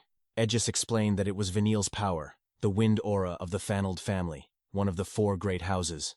He added that wind aura was invisible, so it was natural that Rangus couldn't see it. Sandy, still irritated, called it a nasty power that suited Vanille perfectly. Edgis laughed and told her not to say things like that, though he admitted that regardless of whether it was annoying, it was difficult to deal with. Vanille's continuous invisible attacks made him a tough opponent. Hearing this, Rangus grew even more worried. Meanwhile, in the arena, Vanille was baffled none of his attacks were hitting Zeke, even though Zeke couldn't see them. Zeke simply replied that he only needed to follow the flow of the air. Vanille couldn't believe it, calling it nonsense. Suddenly, Zeke struck Vanille on the head and pointed out that his defense was wide open again. Clutching his head, Vanille declared he had truly had enough of Zeke. He launched a rapid series of attacks, but Zeke avoided them effortlessly, hands behind his back and eyes closed, as if playing around. After being cursed at again, Zeke remarked that Vanille really was in a rebellious phase. When Vanille finally stopped attacking, Zeke asked if he felt better, but Vanille only grew more furious, threatening to kill him. Zeke responded that Vanille's stubborn will was admirable in a warrior. As he delivered another blow, he added that Vanille's body had long since reached its limit. Vanille dropped to his knees once more. Zeke suggested ending the match, saying continuing would only cause more suffering. But suddenly, a mysterious purple aura emerged, as Vanille grabbed Zeke's leg. Zeke didn't notice anything unusual at first, and asked if he still wanted to continue. As the purple aura intensified, Vanille's face darkened, and he began laughing like a demon. When Zeke questioned what was happening, Vanille gathered his aura into his weapon and declared that this would be Zeke's end. He unleashed Gale Bullet from his wind-rending fan arts. Zeke tried to use his source power to defend, but something felt off. He couldn't use it. With no choice, he blocked the attack using only his physical strength. Ranjis and Eric were shocked that Vanille had landed a successful hit. Edgis noticed something strange about Zeke and pointed it out. When Celine asked what he meant, Lika and Marin arrived. Lika, being helped to sit, apologized for worrying them. When asked if she knew what was happening to Zeke, she explained that rather than knowing, she realized he was the same as her. During her earlier match, she had suddenly been unable to use her source power. She added that Leela, who fought Vanille first, had acted strangely too. Perhaps she experienced the same thing. If that was true, then Zeke likely couldn't use his source power either. Back in the arena, Vanille laughed, convinced of his victory. He mocked Zeke for his earlier arrogance and declared he would ensure Zeke would never stand against him again. Gathering his power, he prepared his ultimate technique, Typhoon Falling to Dust. As Zeke stood back up, Vanille ordered him to die and launched his attack. Rangus could only shout Zeke's name in worry. Zeke, however, focused all his physical strength into his fist. Before the attack could hit, he rushed forward and delivered a powerful punch straight to Vanille's face. The impact sent Vanille crashing into the arena wall. As the dust settled, Vanille looked at Zeke with fear and disbelief, sweat dripping down his face. He couldn't understand how Zeke could still fight after everything. His companions were equally stunned, while Lika simply laughed softly, remarking that it didn't seem to matter to Zeke whether he could use his source power or not. Vanille could hardly believe it. Even after unleashing his mysterious power, Zeke still managed to stand despite taking the full brunt of his attack. He couldn't stop himself from wondering how was that even possible. Meanwhile, as Zeke rose to his feet, he noticed a strange purple energy flowing both inside and around his body. It didn't take him long to confirm what it was poison. Because of this, Vanille grew even more furious and confused. How did Zeke figure it out? According to him, that poison shouldn't have been detectable at all. Then, without warning, Zeke spoke. He remarked that Vanille had finally scored a passing mark, and said that he now understood why everyone who fought against Vanille and Alan ended up losing so one-sidedly. Zeke added that he had figured out the poison only activates when source power is stirred. He admitted that it had even slipped past him until the moment he used his own source power. Still, he acknowledged that Vanille had done quite well in creating such a poison. Vanille declared that his poison had completely sealed Zeke's source power and demanded to know how he withstand his last attack. But Zeke responded proudly, saying that something like Vanille's poison was meaningless against a thoroughly trained body. Even if his source power was sealed, it was nothing more than a minor inconvenience. He added that someone like him, the strongest, would never be shaken by such a thing. Hearing his poison dismissed so easily only fueled Vanille's anger. With a furious voice, he asked if Zeke was saying that his creation, his true killing poison, was meaningless. Zeke tilted his head slightly and asked if Vanille had made it himself. He observed that the poison seemed harmless to its creator, noting how Vanille could channel it into his opponent using source power without suffering any side effects. Zeke admitted that it was a groundbreaking kind of poison, and that creating something like it was truly impressive. But then he raised his voice and declared that it simply didn't work on him. Taking a deep breath, Zeke forcefully expelled all the poison from his body through his nose. Vanille's eyes widened in shock. Sweat began to form on his face as he watched in disbelief Zeke had detoxified himself, and even expelled the poison through his nostrils. Zeke calmly explained that while the poison was indeed unique and interesting, that was as far as it went. In the end, everything came down to his own strength. If Vanille relied entirely on his poison, then he still had a long way to go. Veniel froze for a moment, stunned by those words, before asking what Zeke meant. But instead of answering directly, Zeke simply asked if Veniel was satisfied now. That question only made Veniel grit his teeth harder. Memories began flooding his mind, memories of the harsh world he grew up in. He recalled his mother's cold words, telling him that no matter what, he had to become the next head of the Eldragon family, and if he couldn't, then he had no reason to exist. He remembered the constant praise surrounding Lady Laika, who had already mastered the family's secret technique. Everyone spoke of the candidates for the next family head as geniuses, everyone except him. Veniel knew it himself. He was ordinary. No matter how hard he tried, it only exposed how little talent he truly had. He could accept that his older siblings were stronger, but he could never accept that even Lika, who was younger than him, surpassed him so completely. He remembered his mother's harsh lectures, shouting at him, asking how he could fail at something so simple. Those endless days of scolding carved deep scars into his mind. But in the midst of that suffering, he had finally discovered his own talent poison creation. When he succeeded in creating this poison, he believed he had finally found his path. With it, he could become the next family head. With it, his mother would finally acknowledge him. And yet now, Zeke had effortlessly detoxified it and called it meaningless. Enraged, Veniel shouted, asking what Zeke could possibly know about him. He spoke of how he was constantly compared to geniuses, no matter how hard he worked. In front of their overwhelming talent, he was nothing, and still, the comparisons never stopped. That was why, no matter what, he had to struggle and claw his way upward. As he launched another attack, Veniel declared that someone like Zeke, who knew nothing about him, had no right to judge him. Zeke raised his left arm to block the attack, and used his right hand to grab Veniel's arm. But suddenly, Veniel flipped his weapon and unleashed all of his poison at once, covering Zeke in a dense, toxic mist. Zeke's companions grew anxious, while Edgis silently observed. Sandy, unable to hold back, asked what Zeke was planning to do. Inside the cloud of poison, Veniel spoke. He admitted that Zeke was right, he would rely on his poison. As long as he won, nothing else mattered. He knew he lacked talent in combat, but when it came to poison, he had confidence. As long as he had it, he wouldn't lose. In truth, he hadn't wanted to use this technique, but he had no choice. He explained that even he, as the creator, could barely detoxify this deadly cloud of poison needles. By using it now, he was forced to inhale some of it himself, but he was certain after going this far, his victory was guaranteed. Then suddenly Zeke grabbed his hand again. Veniel's eyes widened in horror as he saw Zeke catch the poison needles with his mouth, clenching them between his teeth. Zeke calmly asked if this was his final trump card. Veniel couldn't believe what he was seeing. As Zeke spat out the needles, Veniel collapsed to the ground in front of him. His face darkened, his eyes trembling as he watched Zeke's hands slowly move closer. But instead of attacking, Zeke placed his hands on Veniel's shoulders and spoke seriously, telling him to listen carefully. Kneeling in front of him, Zeke said that Veniel had one big misunderstanding. When Veniel asked what he meant, Zeke explained that becoming strong didn't require talent in martial arts, nor did it require special ability with source power. All that mattered was the desire to win every single fight. That, he said, was the first thing Veniel needed to learn because it was the path that would lead him to true strength. Then, Zeke suddenly shouted, telling him that his claim of having no talent for martial arts was complete nonsense. The real problem was that he was using the wrong weapon. He suggested that Veniel should use something with a longer handle, and then casually added that an umbrella would suit him quite well. Veniel blinked in shock, asking if he was serious. Zeke simply replied that it was no joke. It might sound unusual, but like his iron fan, it was a weapon with a long history. With a small smile, he added that almost anything in this world could be turned into a weapon. Veniel fell silent, wondering if there really was a weapon suited for him. Then Zeke placed a hand on his head and said that despite what he thought, on the battlefield, he was more of a warrior than anyone else. That statement left him speechless. Zeke continued, saying that in real combat, Veniel's mindset wasn't wrong as long as he won. Anything was acceptable. But if he clung too tightly to pride, he would never be able to protect anything.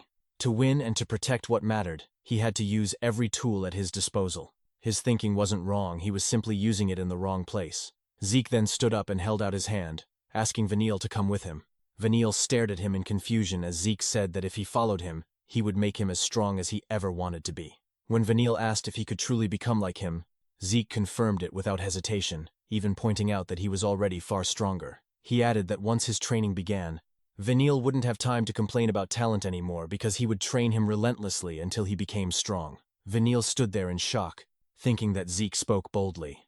But as he reflected on those words and remembered his desire to grow stronger and earn his mother's acknowledgement, he slowly reached out his hand to accept Zeke's offer. But just before their hands could meet, Zeke suddenly delivered a swift uppercut, saying that he had almost forgotten they were still in the middle of a match. Vanille couldn't believe it. After everything Zeke had said, he still attacked him. But Zeke simply stated that a match was a match. Once Vanille woke up, he should come find him. As Vanille fell unconscious, the poison within his body was expelled. Mentric immediately declared the match over, though even he couldn't believe that Zeke had managed to detoxify everything with just a single punch. He then announced that this concluded the selection matches, and that the East Hall was Pressures, the ultimate champion of the selection. The participants from the different halls of the Dragon's Nest returned as the defeated, carrying with them the weight of their losses. Meanwhile, as night fell, Zeke and his group gathered together and held a small feast to celebrate their victory. Before the celebration could even begin after the selection matches had just concluded, no one could help but glance at Zeke. At the same time, questions began to surface. Wasn't it East Hall that had won the selection matches? Then why were they, along with students from other halls, summoned to attend the celebration as well? Aegis simply laughed and admitted that he didn't know the reason either. As everyone continued to look toward Zeke, he calmly said that he assumed Mentric would explain everything to them tonight. Meanwhile, Zeke kept eating the food laid out in front of them, completely unfazed. He soon noticed that his companions, as well as the students from the other halls of Dragon's Nest, had yet to start eating. With his mouth still full, he asked what was wrong and why no one was touching the food, even pointing out that it would all get cold if they didn't start soon. Lika, however, suddenly spoke up, saying she couldn't understand how Zeke could eat so calmly at a time like this, and asked if he wasn't even curious about what they were about to be told. Zeke simply continued eating, prompting Lika to let out a helpless sigh. Just then, the door opened, and Mentric entered, apologizing for making the students wait. He told them to begin eating, only to notice that Zeke was already devouring the food beside him, so he casually added that everyone else should eat well too. As the meal went on, Mentric explained that the feast was also meant to reward them for participating in the selection matches. Soon after, he called for everyone's attention and announced that he would begin explaining the special mission. Aegis raised his hand and asked if they were even allowed to hear about it, to which Mentric replied that there was no problem Aegis himself might end up participating. This left Aegis confused. Mentric then revealed that a few days ago, a special rift had been discovered on the Eldragon family's grounds. The announcement shocked everyone, including Zeke, who recalled reading about rifts in books before. Mentric continued, saying that while everyone likely knew a bit about rifts, special rifts were different. Simply put, they could not be cleared by normal means. Lika asked what he meant, and Mentric explained that this particular rift would only allow 7 people to enter, and all of them had to be 3-star level or lower. Anyone 4-star or above, or exceeding the set number, would be forcibly pushed out. If the conditions weren't met, entry was impossible. Not even the family head could enter. Therefore, any attempt had to strictly follow these rules. He added that although the Eldragon family did have some 3-star soldiers, rifts had been appearing more frequently lately, leaving them short-handed. That was why the students had been chosen. He also revealed that the special rift most likely contained magic water, something necessary to awaken magic power. At the mention of magic water, the students were visibly shaken. Zeke immediately said he had read about it before, and Mentric confirmed that he was correct by consuming magic water. One could gain the ability to convert source power into magic power, which was essential to becoming a magician. Hearing this, Zeke's eyes lit up as thoughts of magic filled his mind. Mentric went on to explain that the world was ruled by 8 great houses, including theirs, the Eldragon family collectively known as the 8 Gates of Dominion. However, while the other houses all possessed magic springs that naturally produced magic water, the Eldragon family had none. That was why this mission was critical. They had to clear the special rift and retrieve the magic water. Failure was not an option. Mentric's expression then turned serious, as he added that the rift had appeared near the border of another of the 8 Gates of Dominion, the territory of the Kerberos family. It was almost certain that they would be targeting the rift as well. With that in mind, the selection matches had been held to identify capable 3-star and below individuals from Dragon's Nest. Aegis and Sandy exchanged glances, and Aegis pointed out that the 7 members of East Hall who had won would likely be the ones sent to clear the rift. Sandy smiled, seeing this mission as a major step toward helping Lika get closer to becoming the next family head. However, Mentric clarified that although East Hall had won, it didn't automatically mean all 7 of them would form the strike team. Even so, Aegis remained hopeful, while Sandy thought about how she could support Lika. Mentric then stood up and struck the table, declaring that from this point forward, Under East Hall's leadership, they would form the strike team regardless of wins or losses. The purpose of the matches had been to observe everyone's strengths and fighting styles as a basis for team formation. Glancing at Vanille, he remarked that some individuals hadn't been able to fully display their abilities. Then, turning to Zeke, who was still eating, Mentric declared that Zeke would choose the members of the strike team. This shocked Zeke, who immediately questioned why he had to make the decision. The room fell silent as Mentric asked why he found it surprising. As East Hall's representative, it was only natural that he would lead and choose the team. However, Zeke said that wasn't what he intended, and after glancing at Lika, he suddenly came up with an idea. With a grin, he suggested that Lika should choose the members instead. This startled Lika, who questioned why it had to be her. Zeke simply asked if he would be part of the mission, to which Lika replied that it was obvious he would be. She then asked if he was really okay with her making the decisions and leading the team. Zeke responded that whether it was okay or not, didn't matter if he were the one to choose, he'd just make himself the only member. This shocked Lika, who immediately pointed out that, knowing him, he'd probably enter the rift alone if it were possible. As Lika began thinking about who to choose, Zeke added that if she aimed to become the next family head, this was a perfect opportunity to train her judgment. He then asked Mentric if he minded letting Lika take the role instead. Mentric said he didn't mind and asked if Zeke was sure, reminding him that leading this mission would bring him one step closer to becoming the family head. But with the expression of someone far older than his years, Zeke said he had no interest in that position. This stunned everyone, including Vanille. Edgis quickly asked if he was serious. Sandy echoed the question, and Lika herself sought confirmation. Zeke calmly replied that it wasn't a big deal to him. It all depended on what he personally valued. Edgis insisted that becoming family head would mean having everything the Eldragon family possessed, but Zeke firmly stated that he didn't need any of it. There was only one thing he wanted, the end of the martial path. His words left everyone in stunned silence. Zeke then reassured Lika not to worry about him and told her to focus on choosing her team. Accepting his words, Lika stood and began selecting the members of the strike team.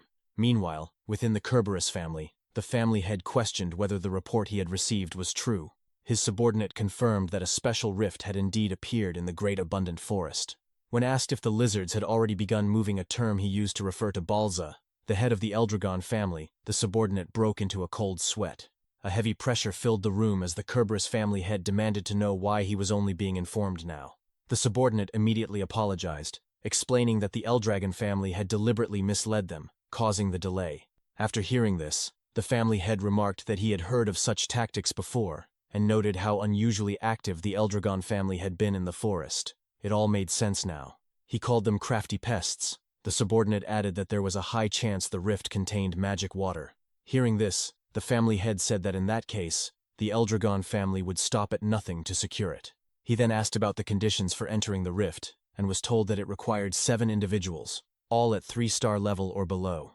The family head noted that while the condition wasn't particularly difficult, the Eldragon family had still beaten them to it, and likely filled all available slots. However, the subordinate revealed that the Eldragon family didn't have enough soldiers to spare, and were instead sending trainees. The family head confirmed this, and questioned whether they were truly planning to clear a special rift with inexperienced youths. When assured that the information was accurate, he was asked what their next move should be, whether they should quickly assemble a team. The family head replied that even if they did, they would already be too late. However, if the Eldragon family was indeed sending trainees, then Balza's heir would undoubtedly be among them. When the subordinate asked what he meant, the family head instead asked how many deception bracelets they had left. The subordinate answered that they had 4 remaining. Upon hearing this, the family head issued his command: use all the deception bracelets if necessary so long as they could eliminate Balza's children. The subordinate hesitated, pointing out that they didn't know when they would obtain more. But the family head dismissed the concern, saying that if they hoarded them, they would only gather dust. It was better to use them now, where they would truly matter. With a cruel smile, he added that he wondered what kind of expression that lizard bastard would make when his child was killed, and that it would be quite entertaining to witness Balza Eldragon's reaction. The day after the celebration, Zeke told everyone that they would all have to become much stronger, and he first called on Eric and Marin, instructing them to return to basic training. He explained that, like Rangis and the others, they would be running every day and building up their muscles, adding that with a solid foundation, they would be able to handle stronger techniques. Eric immediately questioned whether they were really going to train the same way Rangis and the others had trained before, but Zeke responded with a question of his own, asking if there was something wrong. Meanwhile, Rangis and the others were smiling behind Eric and Marin. leaving the two with no choice but to say that there was no problem, even though their answer clearly went against their true feelings. Even so, Zeke was pleased with their response. Soon after, he grabbed and pulled aside a red cloak, revealing a massive boulder, and then called Raymond over, telling him that he would be using the regeneration stone prepared by their instructor. Raymond immediately asked if he would really be using a regeneration stone for his training, and Zeke confirmed it, saying that he remembered how it worked and thought it would be perfect. As Zeke picked up a small shield, he explained that, as they all knew, the regeneration stone could reflect any impact dealt to it multiplied 100 times over, and that it was something they could not break without using source power. Yet he was about to strike it without using any source power at all, which made Eric and Marin wonder what he was planning.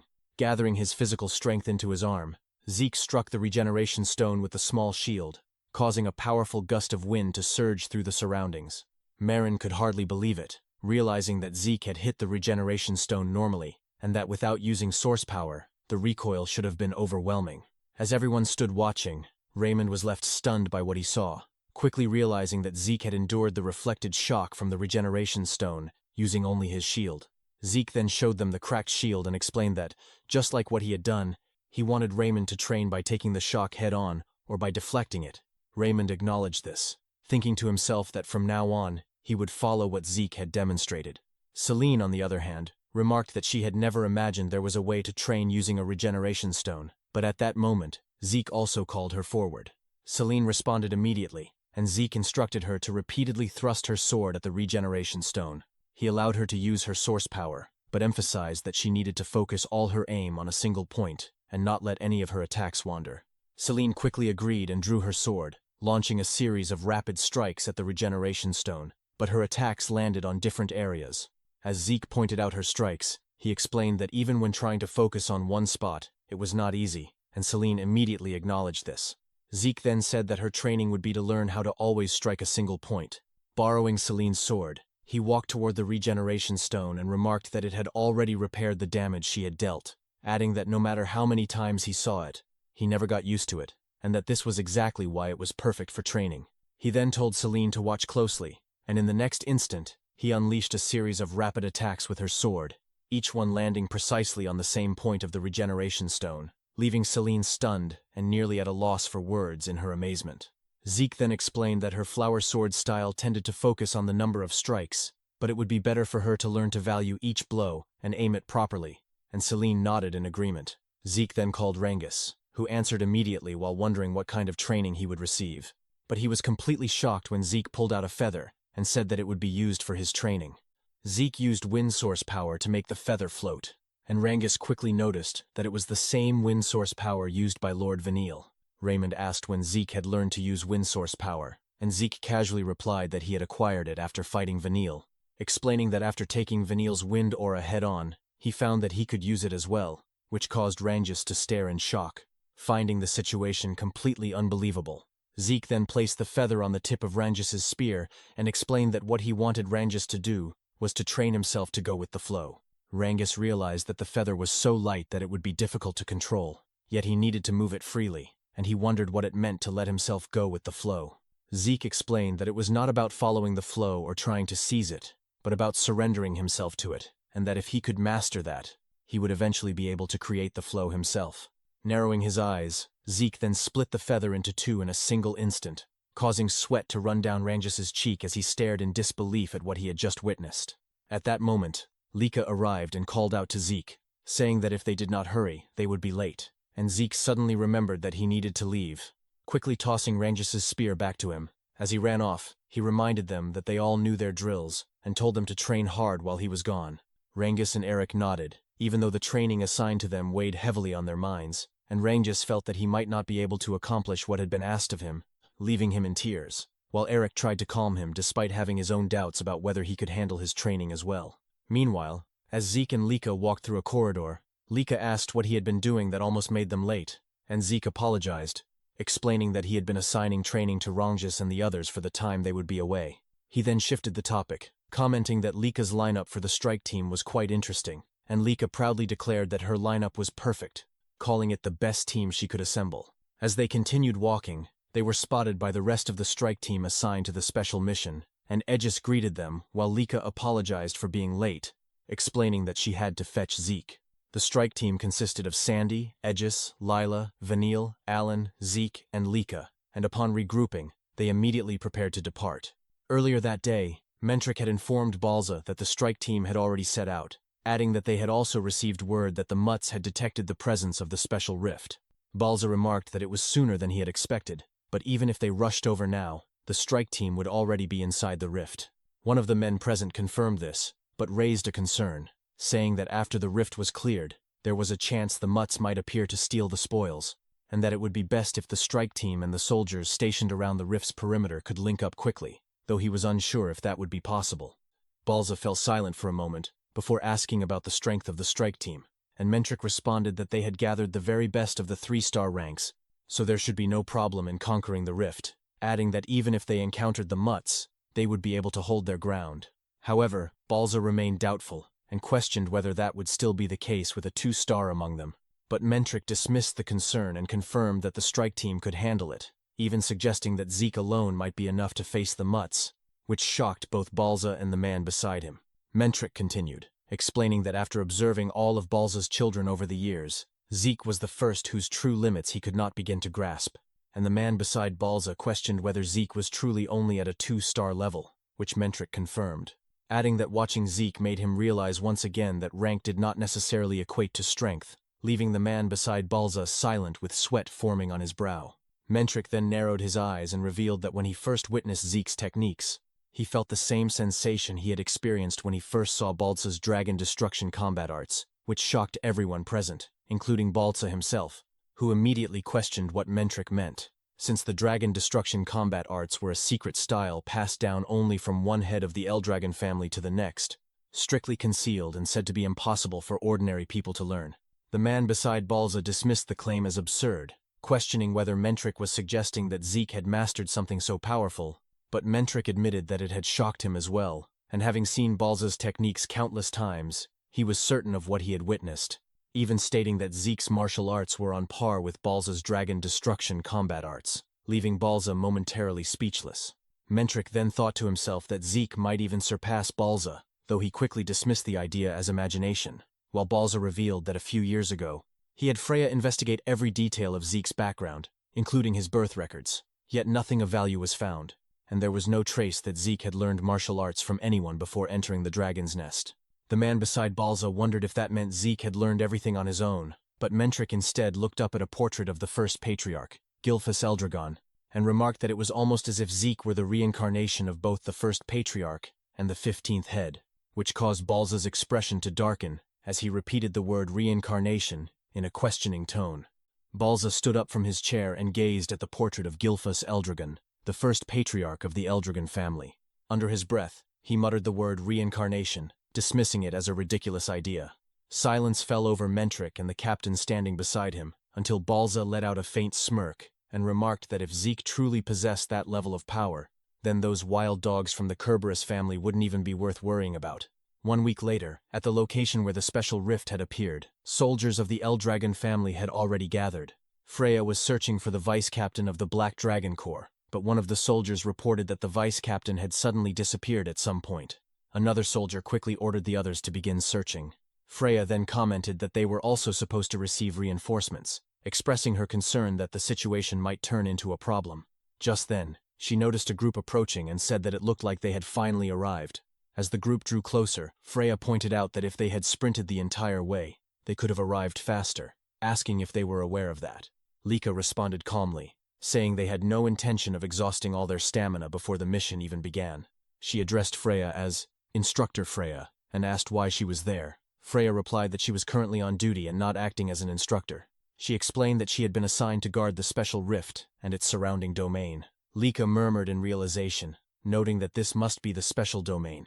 Freya elaborated that certain special rifts can influence the outside world, forming a domain around them, and that this rift was one of those cases. As Zeke observed the pitch-black trees within the domain, he was reminded of the anger boar he had fought before. The eerie dark mist surrounding the area felt identical, leading him to conclude that the creature's power had likely originated from a rift as well. Zeke then asked why Freya herself was guarding the domain. She answered that it was to keep the Kerberos family in check and interfere with their plans. When Lika asked what she meant by interfere, Freya explained that if they managed to clear the rift and obtain the magic water, the Eldragon family's military strength would increase significantly, something the Kerberos family wanted to prevent. She added that they were also dealing with monsters being spit out from the domain. When Zeke asked what that meant, Freya explained that the special rift only allowed 7 fighters of 3-star level to enter. Aegis confirmed that he had heard the same information before. To demonstrate, Freya reached out and touched the barrier of the domain, only to be repelled immediately, explaining that those with higher star levels were rejected. She continued, saying that the same applied to monsters any creature 4-star or above could not enter. Entry into the rift was strictly first come, first served, and until the group inside either cleared it or was wiped out, no one else could enter. When Zeke reached out to touch the barrier himself, he immediately recognized it as something that chose who could pass through. He also recalled being told that it was impossible to break it by force, but hearing that only made him want to try. Noticing his expression, Freya began to sweat and warned him that he should listen properly when people explained things. Zeke simply winked and gave a thumbs up, insisting that he had been listening, though Freya knew better. She then said that since they didn't know when the Kerberos forces might arrive, it would be best for them to enter immediately if they were ready. When she asked if they were prepared, Lika and the others confirmed that they were. Without delay, they stepped into the special domain, while Freya wished them luck. Inside, animals corrupted by the black mist began attacking the team. Vanille faced one of the monsters head-on, standing firm with his new weapon. Channeling his wind source power, he unleashed a devastating strike that crushed the creature's head. Watching the display, Alan applauded enthusiastically, praising Lord Vanille as brilliant as always, but Vanille remained silent, staring at his unfamiliar weapon. Aegis, who had also witnessed the fight, clicked his tongue as he recalled seeing Zeke and Vanille speaking in the hallway before the mission. Back then, Vanille had asked what exactly Zeke had given him, and Zeke simply replied that he intended to train him, just as he had mentioned during their previous fight. After handing over the new weapon, Vanille had questioned whether Zeke was serious, to which Zeke confidently affirmed that he always followed through on his words.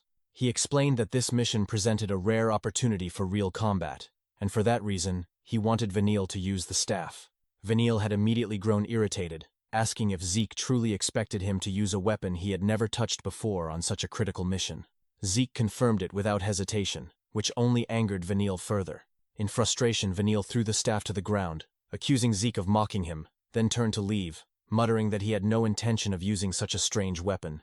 Before he could get far, however, Zeke infused the staff with wind source power. Feeling the surge of wind aura behind him, Vanille turned back in confusion, asking why Zeke was using wind energy. Zeke dismissed the question and simply told him to use it. Vanille refused again, visibly annoyed, but Zeke persisted no matter how many times he declined. Eventually, the argument escalated to the point where Vanille dropped to his knees in frustration, saying they weren't getting anywhere. He pointed out that Zeke had mentioned umbrellas back during the selection exam. Zeke confirmed it, explaining that since they didn't have umbrellas here, the staff would serve as a substitute, as the handling was similar. For the time being, Vanille would train using it. As Vanille stood, he questioned how he was supposed to train with a weapon he had no experience with, pointing out that he lacked even the most basic fundamentals. Zeke, however, confidently assured him that there was no need to worry, as he had already created a fighting style specifically tailored for him called the Ghost Umbrella style. In Aegis's mind, the idea sounded absurd, as creating a martial art from scratch was no simple feat. Yet, as he observed Vanille's movements, he noticed they were sharper than before, blending perfectly with his wind aura. Vanille himself couldn't help but wonder if Zeke had truly created a brand new martial art just for him. Zeke then praised Vanille's last strike, while Alan eagerly asked if the Ghost Wind Umbrella style was real. When Zeke confirmed it, both Alan and Vanille exchanged glances, with Alan questioning what kind of person Zeke really was to create martial arts so effortlessly. Vanille admitted that he had no idea. Nearby, Lila had been quietly listening. When Zeke noticed her, he asked if her name was indeed Lila, and she confirmed it. They fell into a brief silence before Lila asked if Zeke had truly created the new style. As usual, Zeke confirmed it casually, and when she asked how, he simply replied that it was obvious because he was Zeke. Lila clapped in amazement, while Sandy scoffed, saying Zeke was talking nonsense again, insisting that creating a martial art from scratch was impossible. Aegis chimed in, pointing out that it somehow made sense, given what they had witnessed. Changing the subject, Sandy looked at Vanille and warned that regardless of the new style, he shouldn't drag them down. Irritated, Vanille asked her to repeat herself. With a mocking tone, Sandy said he couldn't even fight properly without poisoning his opponents. questioning whether he really intended to use an unfamiliar style in such a mission. Her words quickly escalated into an argument. Alan, who had been holding back, finally spoke up, telling Sandy to watch her mouth. Unfazed, Sandy asked if the truth hurt, suggesting that if Alan was Vanille's attendant, he should keep his master under control. Laika quickly stepped in, urging Sandy to stop, while Aegis reminded them that this wasn't the time to argue. They were part of the same team on a dangerous mission and needed to cooperate. Sandy, however, refused, stating that she couldn't work with people who had poisoned Laika and nearly killed her. With her eyes glowing, she declared that she had opposed this team lineup from the beginning. As the argument continued, Zeke quietly asked Lila if she was truly okay with all of this. Lila responded that it didn't bother her. She was simply glad to be part of the mission. Zeke laughed, commenting on her big heart, while Sandy continued to press the issue, questioning Lika's decision to include Vanille and Alan. Lika hesitated, but admitted that while she had her doubts, their strength made them necessary for the mission. Alan agreed, praising Lika's judgment, though he couldn't resist taking a jab at Sandy, which only enraged her further. As tensions rose again, Lika couldn't help but wonder if this was truly the right team. Zeke, observing everything, realized that the selection matches were still casting a long shadow over them. At this rate, they wouldn't be able to trust one another. He also noticed that despite Vanille's attitude, he seemed to be struggling internally. Zeke understood that with such an unbalanced team, the situation was risky, but if they could come to understand and accept each other, they might become comrades capable of trusting one another with their lives. As they continued toward the center of the domain, they spotted a bright light in the distance. Excited, Lika urged everyone to move closer. Zeke observed it carefully, remarking that it must be the rift itself, noting how it resembled cracks in space. With a serious expression, Lika warned that once they entered, anything could happen, urging everyone to stay sharp. Zeke clenches his hands with excitement and agreed with Laika. Just then, Zeke's eyes suddenly glow as he sensed a new presence from afar entering the special domain. But when Leela asked if something was wrong, Zeke paused before casually replying that it was nothing, urging everyone to hurry and enter the rift.